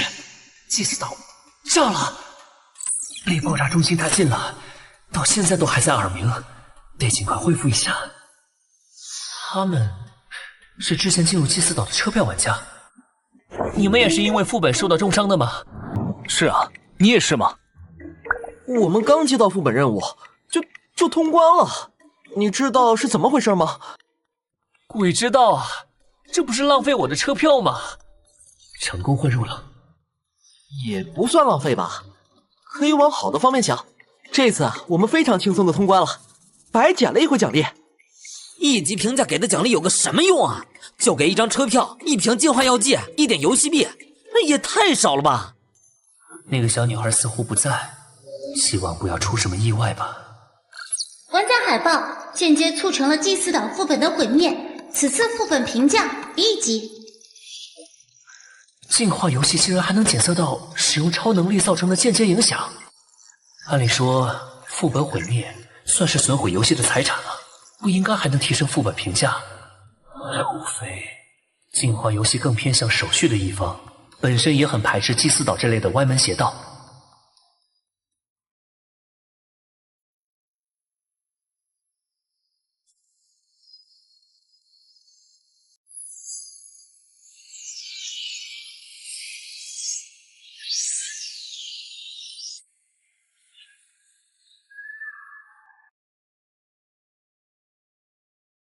以后遇到类似的副本，可以试着去破坏一下，说不定一直没刷出过的 S 级评价就会出现了。啊，你状态看起来没那么差呀。没有，我就是太吃惊了。还好这次评价提升到 B 了，按照这个趋势，再来一次 A， 我应该就能升级到 D 级玩家了。对了，在被转移出来之前，我刚好在城镇外看到。啊，看到什么了？看到，副本整个炸了！什么？炸了？副本怎么会炸？你在开玩笑吧？别问我，我也想知道原因啊！啊，车来了！唉，算了，总之先上车吧。那个小女孩直到现在都没有出现在车站，想必是没有要过来的意思，应该算是安全了。已经连续4天没睡觉了，中间又召唤了2次饭机器，精神上已经相当疲乏，急需休息来恢复一些精力了。可惜不能真睡着。坐过站不说，列车上也不是绝对安全的。七七已经是个成熟的工具天使了，要是能主动帮我预警，遇到危险了自己跳出来保护我，就更好了。各位玩家请注意，列车插播一条悬赏。又是针对超级玩家的悬赏广播，这么久了还在播，估计是一直没抓到人吧。超级玩家是 S 级玩家吗？超级玩家确实是 S 级玩家，但 S 级玩家并不等同于超级玩家。S 级玩家只有满足了3个条件后，才会被游戏认可为超级玩家。条件分别是：进化率达到100%，拥有 S 级道具，拥有 S 级副本。3种条件。拥有 S 级道具，我做个 E 级副本就能得到 E 级道具。S 级玩家拥有 S 级道具，这应该很简单吧？具体情况我也不清楚，只是听说 S 级道具很难通过正常途径获得，基本上所有高级玩家都在争抢。没想到还能意外得知 S 级玩家和 S 级道具的情报，还是有点收获的。并不是每一位刺客都值得我亲自找过来。希望你有这个价值。是他是怎么进来的？杀戮天使！哇，范潇，她好漂亮啊，我好喜欢她。你的精神刚才波动了一下，是在使用天赋吗？不过无所谓。去。动不了了，先下手为强。七七，动手！啊！终于可以出手了。失败了，我没法摄影进他体内。既然如此，那你再试试我这一招。居然能伤到我，你好像很有趣。动不了了，那我就实体化解除，再度实体化。范潇，他好强啊，我好像打不过他，要不我们逃吧？范潇，你什么时候吃那么重啊？糟了！敬畏生命者才能审判生命，这就是我等的生命法庭。生命法庭？恭喜你合格了。能动了！等等，他的意思是，他是来自生命法庭的。还好，以目前的状况来看，对方对我应该没有敌意。既然不是敌人，就没必要结仇。七七，你先别急。是灭国。根据广播的信息，与生命法庭有关，且不久前来到了G08节点的高级玩家就只有灭国，而刚好眼前这位少女实力强得不像话，很明显是高级玩家。我不喜欢这个称呼，你的天赋很厉害，通过考核想必没什么问题，我允许你提前叫我一声老师。你也是刺客职业？真的能有刺客直接把整个副本给弄炸的吗？而且还是蘑菇云啊！怎么，我是刺客让你觉得很奇怪？每位刺客玩家都有自己的风格，不要局限在定式思维里。你找我的目的是为了替组织招揽成员？这确实是目的之一，另一个目的，我想看看是什么原因导致我被卷入了1级副本。正常来说，这种事情发生的概率很小。估计是刚好倒霉了吧。那就当是这样吧。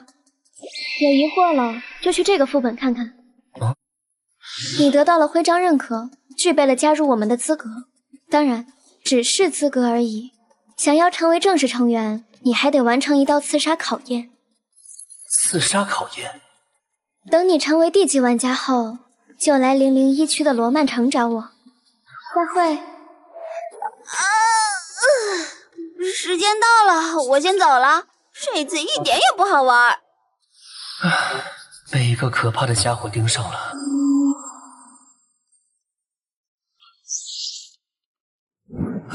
总算回来了。特事局应该能通过眼线知道，就不报告了。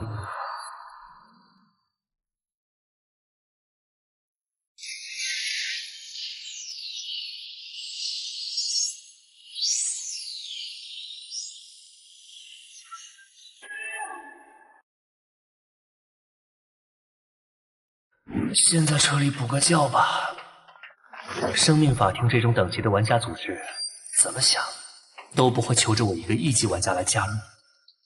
灭国，但少女离开时是祭司命令的，让我去曼罗城找她。或许是看见七夕后对我产生了重视吧。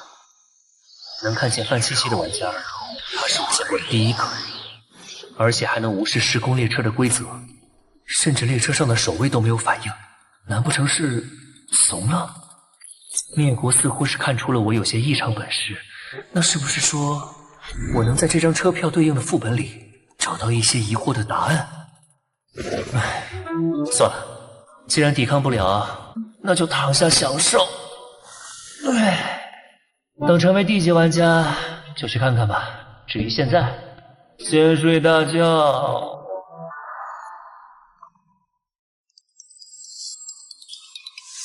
喂，有事吗，白痴？接通了。你打电话难道不指望人接？不是，姐姐说你通关需要3天，但副本和我们这里在时间流速上有差异。我在想你是不是已经回来了，就打电话确认一下。没想到一下就拨通了。哎，我现在跟姐姐还在安城，我们什么时候见面？我还得接受你的雇佣。发个定位给我，我来找你们。这次进入副本后，现实时间过了3天，果然每次流速都不一样。祭祀岛副本奖励发送中。趁这个时间整理一下道具吧。玩家本身持有的车票越多，完成副本后给的车票就越少。虽然我已经有很多1级车票了，而且一旦升到D级就作废，但多来点也好啊，万一特使局能回收呢？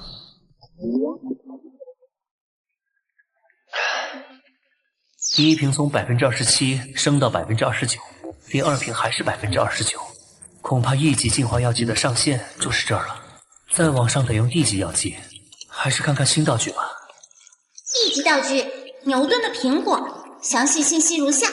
牛顿的苹果，下一个。D级道具：初庸刻印，详细信息如下。血液相关的D级道具。D级道具：初庸刻印。 和D级道具平斜的耳环具备共融性，可花费1万游戏币将2件道具融合为1件道具，是否融合？啊，真是运气来了，挡也挡不住啊！嘿，当然要融合。融合完成，恭喜您获得新道具 D级道具血族。居然2者效果都保留，看来这2件道具的共融性很高啊，而且还保留了被动效果的能力，跟解毒大师一样。 只要喊一次就行。要是所有道具都这样就好了。要喊道具名不光羞耻，还容易错失先机。这个苹果，哎，算了，先留着吧，增加灵感，万一有用呢？舒服了。现在可以说说你后来把岛神怎么样了吗？你好像很笃定我会搞事啊。不然呢？虽然确实搞了。 结果就是岛神已经被彻底消灭了，祭祀岛那个地方以后也不会再有人过去了。什么？你做了什么？连移民问题都被解决了，太厉害了！怎么做到的？这是秘密哦。啊，对了，特事局的人后面没有找你们吗？出副本后，吴延青上报了情况，特事局来了一队人，我们被一同带去蓝城分部做了一些记录。后来吴延青邀请我们加入特事局。 姐姐以先考虑为由推脱了。那个范潇，你觉得我们是加入好还是不加入好？有好有坏吧。啊？怎么说呢？加入特事局好处就是资源丰厚，情报充足，能得到更好的发展空间，甚至家人也能得到特事局的庇护，在现实世界生活得更安稳，比当孤狼玩家要好得多。坏处就是危险系数很高。 发生了事件得顶上去，就跟这次随机副本一样，权利和义务是对等的。非要我给出个建议的话，我自然是建议你们加入。毕竟有些时候，我们也不能光从利益角度出发，也要考虑一下信仰，或者说信念。什么信仰信念？你说了跟没说一样。那范晓你呢？要不要跟我们一起加入？我现在可算是半个特事局的人，你们难道没发现？我一直在和他们合作吗？而且这样挺好的，我自由惯了。说到特使局，杜若回来了没？不知道哎，我们离开特使局分部后就没和吴延清联系了。那我打个电话问问。Sorry, the number you dialed does not exist. 啊，看来还没回来，估计还得等一段时间。毕竟带人出去容易，但安顿人可不容易。那范萧，我们什么时候开始啊？就是你在副本里说过的要雇佣我的事情。你们急不急去做副本任务？不急，刚从祭祀岛出来，先缓一缓。那就等3天。3天时间应该足够验证陆白芝的运气对我是否有作用了。现在就开启攒运能力试试看吧。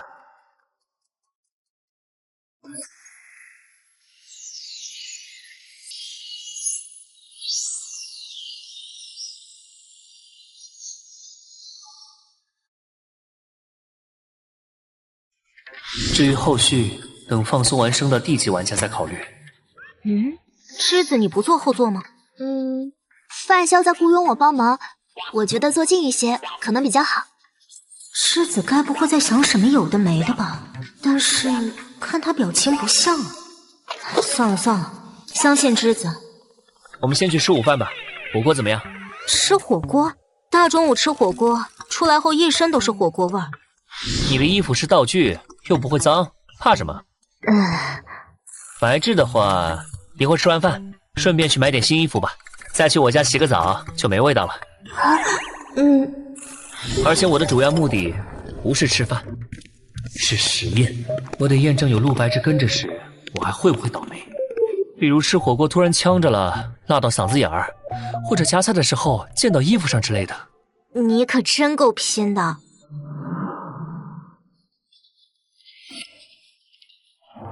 到目前为止，并没有发生什么意外，没有突然降临的副本，也没有被辣子呛到的小事发生。都创造出这种倒霉条件了，开着超能力时却没遇到倒霉事，真不容易啊！当然，仅仅1次成功还无法完全证明我的猜测，还需要多测试几次。即便测试成功了，还存在一个极限的问题。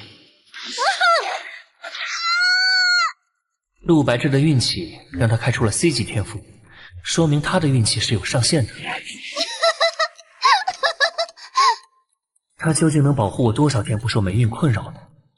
不过极限测试不着急，可以推迟到我成为D级玩家之后。先好好疯玩一阵，缓解我们在副本里累积的疲劳和压力吧。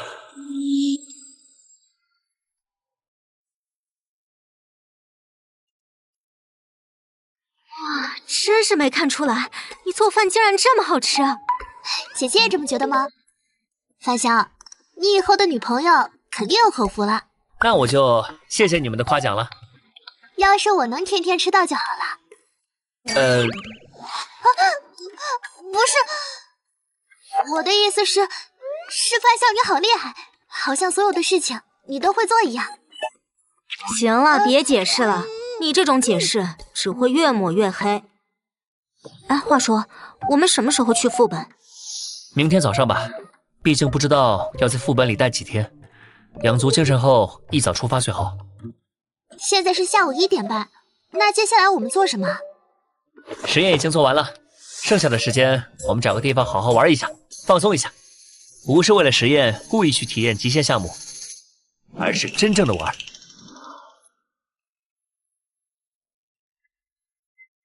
没想到范萧你连开船都会。这有什么？小时候我爸在某个岛上教我的。屁！能说说你是怎么发现你的运气是能控制的吗？你还惦记着这件事呢？我就是个普通人，只是爱研究一些稀奇古怪的课题罢了。运气是其中之一，没你想的那么神秘。白质可比我要神秘多了。啊，没有啦，我也不是从小就这样的。哦，你的运气不是与生俱来的？不是的，我以前跟大家一样，运气很普通的，甚至可以说有点倒霉。比如小时候和姐姐玩猜拳，老是输。又比如买干脆面收集卡片，姐姐400包左右就集齐了，我差不多要1000包。还有，白芷小时候有点胖，经常被班里的男生骂她是胖妞，欺负她。啊，姐姐！那你是什么时候开始变得好运的？应该是在9年前，从那时候开始，我就没被什么人欺负过了，运气也变得比姐姐好了。9年前，我念一念下楼梯撞到了脑子，回想起了关于姐姐的模糊记忆。陆白芷和我的情况似乎没有什么关联，但又都跟运气相关，会有什么关系吗？那我能看看你小时候的照片吗？虽然之前就检索过记忆，没有发现陆白芷以前和我认识的情况，不过现在得到了新的情报，也许得重新审视一下了。这个一定要看吗？我手机里没留照片，相册都在家里。要不以后再说吧。没关系，我手机里有老照片。姐姐，你可真够主动的，我都说我没什么秘密分享给你了。看个照片而已，哪有那么多算计啊？哼，确实是个小胖妞啊。那个，请不要笑话我。怎么会啊？挺可爱的。那些欺负过陆白芷的小男孩，看到他现在的模样，估计肠子都要悔青了吧。不管是现在的样子还是小时候的样子，都在记忆中搜寻不到。难道真的没有关联吗？对了，你们小时候有没有来过安城？来安城？我们就是安城人，只不过家里生意做大之后，和亲戚产生了一些矛盾，之后就搬到海城去了。你们也是安城的？是啊，我和姐姐都是在这边读的小学，只不过好多年没回来过了，对这里已经不熟悉了。以前住的房子也卖出去了。怎么样，想到什么了没？什么也没有，我就是好奇问问。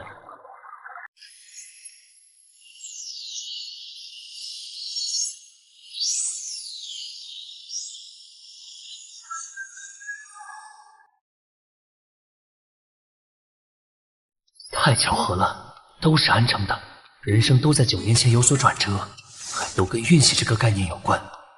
只可惜情报太少，没法分析出什么。以后再说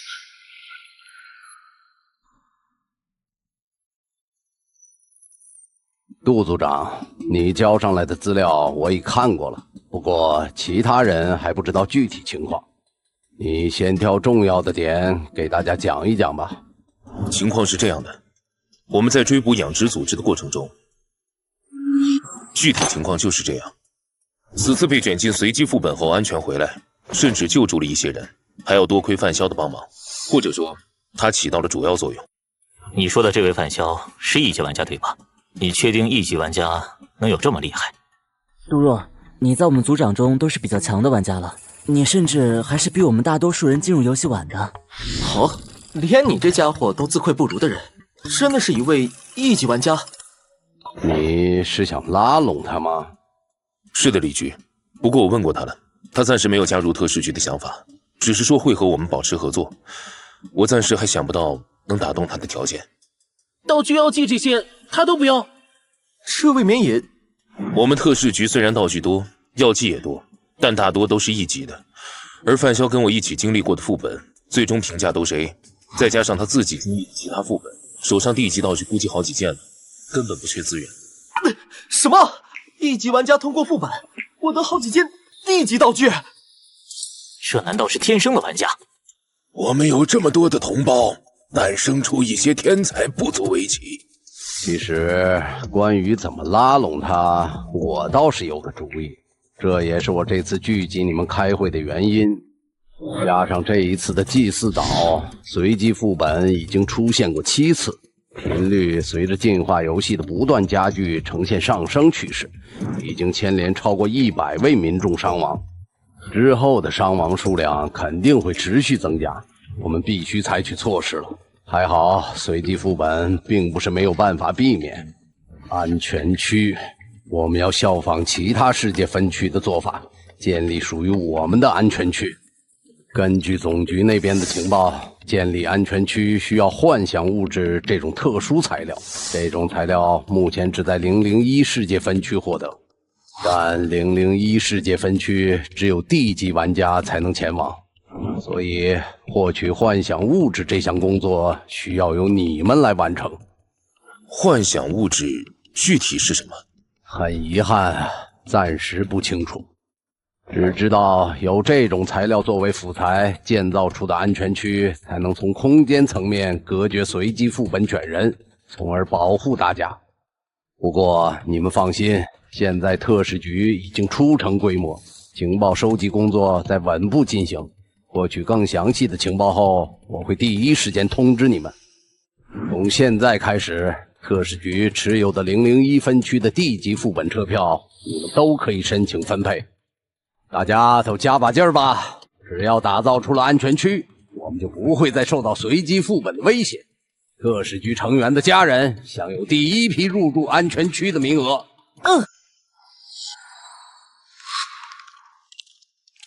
李局，你是说我能用安全区的名额去拉拢范潇吗？不，拉拢不是靠交易。陆组长，你的眼光要放得长远一些。拉拢靠的是持续的善意。既然他愿意和我们合作，说明他心里有国家。有时候缺的只是个契机而已。你调查下这位范潇同志的家人情报，根据具体人数给我上交一份申请上来，这算是特使局给予他此次帮忙的奖励。没问题，是我欠缺考虑了。李文栋父女我已经安顿好了。啊，谢了。花了多少？3万游戏币。3万？你没趁机虚报吧？这都值3件1级道具了。你就是这么看我的？我可是把他们安顿到了安全区啊！安全区并非只是个名字，建造它的辅材里有幻想物质这种特殊材料，故而安全区可以隔绝随机副本卷人。我这么一说，你应该理解筑建安全区的名额的价值了吧？好吧，我之后转给你。不过，幻想物质是什么？果然好奇了。这个我也不清楚，目前只知道个名字，以及在001区有获取途径。你那边若是有什么情报了，可以提供给特使局，我们会视情报的价值给予一定的报酬。001区吗？我记下了。先说到这里吧。001区我迟早会去的，灭国还在等我呢，或许还能从他那里打听打听。等等，先别挂，我也有重要的事。你这次帮了我们很大的忙，特使局决定给予你特殊奖励。国家目前在筹备建立安全区的计划，一旦建成，你的家人将享有第一批入住资格。怎么样，这个奖励到位吧？啊，谢了，恩情我记下了。这下加入特使局的优势又多了一个，你们可以好好考虑一下。安全区还没建成呢，现在讨论这件事还为时过早。我打算等成为地级玩家之后，再考虑加入特使局的问题。我和姐姐一样。也好，那就成为地级玩家后再说吧。走吧，我们在外面吃顿饭，然后休息一晚，养足精力，明早进赴。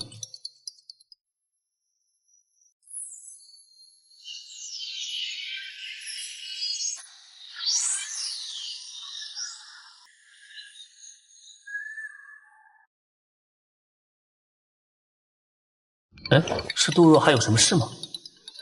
是妈呀，妈！范潇，我今天打电话到你公司去了，他们说你早就辞职了，怎么回事啊？嗨，甲方太难伺候，就辞了。你为什么要骗我啊？是不是嫌妈管你太多了，还是嫌妈照顾弟弟妹妹没有关心你啊？没有，这不是怕你担心吗？我最近有点忙，没时间过去。你都辞职了，还忙什么呀？既然你闲着，就过来待段时间吧。我们很久没有见过面了，你妹妹小玉啊，也成天闹着要见你。妈，我真没空，忙着和女朋友玩，现在正在约会。女朋友？啊？真的？当然是真的，你不信我发张照片给你看。那你发过来吧，正好我帮你看看合不合适啊。啥？好，您稍等，我就客气一下。我妈怎么还当真了？这下怎么办啊？那帮个忙。演女朋友？一起拍张照就行，当个挡箭牌。那个，还是我来演吧。啊，姐姐她不喜欢男生触碰自己。我确实不喜欢男生触碰，但从来没有排斥范笑。难不成白痴他？白痴，我来就可以了。还是我来吧，姐姐你的表情太冷淡了，估计不怎么讨阿姨喜欢。白痴，一下就试出来了。那麻烦你拍张照了。好吧，真麻烦你们俩了。那你可得多请几段。姐姐，没问题了。嘿嘿。总算应付过去了。下次我妈再打电话问，就发和陆西宁的合照，说前一个因为不合适已经分了，这个正在花时间追，如此又能拖一段时间，简直完美。啊！好了，出门吃饭。总觉得那家伙在谋划什么。吃饱后进副本吧。好。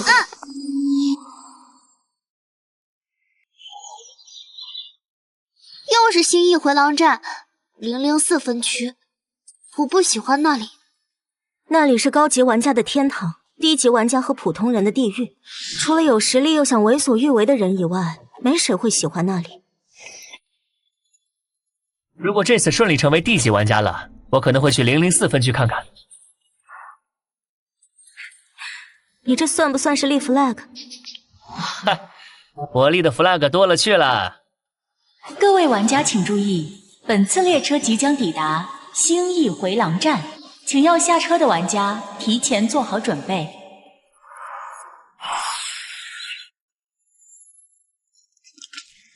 好多人啊！一般副本都是那么多玩家吗？这次参加副本的玩家数量这么多，这么多人应该没法集体行动了。和陆家姐妹组队行动应该没什么问题。疯狂动物园副本已开启。背景介绍：陈院长是位善良的动保协会成员，哪怕是面对会让人产生强烈不适的奇形怪状的动物，他也会一视同仁。为了给这些动物们一个温暖的家，陈院长推翻了此地的旧设施，建造了这座动物园。他细心地照料着所有动物们，和他们玩着互动游戏，10年如一日，不曾有丝毫懈怠。动物园也变得越发出名，慢慢吸引了来自各个地方的游客。副本任务已发放，提示如下。啊，副本名字好像跟动物园名字不一样啊，不是新义城动物园吗？确实，虽然没规定必须一致，但白芝注意到的地方可以重视一下。另外，你们发现没有？游戏提示里说夜晚不能外出，又说集齐10枚徽章后可以外出，而集齐10枚徽章就可以直接通关副本离开的，没必要继续留在这里。所以我推测，集齐10枚徽章很可能是完成第2个副本任务的前置条件。没错，以此来推理，这座动物园的一些秘密可能要在晚上才会呈现出来，白天恐怕找不到什么有用线索。不过还是先进去看看再说，光凭几条游戏提示推理，很容易因为信息不完整而出错。看起来和地球的普通动物园差不多，白天果然看不出什么吗？投喂用的食物，请在此处购买。上好的饲料只需要1000游戏币一袋。1000？老头，你抢钱呢？投喂用的食物只有我这里有，其他食物动物们都不会吃的，你们爱买不买。不过我可得提醒你们，好朋友徽章只能从动物那里获得，而想要动物把徽章给你，你必须得先完成1次投喂，让他们舒服了才行。1000游戏币对1级玩家来说可不是小数目，而且这人也不一定就是陈园长，专门骗人的也说不准。你就是陈园长吧？没错。这个动物园能有多少动物？万一数量有限，我们这么多玩家，怎么可能每个人都凑齐10枚徽章？这是你们自己的事，跟我没关系。我只提醒你们一句，每只动物每天上线送出3枚好朋友徽章，能不能抓住机会，就看你们自己了。或者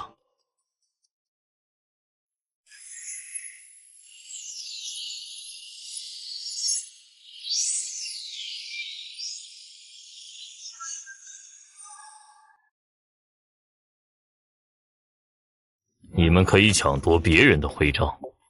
什么？这抢别人的？陈园长的意思是，副本限制对他和动物出手，却没限制玩家私斗。抢夺他人徽章是不违规的吗？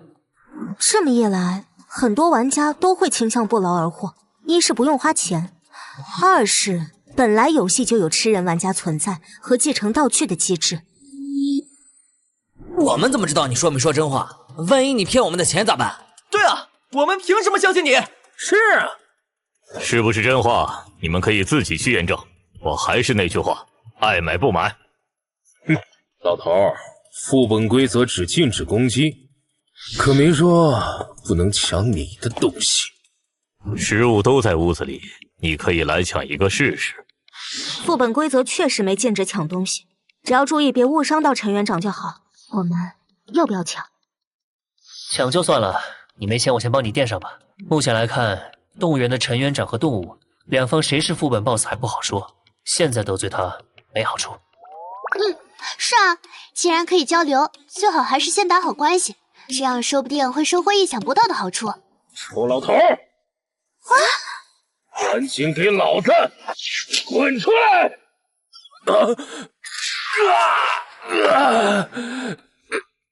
居然毫发无伤，难道那木门？还是说房子是道具？要买的就来买，不买的就离开。怎么办？再看看。给我来2袋。我要1袋。哎，陈园长，你说任务需要完成孩童的心愿，那这个动物园里有没有孩童啊？这里只做食物生意，不做情报生意。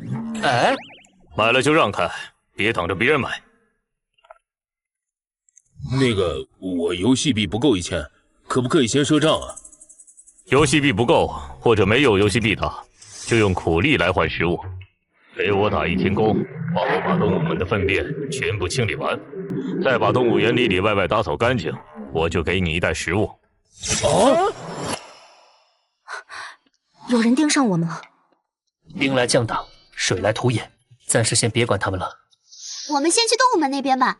每只动物每天只会送出3枚徽章，我们必须要抓紧时间才行，可不能被其他人抢先了。3枚徽章，你们说会不会早中晚各送1枚？如果是这样，3餐跟我们人类一样的习惯，说不定这些动物原本都是人类。是人类也不足为奇，说不定都是进化失败的进化者。别忘了副本的背景介绍里提到过，陈园长养的是一群奇形怪状的动物。那这座动物园确实够疯狂的。万有引力，终于舍得出手了。回城，动手！我见好雨，五体自然。手忙脚乱。身体燃烧起来了！无尘车，什么？还有后招？可恶，看不清他们在哪儿了。找到了，就是这个方向。制毒大师，锁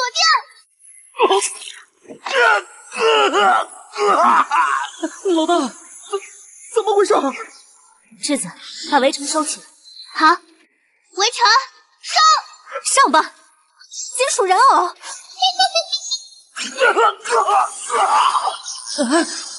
居然毫发无损的干掉了老大！我可不想随便死在这里！快跑！记住他们的相貌就好，省点力气吧。可是，别忘了，玩家之间是可以互相抢夺徽章的。这就是你不出手的理由吗？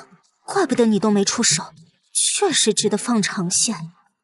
自己赚钱跟抢钱，当然是抢钱来得快吧。而且是他们先不长眼对我们出手的，只是抢他们的徽章已经很仁慈了。好像说的没什么不对。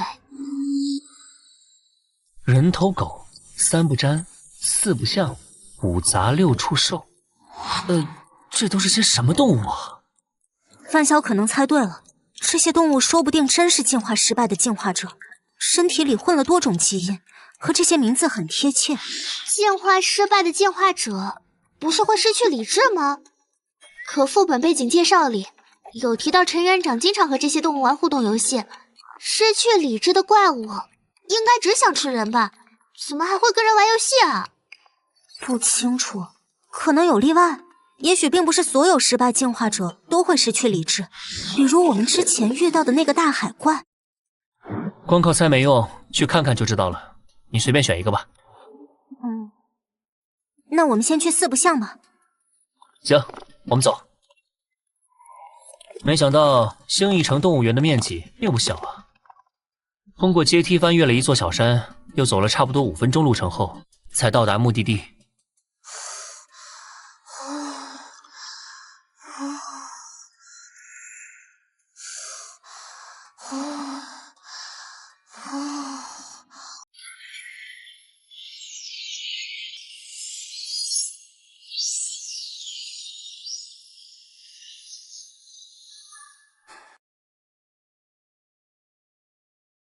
这是什么呀？世界上哪有这么奇葩的动物？绝对是失败进化者没跑了。你们注意一下，离我的距离不要超过5米，我能保护你们。啊？这里有提示立牌。这是什么意思啊？是让我们跟这只猩猩玩游戏吗？估计是吧，先进去看看。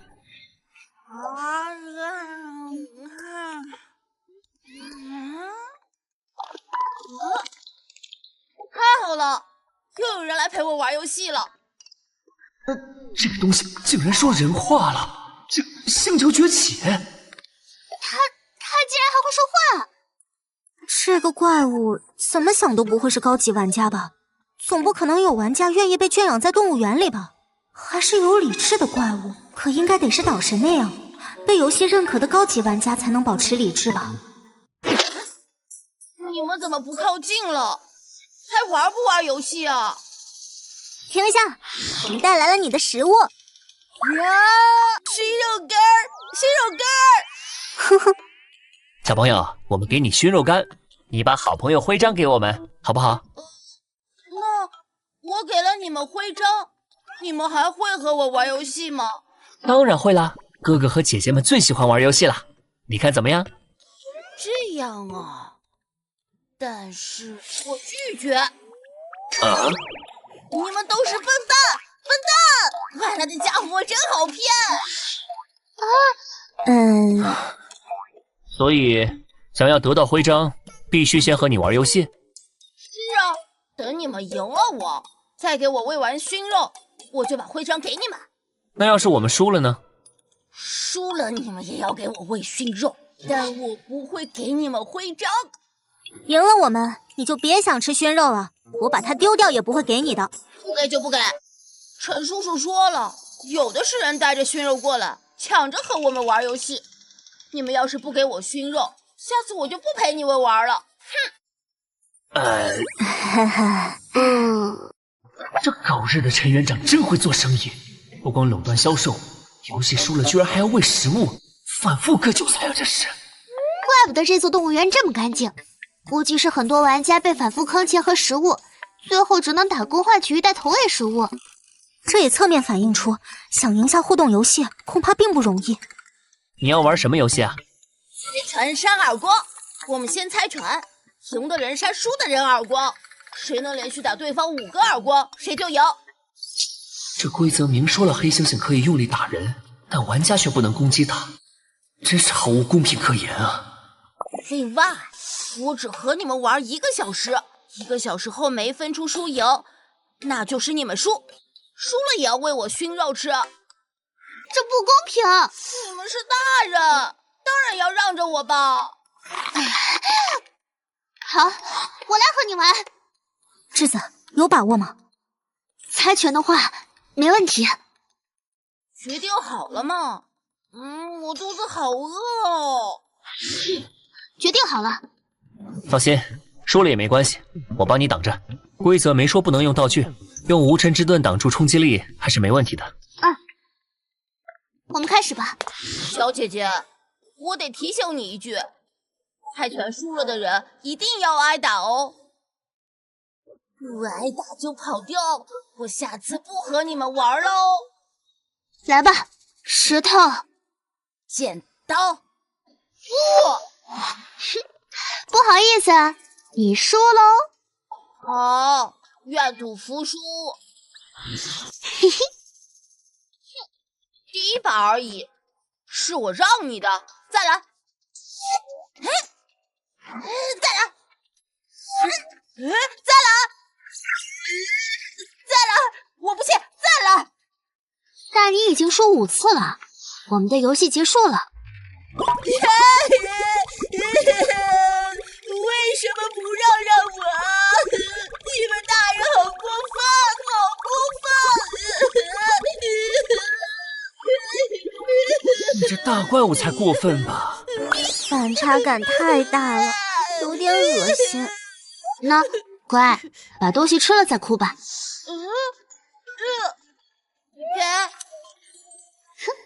第一枚徽章搞定，我们再来一局吧。好，这回我肯定会赢你。石头剪刀，石头剪刀。为什么赢不了啊？这个副本好简单啊！姐姐，饭香，给。谢谢。我觉得第2个副本任务完成孩子们的心愿，可能与这些动物有关。那只动物的嗓音听着跟儿童一样，会不会其他动物也是这样呢？他们会不会就是所谓的孩子们？我也觉得很有可能跟孩子沾边。目前只有黑猩猩是儿童嗓音了，但要是其他动物也这样，那孩子8成指的就是他们。就是不知道这些动物的心愿是什么。黑猩猩很喜欢玩游戏，如果其他动物也和他一样，估计孩子们的心愿就是和人玩游戏吧。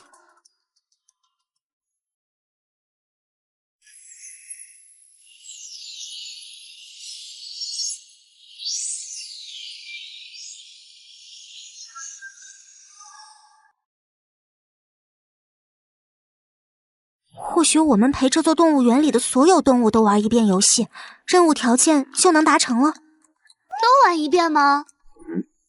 目前看来，不仅动物有问题，我看陈园长8成也有问题。啊？说不定他表面是动物园园长，背地里却是个科学怪人，喜欢搞人和动物的融合研究。这里的动物，搞不好都是他的杰作。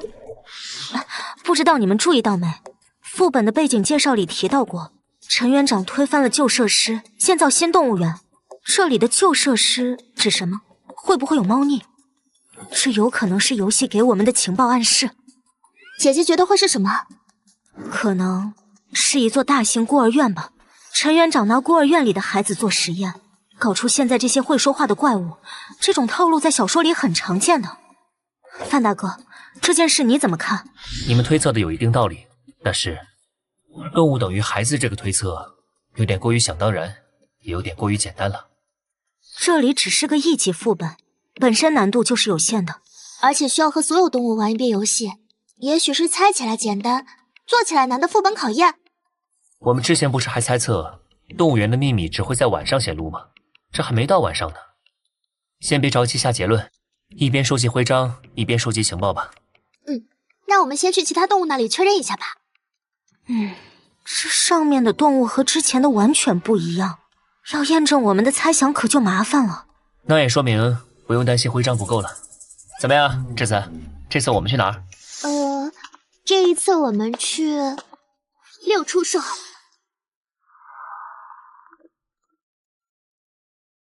就是这里了。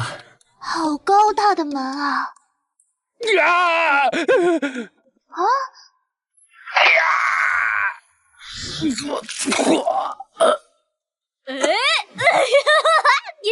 输了！大人都好弱啊！快给我熏肉干！快把熏肉干给我！我给你个头！你居然骂人！好不要脸的大人！你们给我滚！我这里不欢迎你们！怎么办？就这么离开吗？我们回去，动手干掉他，把徽章全抢过来。啊，你确定？规则不是不允许吗？狗屁规则，就是唬人用的。之前我去的那个副本就是，规则很严酷，但有人违背后却屁事没有。副本就是在赌你不敢出手。啊！好，那就一起上，一起发财！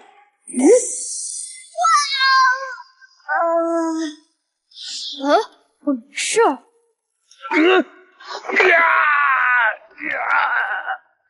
什么情况？救救我！好疼啊！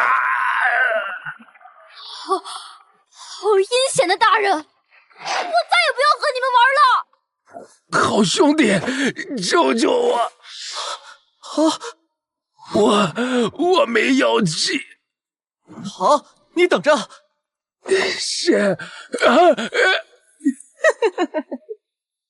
怪我，那你来，你也会这么做的。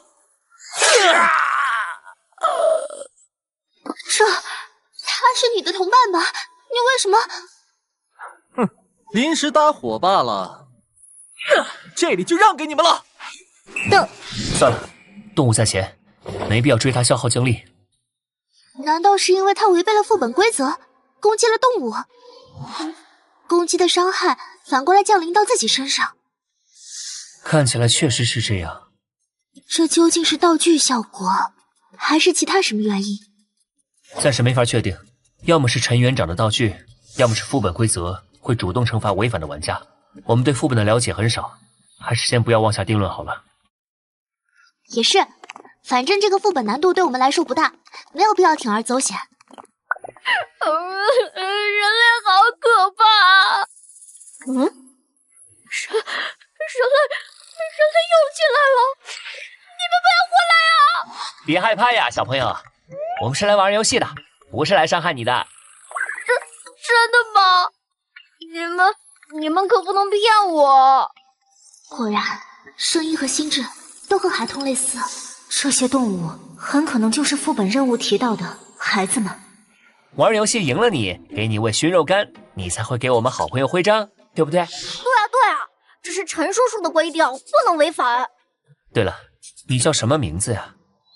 我才不告诉你呢！陈叔叔说不能把名字告诉你们这些外来人。你悄悄告诉我好不好？你悄悄的跟我说，你的陈叔叔又不知道。不行。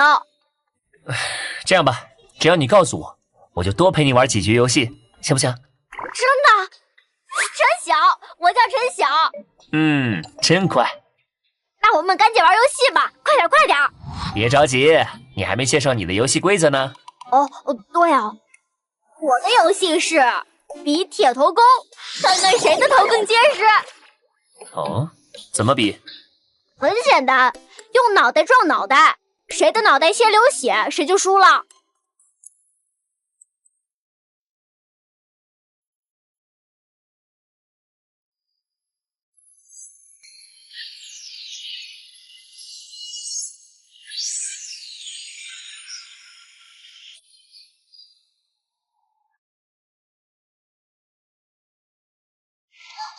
跟他撞脑袋，肯定是我们先流血啊！栀子，上吧，交给你了。你之前不是挺兴奋的，一直想和动物玩游戏吗？姐姐，你就别数落我了，人哪能撞得过牛啊？要不我们去其他地方吧？不行，你们必须和我玩，不许耍赖。放心，我来和你玩。好呀！范潇，你放心交给我吧。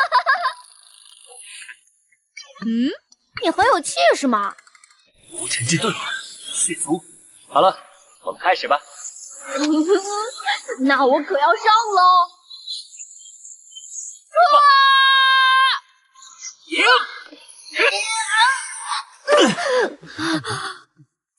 无法无伤，怎么会？再来！可你已经输了。什么？你流血了。咦，好像真的流血了，但怎么一点也不疼啊？你这么身强体壮的，一点小伤口不会疼的。该吃肉了。嘿嘿，谢了。来，我们再来吧。好，这次我一定要有。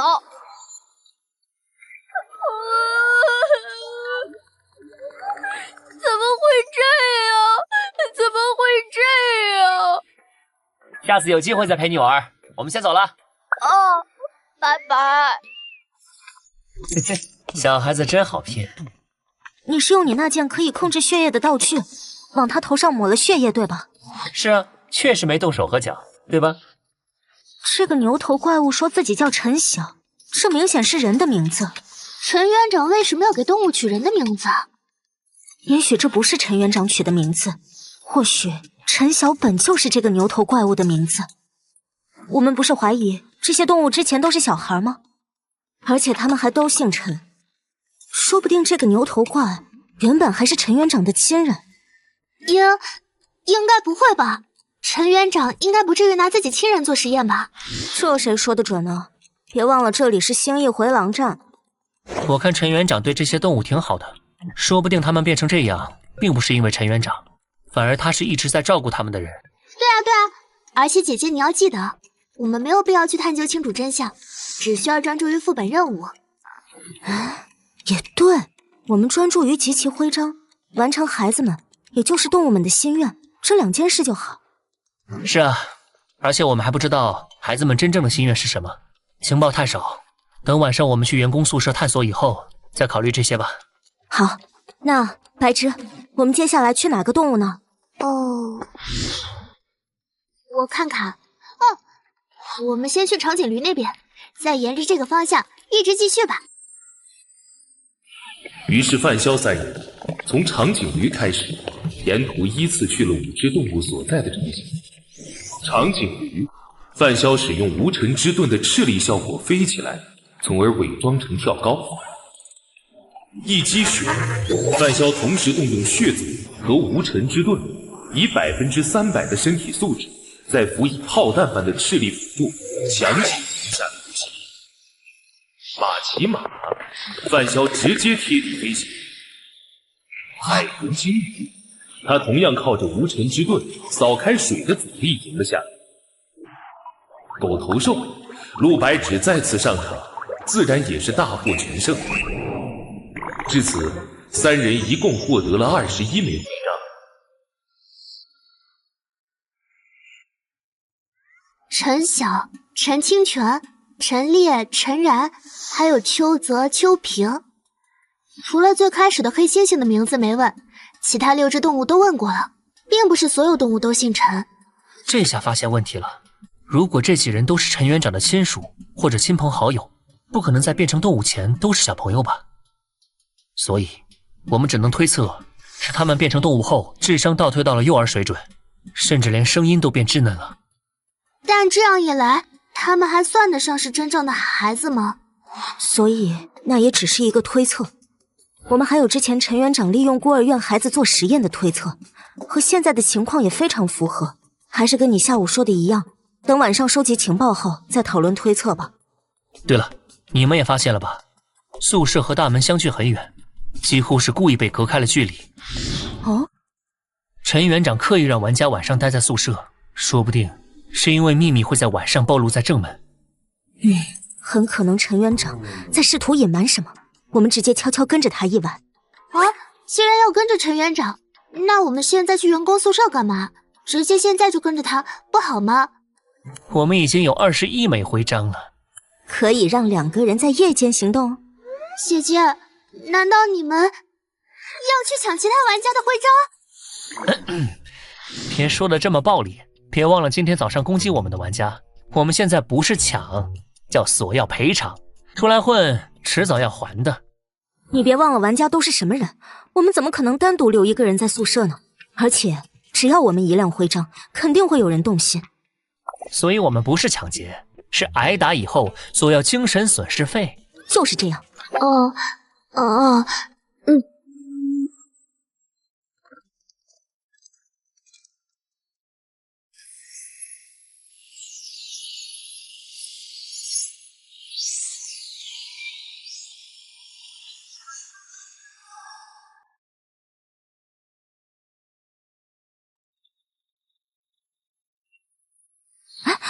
那边。那2人是？上，控制住他们。万有引力。怎么突然身体变得好重？血族是。糟糕！好久不见啊！是你吗？你们已经中了我的道具，现在我动一下念头，就能让你们死。识相的话，就把徽章交出来。你得保证不杀我们，否则你什么也得不到。真要杀你们，白天你们就跑不了了。白天放走你们，就是为了现在抢你们的徽章。只要徽章还没凑齐，就不会动手，明白了吧？怎么了？发生什么了？这是在当众抢劫？好像是那2个人白天抢了他们，现在报复回来。嘿，我提醒你们，我手里有吐真剂，要是敢藏着徽章不交，被我问出来了。好吧。哼，算你们识相。20、21、25，我们快要凑齐30枚徽章了。运气好的话，明天早上就能通关副本了。已经25枚了，这么快？收起来，别那么傻。哎呀，太多了，有点兴奋呢。这里不安全，我们快回宿舍。溜了溜喽！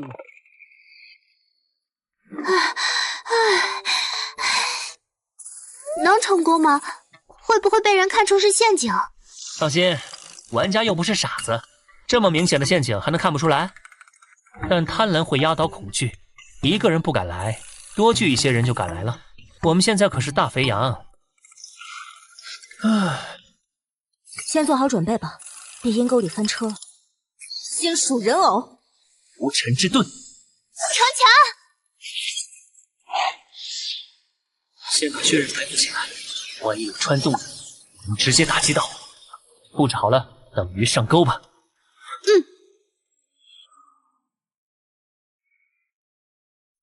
推手伪造的请假条，去来了，是道具。请假条，精神干涉类道具，但是只影响注意力的集中点，不影响身体的其他动作，那就没什么用了。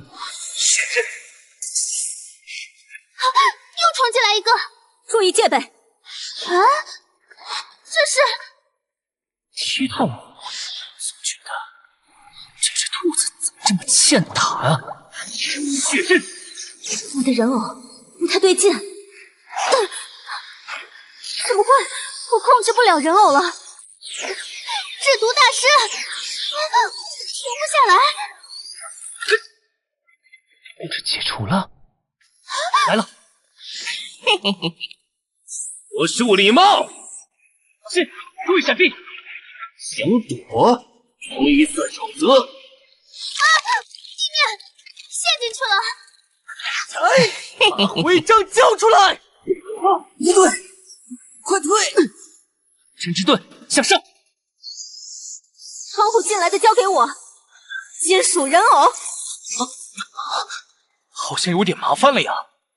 门口的几个，我来解决。什么？血族血液控制。不好，那个玩家有闪避道具，玩偶打不中他。快跑！姐姐，手忙脚乱。制毒大师，糟糕！都解决了吗？还有扔兔子玩偶那个没进来，让他给跑了。别管他了，这里有5名玩家，就算每人只有1枚，也足够凑齐了。那么，你们是想挨揍，还是乖乖交出徽章？交，我们交。赚了！让人强行注射的纸条，让人强行攻击的玩偶。按照游戏定位，这属于强控技能，能瞬间扭转战局或者抢占先机。精神干涉类的道具真危险啊！也许这次副本完了，你也能得到1件。他们的徽章还挺多的，拿到了11枚呢。不知道多收集一些，能不能提高副本评价？怎么抢上瘾了？不劳而获，确实挺上瘾的。比起徽章数量，应该是通关时间更影响副本评价。为了收集徽章延长时间，算是本末倒置了。既然如此，我们抓紧时间吧。你们拿着，这样每个人都有10枚以上徽章，可以在夜间自由行动了。确实得抓紧时间了。陈园长可能在9点会有动作，我们现在赶过去。这是时间紧张，我直接带你们飞过去，准备好了吗？原来你能带人飞啊！能带，但消耗挺大的，不是紧急情况一般不用。我们要不要再靠近一点？光线太暗了，远了看不太清。姐姐，我们还不确定陈园长是否危险，还是暂时别靠太近了，被发现了就不好了。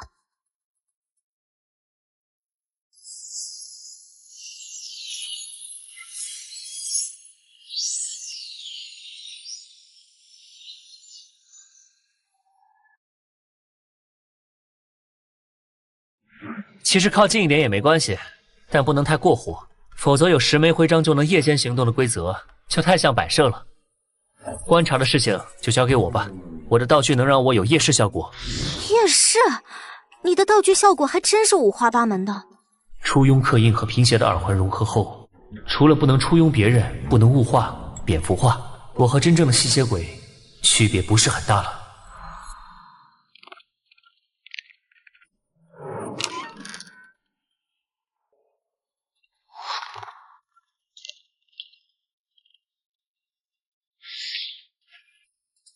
这是之前我们见过的玩家。总之，先跟上去吧。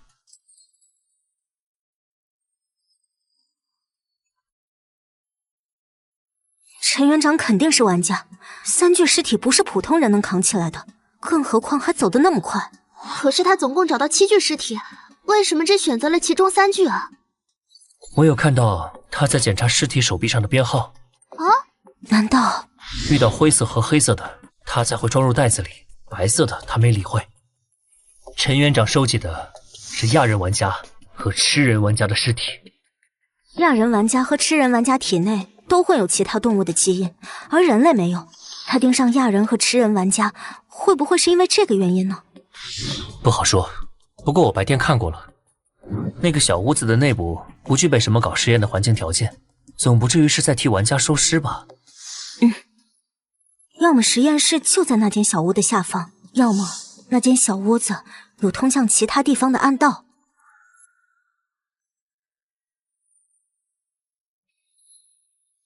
人不见了，我们过去看看。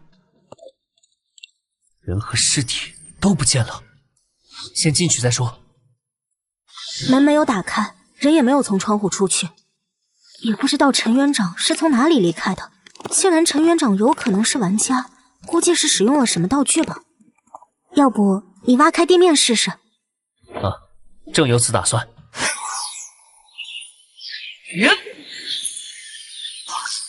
现在还真有猫腻，再加把劲儿。成了，我先去确认安全。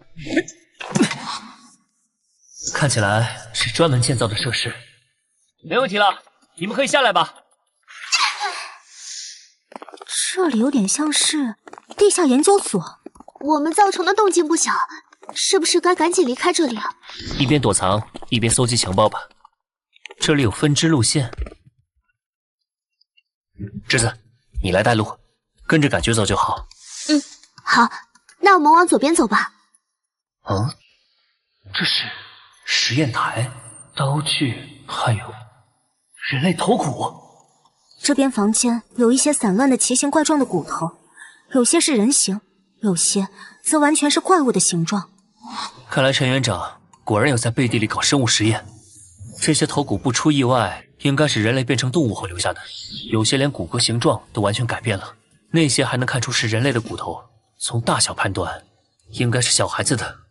不管这里之前是不是幼儿园，根据现状基本可以确定，这处地下研究所曾经在搞很残酷的人体试验，牺牲了很多小孩。可恶！姐姐，啊，那个那里好像是档案室啊！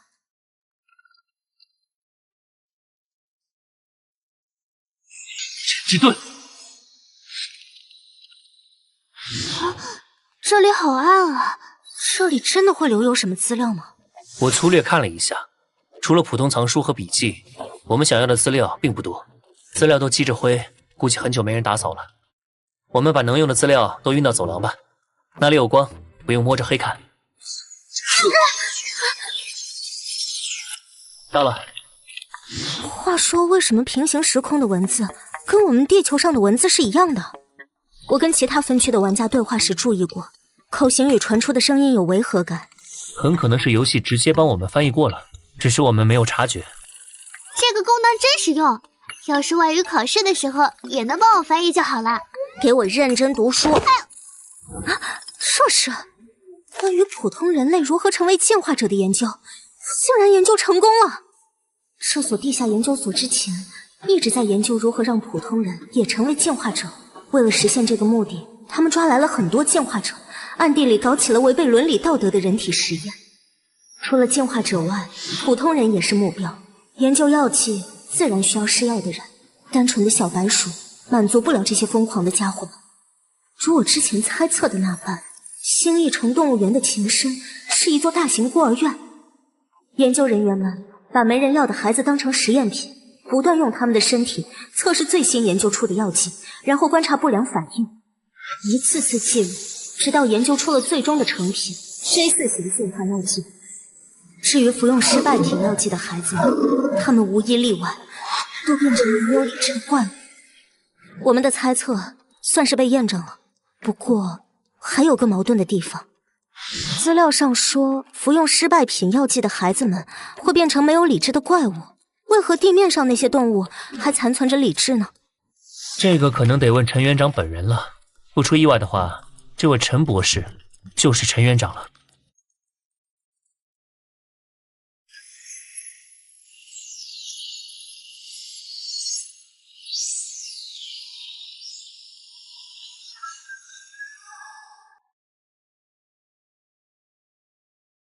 哇，超大号的，都可以装下一个我了。你都往储备空间里放了些什么呀？个人隐私，别打听了，赶紧干活吧。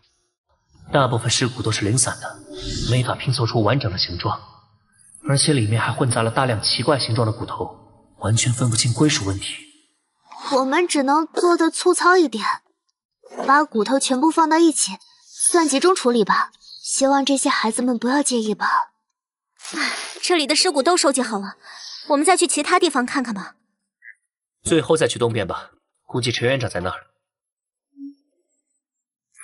好了，收集到的尸骨就先送到外面，然后去东边看看吧。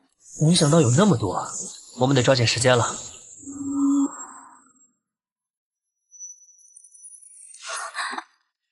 怎么办？要破坏这道封锁门吗？可是，万一这是早上那个反弹伤害的道具，破坏门说不定会中陷阱。要不我们破坏墙壁吧，把这里的墙壁全给它砸烂。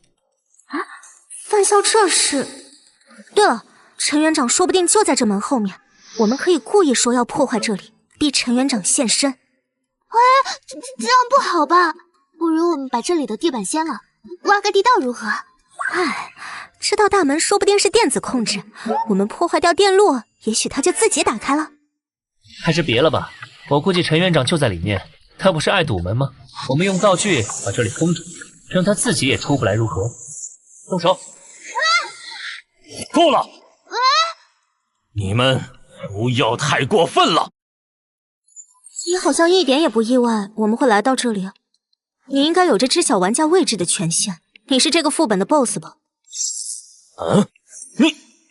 你们给我滚出去！你让我出去，我就出去？你在教我做事吗？只要不攻击你，你就奈何不了我们吧？所以，我们凭什么听你的？站住！知道我是副本 BOSS， 你们还敢这么放肆？不要逼我出手，玩家我也不是没杀过。哼！你们到底有什么目的？就进去看看，只要你不阻止，我们就和和气气，也不会搞破坏。这个地方对你很重要吧？我们真的就是进去看看。你要再拦我们，我们就用道具毁了这里。我只是在这里做一些研究而已，你们要进去看可以，但别损坏里面的设施。只要能保证这点，我可以让你们进去。你是副本 BOSS， 难道不知道我们的第2个副本任务是什么？副本 BOSS 也不是持有所有副本权限，有时候游戏会给玩家发布些我不知道的任务。也就是说，收集徽章不能攻击动物的规则是你定的，你为什么不制定些对自己更有利的规则？制定副本规则没那么随心所欲，进化游戏要是不认可，你制定了也没用。那你是怎么让这座动物园成为游戏副本的？副本的诞生可不是我能决定的，我只不过是因为和这里联系密切，幸运的成为了副本持有者。我知道你想问什么，就别白费心思了。你想知道的情报，我也想知道。唉，那好吧，把门挪走吧，我们进去看一圈就出来，否则我们搞破坏，你也拦不住。好吧，我跟你们一起进去。那些就是你研究出的理智恢复药剂？你们连这个也知道了？我们的任务是来探索真相，都闯到这里来了，自然不会毫无进展。怎么有胆量拿孤儿院的孩子来做实验，害死那么多人，却没胆量让人知道吗？你说什么？你们这些外来的玩家没经历过之前的事情，看法很片面，根本没资格对研究所的过往做出任何评价。你的意思是本世界的玩家就可以？你们本世界的玩家攻陷了研究所，抢走了失败品药剂，然后用在了你的家人身上，把你的家人全部变成了怪物，就跟你对孤儿院的孩子们做的事一样，你接受吗？他们就是一群疯子，一群没有理智的蠢货，一群只知道发泄欲望的侏罗。我们牺牲那些孩子做实验，是为了完成伟大的事业，是为了让这个世界变得更加美好，而不是出于我的私欲。但那些玩家做了什么？他们为了发泄自己的私欲，抢走药剂，到处害人，把大量无辜的人牵连了进来。他们就是一群疯子。哼，既然觉得他们是疯子，你还主动去招惹他们？不用把自己摆在冠冕堂皇的位置，我们可不会因此而高看你一眼。你们要看就赶紧看吧，看完了赶紧出去。好的，好的。难缠的家伙，这些人骨是什么？是上次副本开启时死掉的玩家。你们好像在找孤儿院儿童的遗骨，这里没有，毕竟他们的价值已经耗尽了。你没必要跟他说太多。既然如此，我们就不打扰你恢复药剂的研究了，先走了。你就做着有一天亲人们会全部恢复过来的美梦，困在这一辈子吧。我们要不要干掉陈园长，也算是为这些死去的孩子报仇了。副本结束前不能伤害陈园长，副本结束后，我们不是低级玩家也留不下来。而且，干掉了陈园长，这座动物园里的动物怎么办？他们需要陈园长的照顾。唉，现实真是让人无奈啊。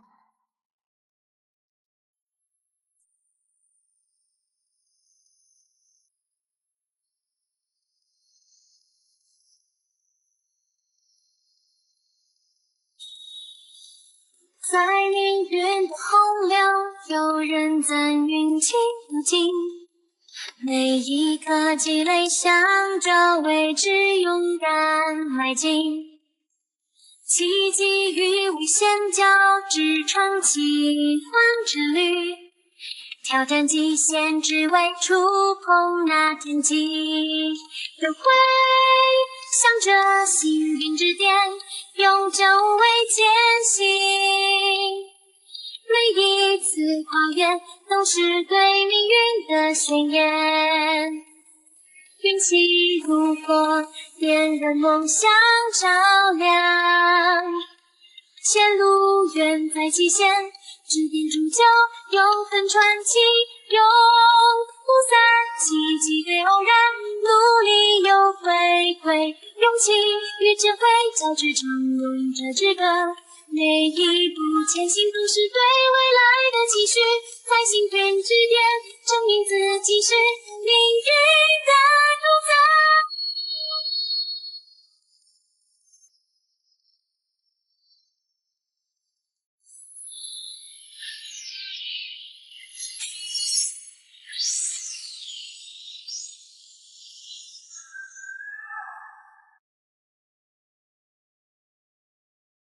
多想了，白日，我们只是见证者，不是历史本身，别陷进去了。历史吗？这丝药剂的诞生确实算是历史性的事件了。这些孩子是历史的推动者，但也是历史的尘埃。你们不愧是两姐妹，都说了别伤春悲秋了。题外话，等做完正事后再说吧。先把尸骨带回动物园，看看我们的猜测对不对。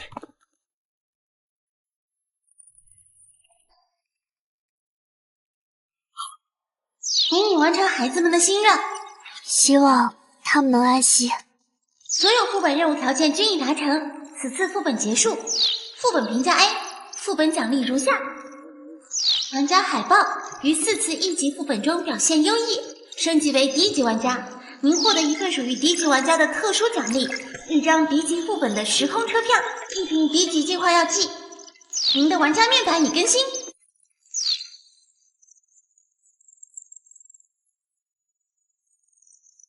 您的等级提升到D级，获得1次天赋提升机会，是否使用D级玩家还真被我给猜对了。1级道具兔兔公爵已发放，道具背景故事如下，道具效果如下。之前在员工宿舍就被人用这个东西偷袭过，该说不说，这强控类道具确实好啊。看你的表情，得到好道具了吧？算是吧，除了道具外，玩家等级也提升了。啊，对了，你们也没被传送走。我们虽然完成了全部副本任务，但这个副本的关闭时间还没到，所以只要不主动选择离开，暂时还是能留在这里的，就是去不了副本外的世界。范大哥，你成为D级玩家了。D级玩家和1级玩家相比，有什么变化没？最明显的变化就是可以同时装备4件道具。哇！而且游戏还给了升级奖励，1张 D 级副本的车票和1瓶 D 级净化药剂。除此之外，新增了个世界地图权限，就是可以在副本结束后自由选择是否前往副本外的世界分区。对了，这次你们回去后可以自己先去做副本，白芝你就不用等我了。那个，我不是还在被你雇佣吗？雇佣关系先暂停，这次我不跟你们一起回去了。啊？我要去一趟004分区。这些孩子生前都是孤儿，也不知来自何处，该葬于何处。我想了想，还是为他们举行一场海葬，希望他们最终都能飘回自己的故乡吧。除此之外，别的世界分区是什么情况，我一直蛮好奇的。刚好可以趁着这个机会，好好去看一看004分区的现状，顺带还可以去看望下李文栋父女如何了。那大概多久会回来啊？放心，不到1周就会回去。我只是去看看，相当于旅游，能待多久？刚好趁我不在，你们多去做几个副本，争取早点升级为D级玩家，然后大家再一起组队。我会的。啊，对了，这些1级药剂我用不上了，你们俩谁有需要就用吧，尽快提升实力。我不缺，我的进化率本来就是26%，这次副本奖励还给了2瓶，足够了。既然如此，就给白芝吧。这算是预支工资，赶紧加油，赶上来吧。把研究资料留给了陆家姐妹，希望她们能顺利带出去给特使局，这样能换来不错的好处。我也该试试新的进化药剂了。进化率涨了3%，也不知道D级玩家的极限进化率在多少。0%之后的进化似乎不再是单调的力量、反应、体力等的提升，还有一些精神力和抗性的提升，真是严格又实用啊。您获得1次天赋提升机会，是否使用？没什么好犹豫的，提升天赋杀戮天使。天赋杀戮天使提升中，提升完成。您的杀戮天使获得新的原罪暴食，备注已提示，备注2已提示。七七获得了自主性，也好，毕竟我不是机器，总有松懈的时候，算是变相的保命手段吧。还有暴食这个天赋，意味着七七每夺走1条生命，就会让我的精神上限和它的强度更高，好像不太适合我。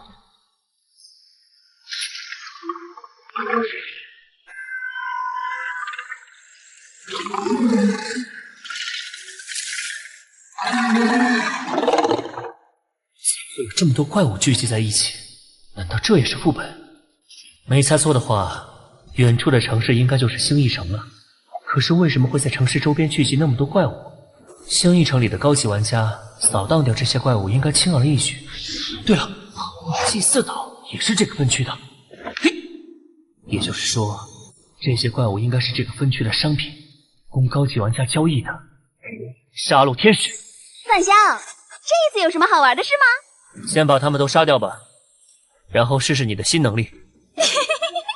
七七最喜欢玩玩具了。怎么老是这种玩具？算了，总比没有好。七七卷袖子，帮着怪物撕肚子，戳脑子。七七是个好孩子。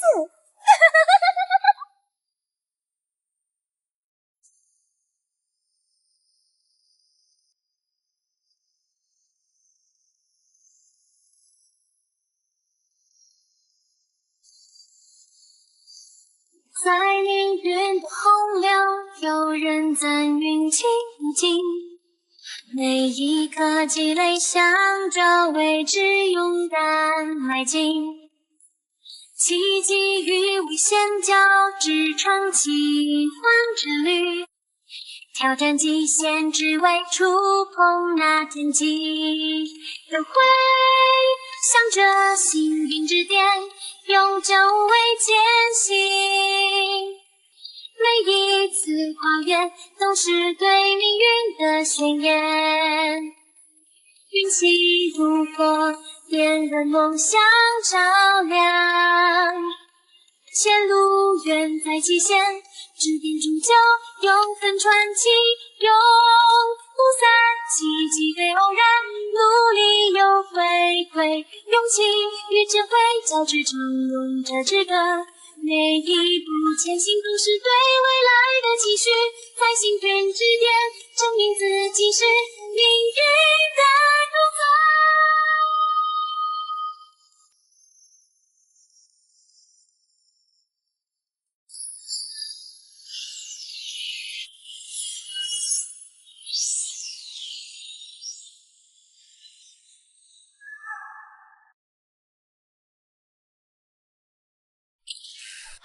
好像是有一些精神反馈，但不多。几十只怪物才增加这么点精神上限，果然怪物的精神都很弱。正是因为没有理智，精神脆弱，很容易就会被精神的手段所操控，才会成为商品和工具。范香，我们去那边吧，那边还有玩具。撕开丑八怪有什么意思？看见那个地方没？它叫星翼城。等你什么时候变得更强了，高级玩家见一个撕一个，我就带你去那里面撕个痛快，撕个够。总算安抚好范七七了，不能忘了这趟的主要任务。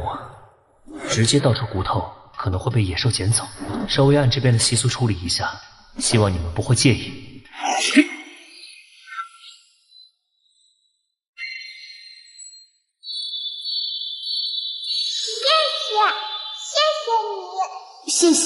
谢谢你。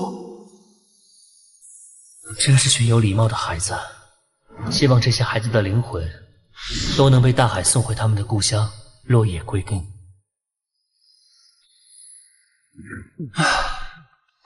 还好范七七的冷却时间减少了，没有个保命手段，真不敢在004分区随便晃悠。除去花掉的8天，后续在副本里攒了3天运气。接下来可以去看望李文豆腐女了。给我指个方向吧，我记得那边是……会长，已经调查清楚了，岛神那个家伙是被一位玩家给随手秒杀的。随手秒杀？岛神虽然进化出了问题，变成了怪物，连带脑子也变得不灵光了，但好歹也是个 B 级玩家，他的基础实力摆在那儿，我们这里有能秒杀他的玩家？不是我们004区的，是一位路过的玩家，灭国。灭国？怎么会去祭祀岛？他不是在旅游吗？我们004分区可不是什么旅游观光的好地方。祭祀岛可是具备随机副本特性，灭国因为倒霉被卷进去，这种事不是没可能发生。当然，我承认这其中的跨度实在是太扯了一点。事出反常必有妖，不过算了，本来岛神和我们的关系也不深，不是我们该关心的事。城外的民众会觉得越来越多了，我们得加紧从001区再弄一批幻想物质回来，建造新的安全区才行。这可不容易啊！现在 G08节点的世界分区逐渐增多，幻想物质供远小于求。别说我们没钱了，有钱也不一定买得到。要是我们能和001分区一样，完成对本分区的统一就好了，届时就有权限彻底融入第9维度，等展开生意往来，就不用担心钱的问题了。好了，先处理好眼前的事情吧。至于分区的统一，放心吧，我们迟早会干掉那群拖后腿的杂碎。爸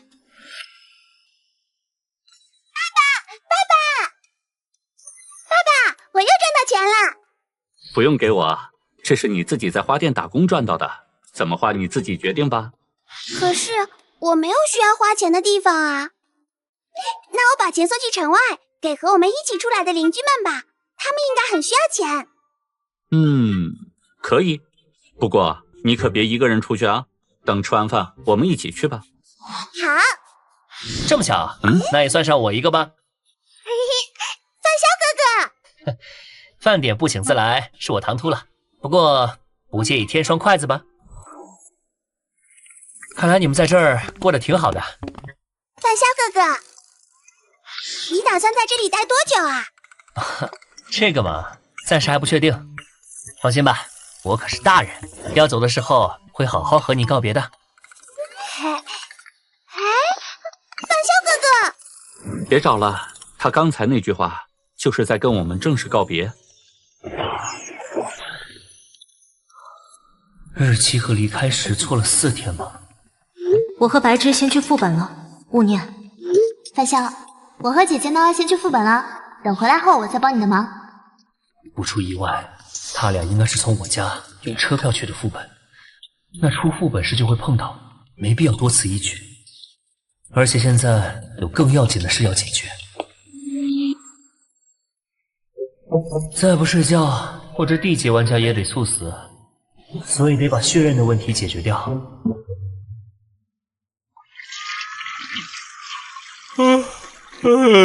终于可以睡了，希望谁都别打扰我的精致睡眠。哎呀，睡得真好，还好没人打扰我。陆家姐妹不在，难道是杜若？喂，哥，你最近怎么样？有事说事儿。这是我妹妹宋玉，我们2婚时宋叔叔带来的女儿，但是还挺亲我妈的。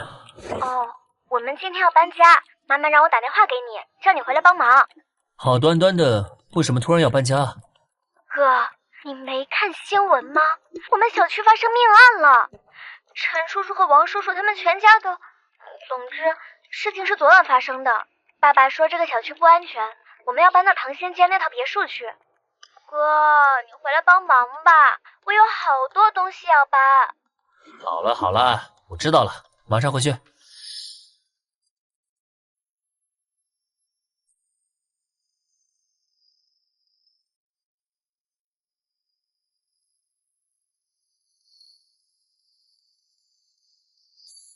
在命运的洪流，有人赞运气如镜，每一颗积累，向着未知勇敢迈进。奇迹与危险交织，创奇幻之旅，挑战极限，只为触碰那天际。都会向着幸运之巅，永久为艰辛。每一次跨越，都是对命运的宣言。运气如火，点燃梦想照亮。前路远在极限，指点铸就永恒传奇。永不散，奇迹对偶然，努力又回馈，勇气与智慧交织成勇者之歌。每一步前行都是对未来的期许，在幸运之巅证明自己是命运的主宰。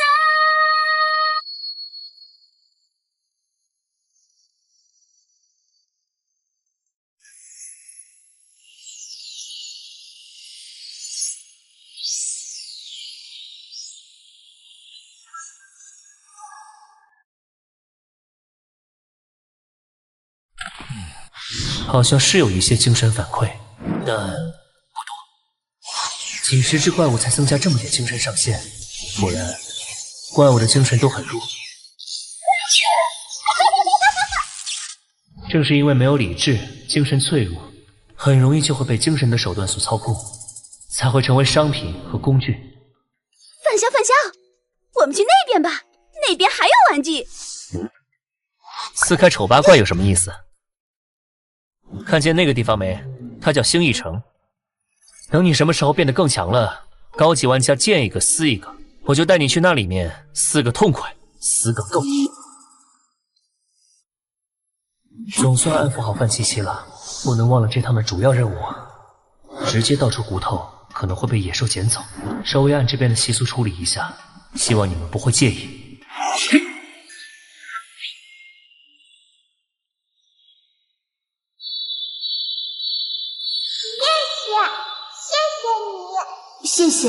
谢谢你。真是群有礼貌的孩子，希望这些孩子的灵魂都能被大海送回他们的故乡，落叶归根。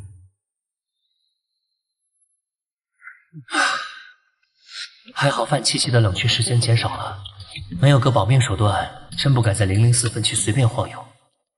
除去花掉的8天，后续在副本里攒了3天运气。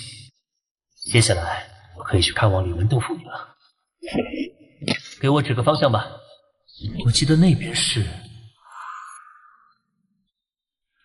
会长，已经调查清楚了，岛神那个家伙是被一位玩家给随手秒杀的。随手秒杀？岛神虽然进化出了问题，变成了怪物，连带脑子也变得不灵光了，但好歹也是个 B 级玩家，他的基础实力摆在那儿，我们这里有能秒杀他的玩家？不是我们004区的，是一位路过的玩家，灭国。灭国？怎么会去祭祀岛？他不是在旅游吗？我们004分区可不是什么旅游观光的好地方。祭祀岛可是具备随机副本特性，灭国因为岛没被卷进去，这种事不是没可能发生。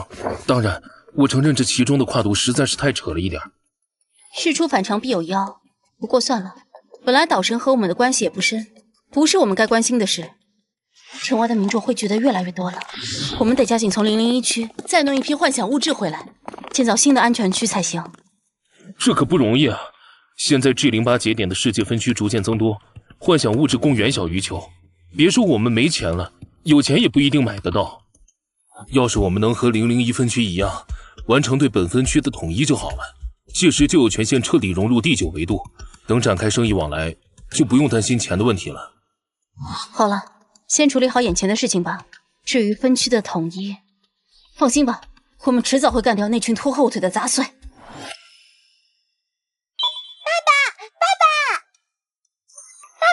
我又赚到钱了！不用给我，这是你自己在花店打工赚到的，怎么花你自己决定吧。可是我没有需要花钱的地方啊。那我把钱送去城外，给和我们一起出来的邻居们吧，他们应该很需要钱。可以，不过你可别一个人出去啊，等吃完饭我们一起去吧。好。这么巧，那也算上我一个吧。范萧哥哥。饭点不请自来，是我唐突了。不过不介意添双筷子吧？看来你们在这儿过得挺好的。范萧哥哥，你打算在这里待多久啊？这个嘛，暂时还不确定。放心吧，我可是大人，要走的时候会好好和你告别的。范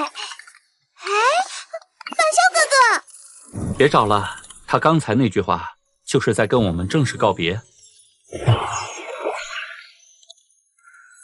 日期和离开时错了4天吗？我和白芝先去副本了，勿念。范萧，我和姐姐呢先去副本了，等回来后我再帮你的忙。不出意外，他俩应该是从我家用车票去的副本，那出副本时就会碰到，没必要多此一举。而且现在有更要紧的事要解决。再不睡觉，我这D级玩家也得猝死，所以得把血刃的问题解决掉。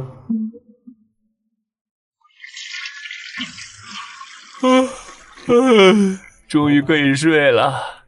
希望谁都别打扰我的精致睡眠。哎呀，睡得真好，还好没人打扰我。陆家姐妹不在，难道是杜若？喂，哥，你最近怎么样？有事说事儿。这是我妹妹宋玉，我们二婚时宋叔叔带来的女儿，但是还挺亲我妈的。哦，我们今天要搬家，妈妈让我打电话给你，叫你回来帮忙。好端端的，为什么突然要搬家？哥，你没看新闻吗？我们小区发生命案了，陈叔叔和王叔叔他们全家都……总之，事情是昨晚发生的。爸爸说这个小区不安全，我们要搬到唐仙街那套别墅去。哥，你回来帮忙吧，我有好多东西要搬。好了好了，我知道了，马上回去。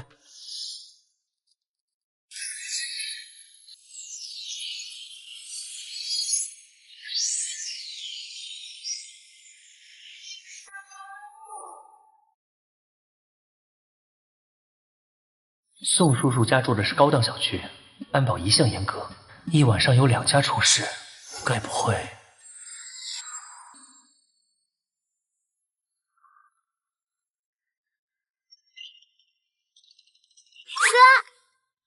哥，啊，哥，头发都要被你弄乱了！你好过分啊，哥！一般来说，哪有人会按着妹妹的头不让她靠近的？外面这么多人，我不好意思。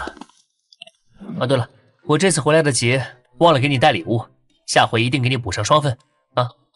那个礼物就算了吧，哥你太客气了，快欢迎哥哥回家。我暑假作业还没写完呢，谁知道范潇又会带什么习题测试卷当礼物啊？先去一趟出事的地方吧，搬东西待会儿再说。啊，要去那边？那边封住了呀，不让过去的。而且那边可是有人死了。你负责带路就好了，放心，是我看，又不是你看。你待会儿在外面等我。刚好我最近在做私家侦探，现在工作可不好找啊，算是提前锻炼一下业务能力了。那个哥，你不用工作的，我可以用零花钱养你啊。我有女朋友了。啥？她也很有钱，可以养我，用不着你。我们到了，这里是其中一家，另一家在左边，隔得不远。哦，那是。你在这里等我一下。嗯。王队长，好久不见。啊，你是范潇？最近有一段时间没看到过你了，怎么现在成玩家了，就祸害副本了？您这话说的。哥哥真的认识警察？哥哥不会是什么警察卧底吧？好了，题外话先不说了。我们初步怀疑这次案件是一起进化者犯罪案件。等到调查完所有状况确认后，就会将报告发给特事局那边。关于这方面的事，你肯定比我专业，帮我看看，到底是不是玩家干的。啊，行。这状况一看动静就不小啊。除非用重武器或者炸弹，否则人类光凭身体是做不到这种事的。另一处别墅跟这里差不多，大门也是这样被砸开的。你这种说法，心里已经肯定答案了吧？这样，你等我打个电话。喂，说吧，你又卷进什么事件了？啊，我没事，就是向你打听个事儿。咱们010分区诞生副本没？这才刚出来不久的事情，你就知道了？你从哪儿打听到的？我遇到一起案件，我猜应该是外区的地级玩家做的。这些破坏所需的力量，1级玩家应该还做不到。而我们的世界刚被卷入进化游戏2个月，能成为地级玩家的都是谨小慎微的性格，就连那个养殖组织的老板也只敢在私底下做脏活。而且杀人的方式有很多种，何必选择最会暴露身份的一种？你不来特事局真是可惜了，确实是有个地级副本诞生了，在安城下辖的一个偏远县城，不过其存在状态很古怪，并没有直接与地球的空间接轨。军方目前正在对那里进行封锁，不过玩家的手段千奇百怪，可能已经有玩家躲过封锁了。如此看来，我这边的事件基本可以定性了，应该就是外来的地级玩家做的。我最近没有积攒运气啊，应该不是我让安城倒霉的。安城要开始不太平了，帮个忙，你们应该有建立那种被特殊保护起来的居住区吧？给我4个入住名额。确实有这种居住区，我之前也跟你说过，只是名额难搞而已。那就照常，我们来个交易吧。不用交易，由我亲自出面还是没问题的。那就算我欠你一个人情。真难得啊，那我可得好好替你记着。王队长，确认了，就是玩家干的，没错。越来越乱了。放心，你们负责你们的事情，玩家负责玩家的事情。只是一开始会出现问题，乱不起来的。哥，你怎么跟警察那么熟？你是不是有什么隐藏身份？小孩子家的，别问那么多，该回去了。我有件重要的事得和你们说下。不想说就算了，我可不是什么小孩子了。哥，哥，你回来了。宋青山，你吵死了，声音能不能小点儿？小月，这里没你的事，你先去帮忙搬东西。唉，宋青山这个弟弟也很麻烦。话说，你好像又大了一圈啊。都是坚持苦练的结果。哥，咱们去练练。我这段时间呀，请了好几个散打教练，进步了很多，说不定能多给你斗2个来回了。待会儿再说吧，你保持现在的身材就好了，别再增肌了，再增会变得很奇怪。哥，你这说的是什么话？别人想增肌还增不了呢，我这可是天赋。好。对了，我听说哥你找女朋友了。哥，情情爱爱的浪费时间，我们应该把注意力放在更有价值的事情上。更有价值的事？格斗，研习更精深的格斗技巧。男人就应该干男人该做的事情。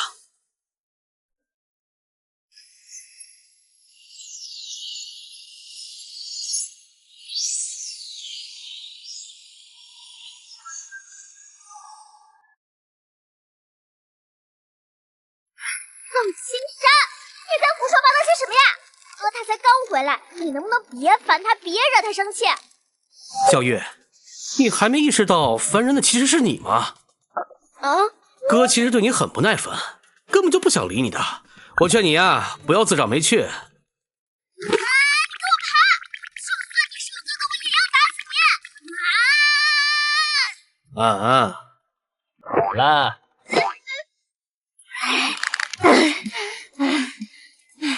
你们2个别闹腾了，先进屋吧，我有事情要说。该不会哥你准备跟爸官宣女朋友吧？啊！有时间做这种事浪费生命，还不如跟我去地下室练练。青山啊，你有点膨胀喽。哈哈，哥，你是不是最近懈怠锻炼，害怕输给我了？放心，看在你是我的引路人的份上，我会让着你点的。不用去地下室了，就在这里过2招吧。也是该敲打敲打你的脾气了。好，这可是你说的。我以前不是跟你说过，凡事不能只靠蛮力吗？糟你！糟了！躺下吧你！哎呦！我愚蠢的弟弟啊，现在明白做人不能太膨胀的道理了吧？这不可能！等等，你是怎么练的？力气怎么会这么大？跟之前比，简直脱胎换骨了一样。能不能教教我？哼，想知道为什么，就跟我进屋吧。啊！宋青山以前是个乖孩子，但自从我替他用武力惩罚了欺负他的校霸，他就变了一个人。一开始还觉得练身体挺好的，但现在已经是朝着奇怪的方向发展了。范潇，到底是什么事？这么神神秘秘的，怎么还得等搬家公司的人离开才说？对啊，这个小区太不安全了，我们得抓紧时间搬走。范潇，你也搬来跟我们一起住吧。还有你的工作问题，真真跟我说过了，这回你就别犟了，来我公司上班吧。工作的事情先不说，我们说搬家的事。像这种高档小区都不安全，唐兴街那边也不见得能好到哪儿去。我托我朋友找了个安全的小区，你们搬到那边去住好了。全天24小时都有持枪的警卫巡逻，属于有钱也进不去的小区。你是我儿子，我还不了解你，你怎么可能弄得到这种房子？你知不知道安城的房价多贵？唉，没办法，是时候给他们说一说进化游戏的事情了。虽然不想家人为我担心，但现在安城都出现了副本，再不可能没有接触了。注意裙子。咦？这是怎么回事？这样你们就能认真听我说了吧？你说什么？进化游戏玩家副本是真的？这太不可思议了！我知道你们会比较难接受，但现实就是如此。我们必须做好心理准备。哥，怪不得你那么强，力气那么大，那要怎么样才能成为进化者呀？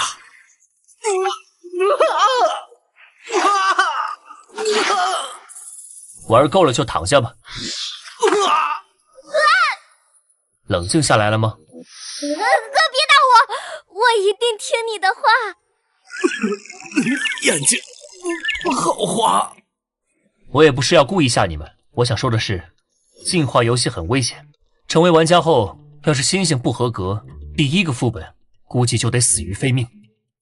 你们别看我表面光鲜亮丽，暗地里在游戏中我可是吃了不少苦头的，好几次差点被别的玩家给杀了。这么可怕的吗？那我还是晚点，等强一点再考虑吧。是啊，就是这么可怕，而且也不是你想成为玩家就能成的。不管怎么说，都得自己做好准备。哥，你说成为玩家要心性合格，怎么才算合格？我问你，你敢杀人吗？没试过，不过侠义5番进，身怀利刃有条心。遇到该出手的状况时，我不会犹豫。除心性之外，脑子也得用起来，善于思考，会提高玩家的存活率。哥，你不反对我了？现在每个人都有成为进化者的可能，不排除你和小玉也会。反对是没用的，还不如提前训练一下你们。我把特视局的号码给你们，要是你们的身体出现我说的那些征兆了，记得第一时间联系我，或者打这个电话。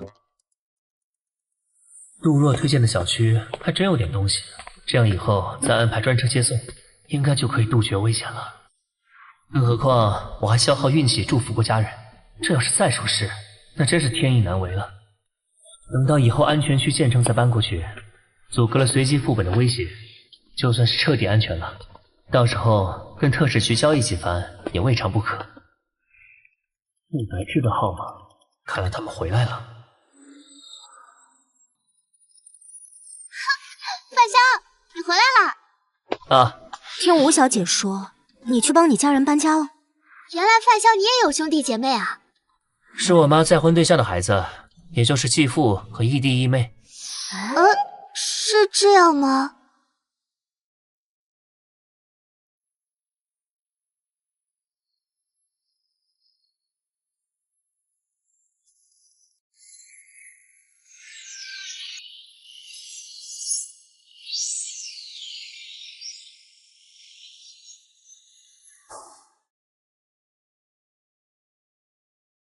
说说动物园副本之后的事情吧。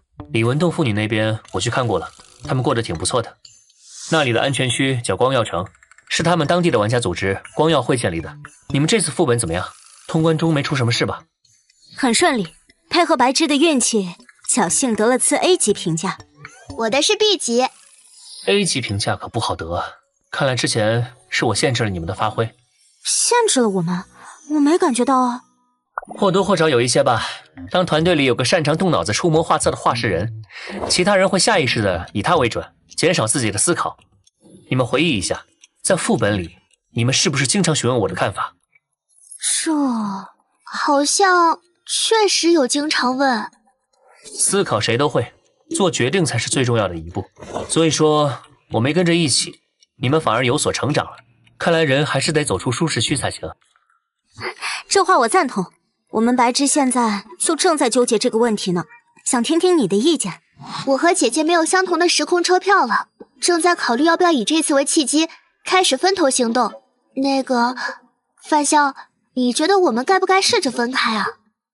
不管从客观的车票问题，还是主观的成长方面来看，你们分开进副本这件事都是必然的。不过什么时候分开行动也是有讲究的。先说说你们都有什么道具吧，我帮你们判断判断，现在适不适合。道具你不用担心，防御、攻击的道具我们都已经单独凑齐了，而且他的比我的豪华多了，担心他是多余的。哦，你有一次 A 级评价，冬梅白炽的豪华。这一次副本，我又得到一件制毒道具，和制毒大师融合后出了一件 D 级道具。现在制毒大师有一定可能随机到 D 级的猛烈毒素，而且使用限制增加到了每天10次了。姐姐说，相当于手握10次无视距离防御的致命攻击了。不止，再加上围城这件防御道具，以及上个副本获得的攻击道具，他的防攻能力可以说是堆到1级玩家的极限了。而且他本身又有 C 级治疗天赋，即便受到致命伤，也能几秒内恢复。你说他够不够豪华？哼，确实够豪华的。那你呢？我收纳群，负面状态免疫，具有力量增幅。上个副本奖励的道具和手忙脚乱融合后得到的新道具，可以让我免疫1级道具隔空施加给我的负面状态，逼对方和我白刃战。力量增幅呢，就是字面意思，可以让我时刻保持精力和体力不枯竭，同时力量上涨5倍。你们现在算是1级玩家里特别强的了，攻防一体，短板很少，单独去副本没什么问题。反正现在没有相同的车票了，不如就趁着这个机会分开行动一次好了。正好白炽这段时间需要陪着我，你不如先自己去副本试试。要不然我抛硬币试试吧。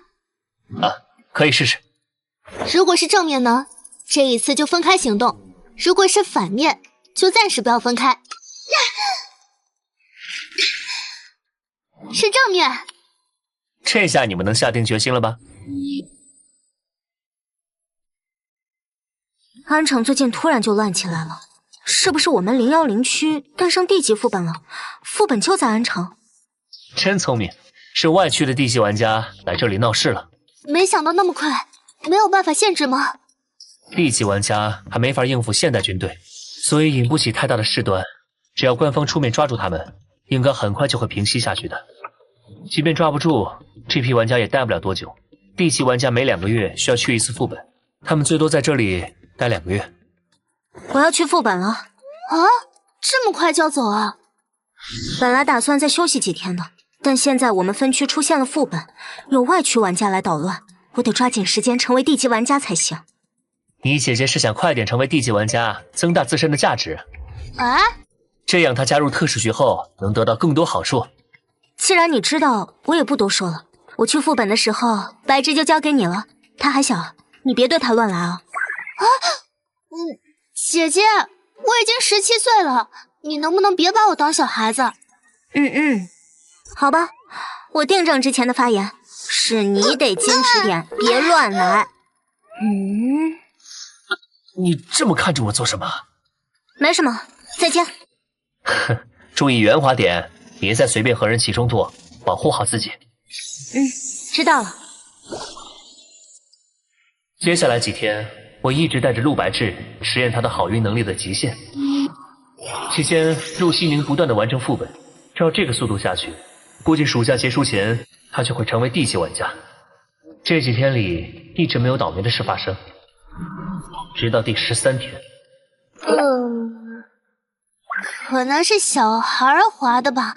范晓，你别生气啊，这可能只是刚好遇上了。哦，对，是刚好，是巧合，不一定就是你的霉运道具起作用了。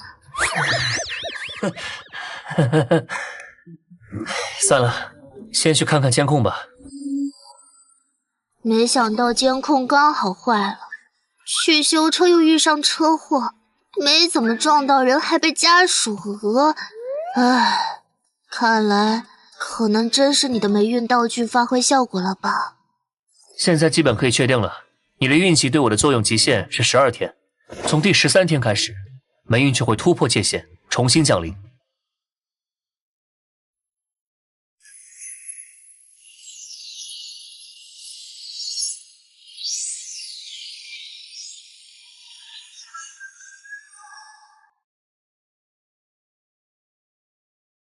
那个，可能可能这一次也是个巧合。雇佣并不是一次性的，一次到极限后，下一次可以从头开始，以后的雇佣次数多着呢。啊，真的？我骗你干什么？不过你说的也有道理，这些都有可能是巧合。毕竟人总有倒霉的时候，不能一遇到不顺心的事就赖给道具，所以再看看吧。那我们接下来做什么？先去给车补漆吧，然后吃个饭。我们一天没吃东西了，就去我们之前经常去的那家饭店吧。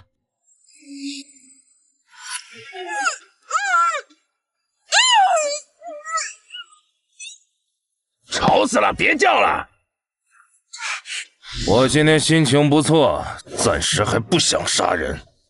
老方，兴义城那伙人的邀请，你觉得我们应该怎么回应？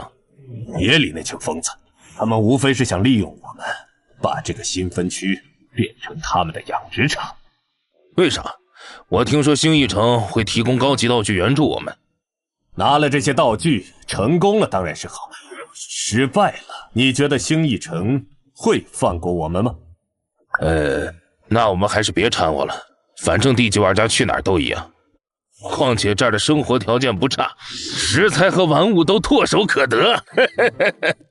话说，你从刚才开始就一直往窗外看，难道又有人发现我们了？暂时还没有，我是在物色新的猎物。我去，极品货色呀！那今晚的主菜就决定是他了。怎么了？来的路上还有零星人，而这附近却空旷无人，你不觉得古怪吗？你是说这附近有吃人玩家吗？保持警惕。好。哟，小姑娘，跟着这种小白脸多没意思，跟叔叔走，带你体验点大人的乐趣。啊，你跟他废什么话呀？直接带走就完事儿了。那老王，你去把他那个小男朋友解决掉，我就不动手了，得给小姑娘留个好印象，免得她待会儿闹情绪，坏了兴致。小子，遇上我们算你倒霉！找死！我来，去死吧！哇！竟然能接住我的拳头，难道他们也是玩家？而且我的手艺，力气挺大的嘛，你应该是吃人玩家吧？这家伙很强，硬拼绝对吃亏，必须使用道具才行。爆！不要啊！不堪一击！你这种货色也敢出来嚣张？老王居然一个正面就被抹杀，我甚至都没有出手的机会。快逃！短跑冠军！那就比谁的速度更快吧。神之盾！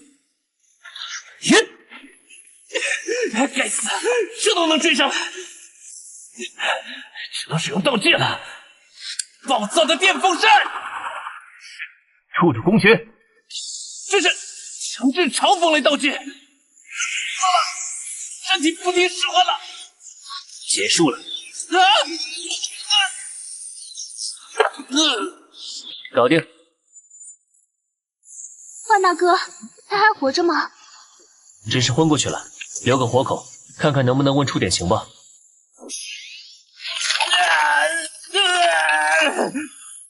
清醒了吗？现在我问你答，老实配合，待会儿可以让你死得痛快点。没想到他们就是从其他分区流窜来的地级玩家，而且还是之前8名女性失踪案的元凶。已经通知特使局了，他们的人应该很快就到。这次混进安城的玩家，大部分都是从兴义城来的，估计是想把这个分区也变为殖民地吧。报！好了，答应的给你个痛快。走吧，先去救人，还有4名女性被捆着呢。结果还是折腾到大晚上才把绑架案搞定。还是来看看获得的新道具吧。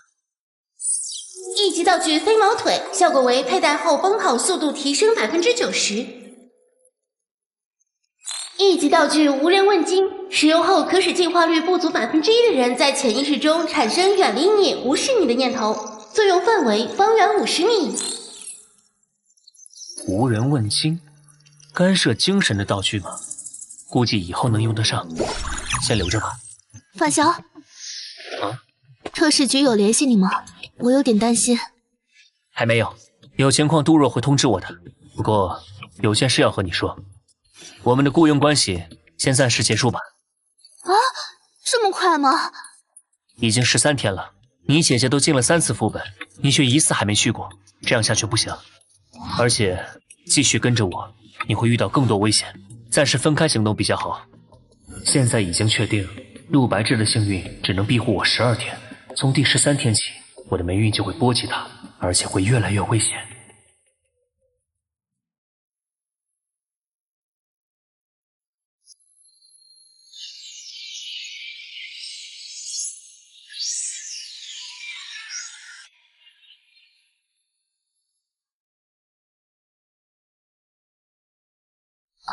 好吧。不过，你让我帮忙，真正的目的并不是测试倒霉道具吧？能告诉我实情吗？确实另有目的，但现在还不是时候，等时机成熟了，我会告诉你。哼，你当初对我可不是这么说的。当初我问你攒运问题的时候，你可从来没有正面回应过我。怎么，你现在搞区别对待？怎么会？姐姐，你回来了。这次副本如何？玩家等级提升了没？拿到了 B 级评价，但等级没变，估计在下一次副本就能升级了。对了，白痴暂时不能借给你用了，我们出来时和爸妈说好，1个月后就回去，明天该动身了。这不正好？我刚和白痴说，暂时不需要他在我身边帮忙了，你们按原计划回去就好，不用顾虑我。回去报个平安，以后想过来随时都可以，不必拘束。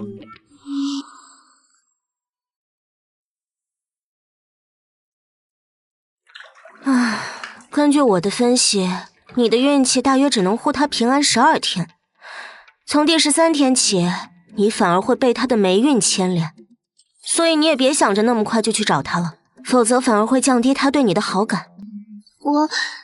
我不是那个意思，我是在想要怎么才能更好的帮到范潇。我不否认范潇是个不错的男人，至少他跟你孤男寡女相处那么多天，竟然什么都没做，加上他外貌出众，实力强大，我估计你的竞争对手不会少啊。姐姐你别说了，光听你的话我都感觉压力好大。所以你先努力成为D级玩家吧，相信我，只要能跟上他的步伐，就已经赢在起跑线了。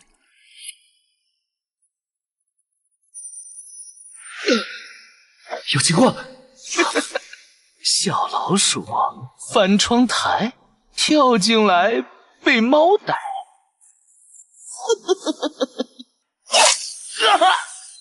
小老鼠被猫逮，脑袋咕噜滚下来，喵喵喵！七七就是大猫猫。虽然七七能自主防御很方便，但没必要弄得这么血腥吧？本身血迹没干，赶紧用血柱清理掉。明天还得叫保洁。范潇，睡的男人突然出现在窗外，一下子就把窗户融了个大洞。还好我一下就把它解决了。七七真棒。范潇，你最近获得了好多新玩具，都不叫人家出来玩了。可不是嘛，毕竟这都已经是攒运的第45天了。因为这霉运，我被不断的卷入玩家相关的冲突里，不知道干掉了多少人，也不断获得尝试各种新道具，但大多没什么实际用处。除了这一件能够伪装自己的道具，某些时候可以发挥奇效。七七，先把这东西送到特使局去。哼，臭范潇，又让我干这种无聊的活儿。我杀了那么多玩家了，到底还有多少其他分区的玩家进入了我们的世界？特使局到底在盘算些什么？所以昨晚你又干掉了一个玩家，感觉你一个人的业绩都要超过我们分局了。有事说事，我不保证每次都有空接你的电话。别介，这次是正式通知你，我们准备对外区玩家展开反击了。你的实力在本区地级玩家里也算顶尖了，我们可能会需要你搭把手，所以提前跟你说一声。兴义城那伙人憋了这么久，还没搞事？他们正在召集更多外区玩家，扩大势力范围，很可能在策划一次总攻。所以你们人手集结好了吗？对方可是持有高级道具的。从其他市分局抽调了一些玩家来协助，并且此次行动限定地级玩家参与。再说了，我们不是还有你这条大腿吗？我可是很忙的。哎，范潇，你别急着拒绝啊，别忘了你还欠我个人情呢。头回见人这么主动讨要人情的。放心吧，我没那么无情。出事了，快来支援！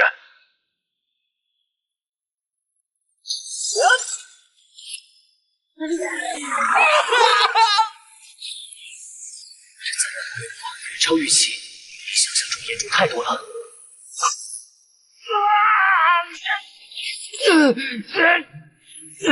血宗发动！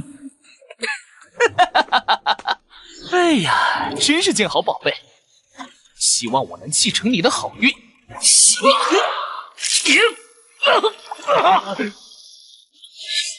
操控血液，果然有点本事。不过我可没那么好对付。雷针，血爆！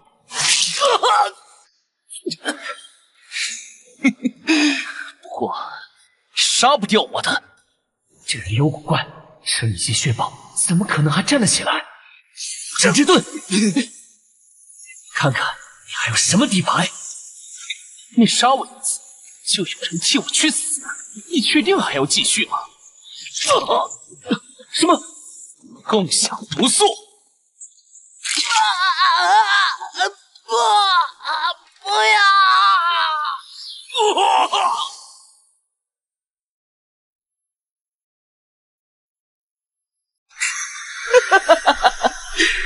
哎呀，你先陪这些小可爱玩玩吧。混蛋！陈之盾！可恶，已经逃了吗？这次绝非偶然事件，若不追查到底，后果不堪设想。哎，总算找到你们了。你来了，我手机坏了，没能接到电话。这边情况怎么样了？很糟，对方拥有强大道具，并且他们的头目很可能就藏在这栋大楼里。我们已形成包围，但暂时无法突入，正在等待上级的进攻指令。也许我们可以考虑转移敌人，而非平民。怎么做？随机副本，我的运气很差，或许能把他们拖进去。看来外面暂时没动静。哼，他们知道生命归元的威力，暂时不敢乱来。但我觉得有个家伙不在乎，他真的很恐怖。懦夫，再不行动，我们的计划就完蛋了。金宁，你和白芝来我这一趟，我需要你们的帮助。发生什么事情了吗？我需要白芝诅咒我，把我卷进随机副本里。什么？卷入随机副本？你疯了吧？没时间解释了，快让白芝帮我。他来了。是谁？范潇，他可怕的就像个恶魔。别自己吓自己，我们还有生命归元。你们听见了吗？啊！什么鬼？保持冷静。我们走得越近，他们越不安。准备进入吧。希望你的计划可以奏效。相信我。这是我们的战场，记住我们的目标。明白。我们得先找出副本任务。这是哪里？我们被拉进随机副本里了。我们快走，抢在他们之前，尽快行动。我们得转移到小镇入口，才能触发副本任务。走。好。在这里等着，总会有新的任务浮现。但愿如此。这样就能逃？付出代价吧！冲啊！来了，西西，净化他们。好多玩具，好多玩具啊！耶，收割完毕。这是什么怪物？快逃啊！不可能，我们怎么可能打得过这个小女孩？光肚子，扯肠子，肠子脏，撕胸腔。恶魔，有恶魔！救命啊！范潇，我能感觉到力量在膨胀。很好，七七，你做的不错，今天就到这里吧。她好漂亮啊，范潇，我想跟她交朋友。将来七七长大了会更漂亮，不必着急。七七最喜欢范潇了。哎呀，好了好了，他的力量果然不一般，后面会发生什么呢？哦，总算结束了。范潇，你做到了。只是暂时的结束，真正的战斗才刚刚开始。话说，你现在是什么等级的玩家？刚才秒杀那么多人。嗨，就第几呗，运气好罢了。不是我多嘴啊，你档案里那精神疾病治疗记录是真的吗？不好，他发作了，快拿道具！至于吗？我就开个玩笑。你别瞎搞啊！副本里杀人哪能每次都搞得血肉横飞的，也太暴力了。这没办法呀，我天赋自带的效果。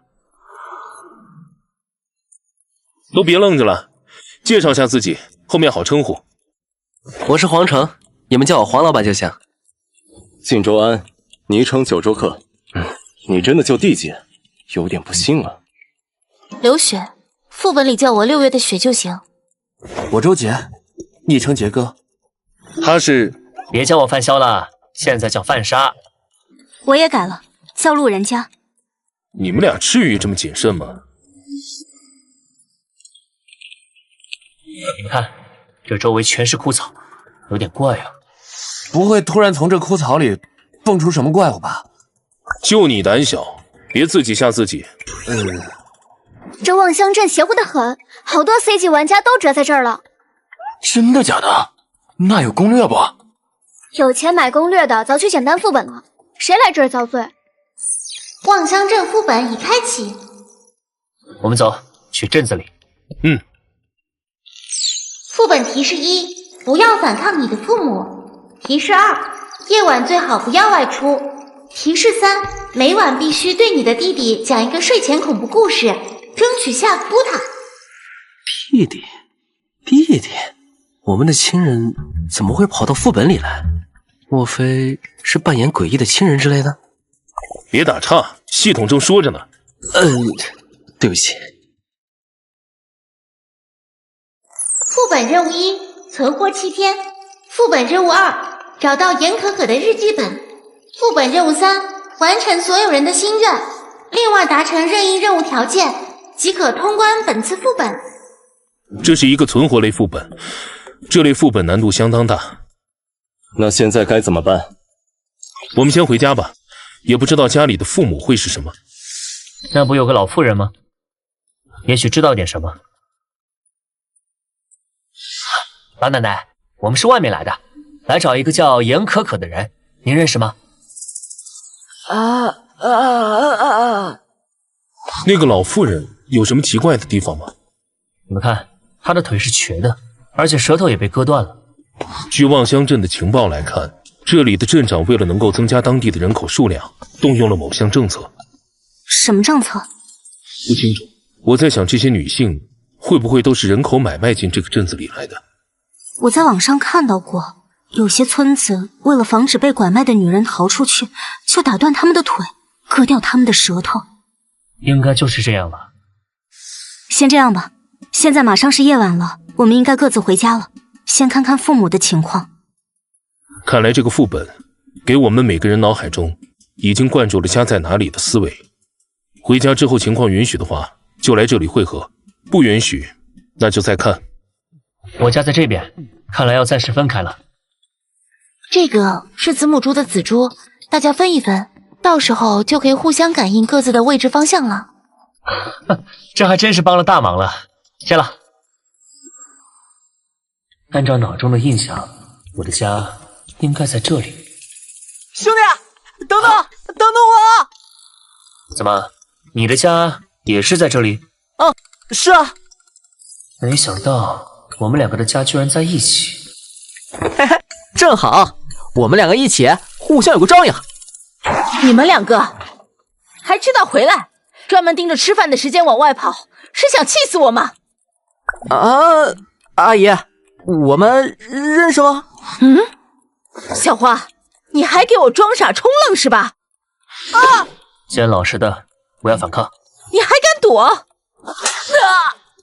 做得好，小翠，你可比你姐姐乖多了。嘿嘿，应该的。赶紧进来。这是怎么回事啊？游戏里的3条提示，明显是在暗示我们会以镇民家中一份子的身份融入这座小镇里。现在的状况很明显，我们的身份是这家人的女儿，你是姐姐小花，我是妹妹小翠。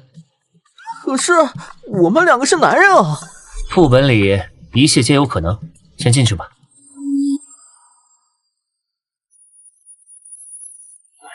怎么感觉那幅画像上的鬼在看我们？关门，开始。不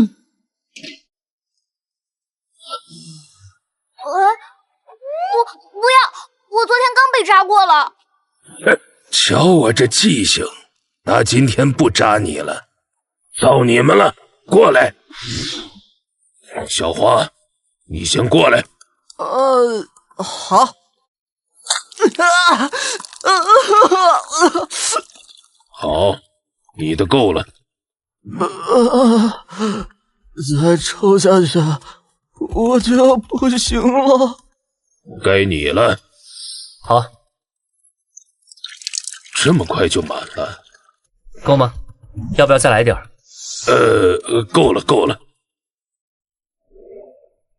你还不快过来和我一起拜？这次再是个赔钱货，看老子不打死你！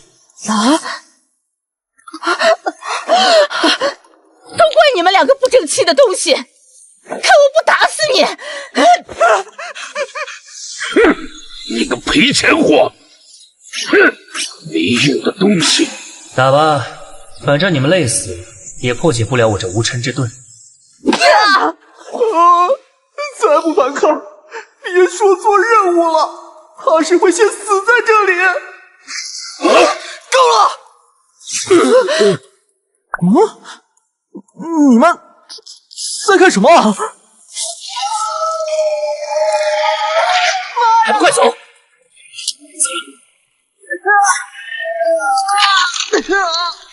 还能试试看，现在能否使用出那种情绪魔法了？去！有效果，消失了，是他主动消失的。还好没死，把这个喝了还有救。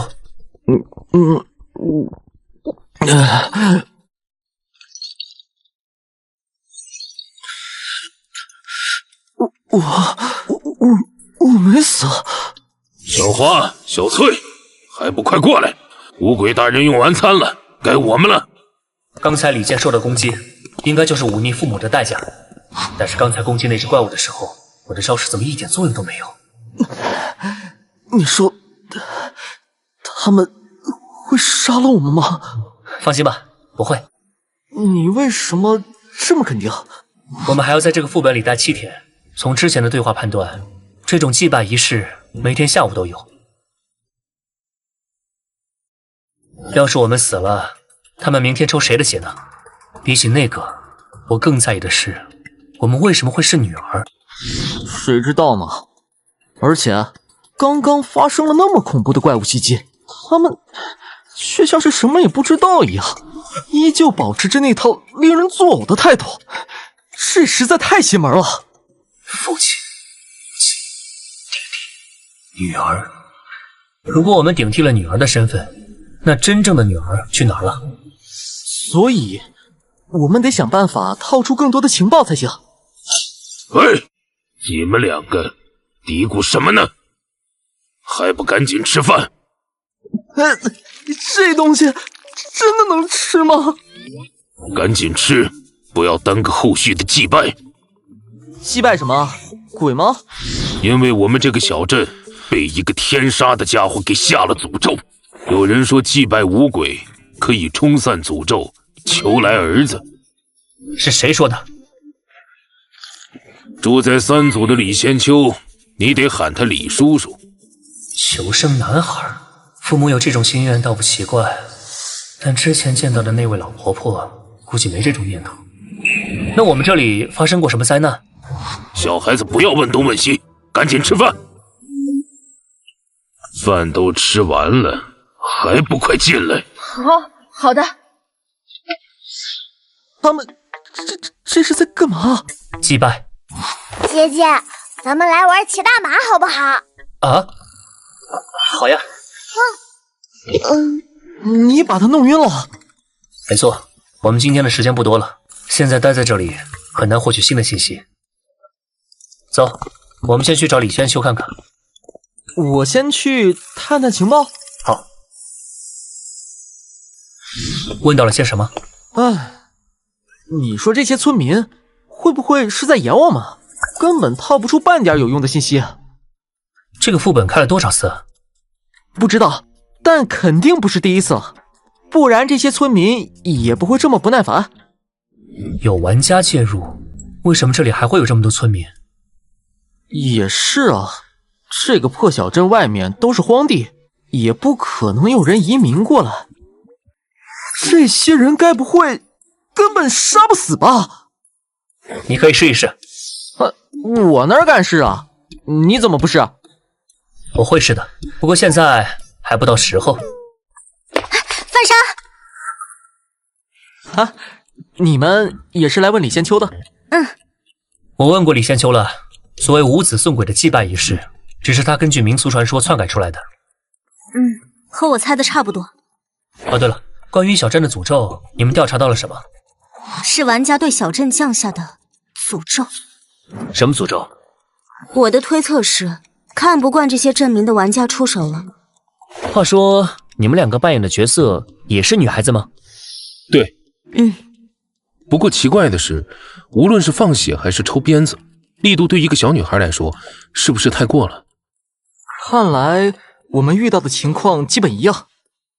你们应该也都有个弟弟吧？每个家庭都有个弟弟，你们不觉得这一点很奇怪吗？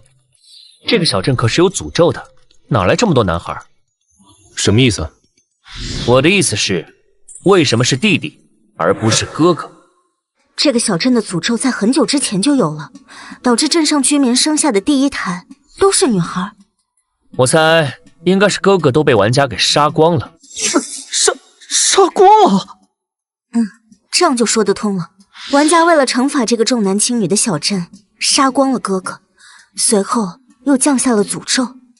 所以这个诅咒的作用，大概率是会大幅降低男孩的出生率。但话又说回来，那些弟弟是怎么回事？会不会是祭拜的五鬼仪式真的起作用了？不可能，五鬼祭拜只是乱改出来的一个仪式而已。那现在出现的这些弟弟到底是些什么东西？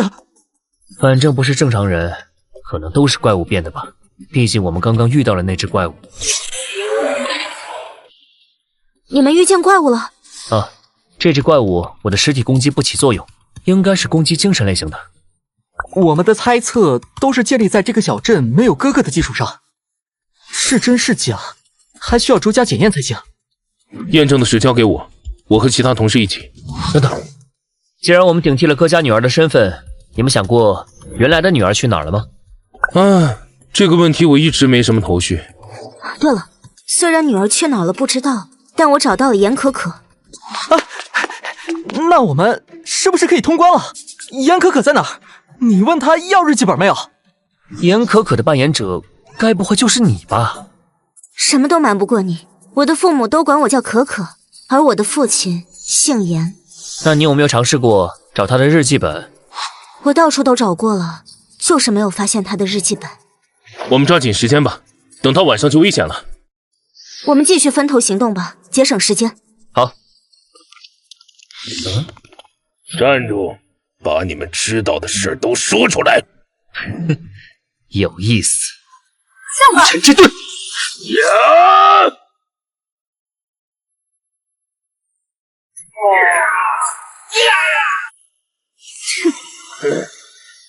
你们给我等着！我们悄悄跟上去。好，这个方向是李仙秋的家。这些人行事强硬，现在又在我们这儿吃了亏。你们说，如果他们找到李仙秋，会做些什么呢？严刑拷问，甚至可能为了立威，当场杀一个人。我在想，如果玩家攻击甚至杀死了父母以外的镇民，会引发什么后果？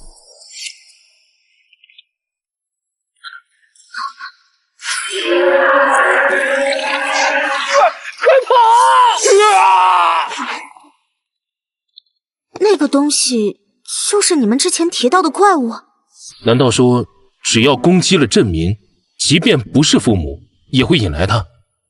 他出现的条件可能是攻击镇上的大人，攻击小孩怎么会？因为我家那个弟弟就被我弄晕过。会不会是轻微的出手？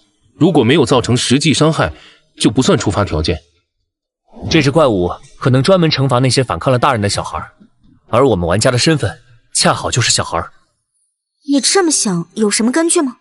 有啊，大人不是常讲恐怖故事来吓唬小孩，好让他们听话吗？你们不觉得这只怪物的行为模式很像这种故事模板吗？你的意思是，这种怪物来源于大人吓唬小孩的故事？另外，规则要求我们给弟弟讲恐怖故事，那么这个怪物会不会就是故事中所描绘的怪物？范兄，你这是吓唬我们吧？只是猜测，所以晚上讲故事时，最好不要把情节描绘的过于恐怖和具有攻击性，万一成真了，会很难办。而且那怪物原来会杀人，我还以为他只会用触手抽打惩戒而已。也许规则是伤害镇民，他会惩罚你；若想杀死镇民，他就会杀死你。走，我们去问一问。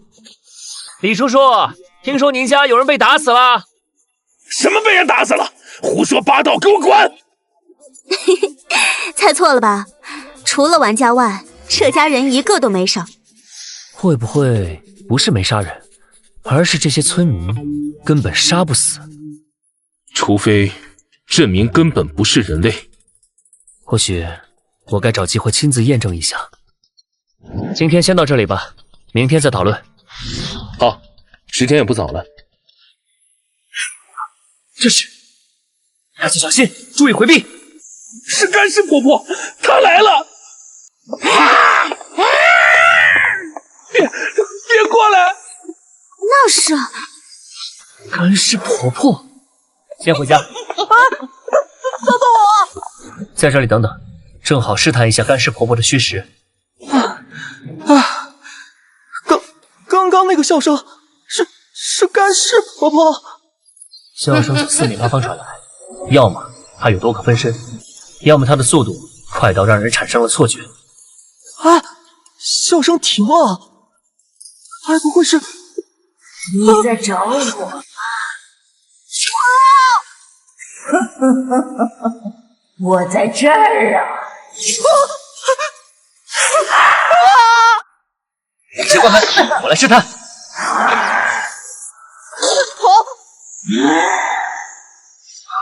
消失了，不知道无尘之端这种物理性道具对他有没有效果？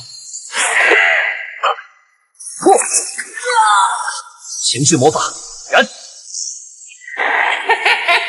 没用的，没用的！无尘之盾，快用这个！刚才多亏了你。地级治疗药剂。这么晚才回来，皮痒了？啊哈哈，是小花硬拽着我出去的。我本来是想在家照顾冰冰的。小花，你怎么当姐姐的？妈，我下次再也不敢了。冰冰睡了吗？睡了，我们哄着她睡着才出去的。还是小翠懂事，明天不准再出去疯玩。可算走了啊！对了，那怪物怎么不追进来？干尸婆婆的传闻本来是大人用来吓小孩回家的，所以家对他来说是个禁区。但麻烦的是，物理类道具似乎对他无效，所以我打算再去试试。哎，你还去啊？我们才刚刚逃回来。既然物理手段不行，那就试试精神层面的干涉。1分钟没再现身，看来是单一体多方位的消声，似乎是高速瞬移制造的错觉。触土大公诀。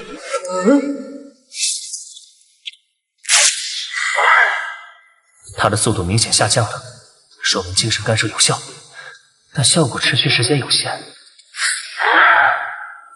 糟了，注意到我了！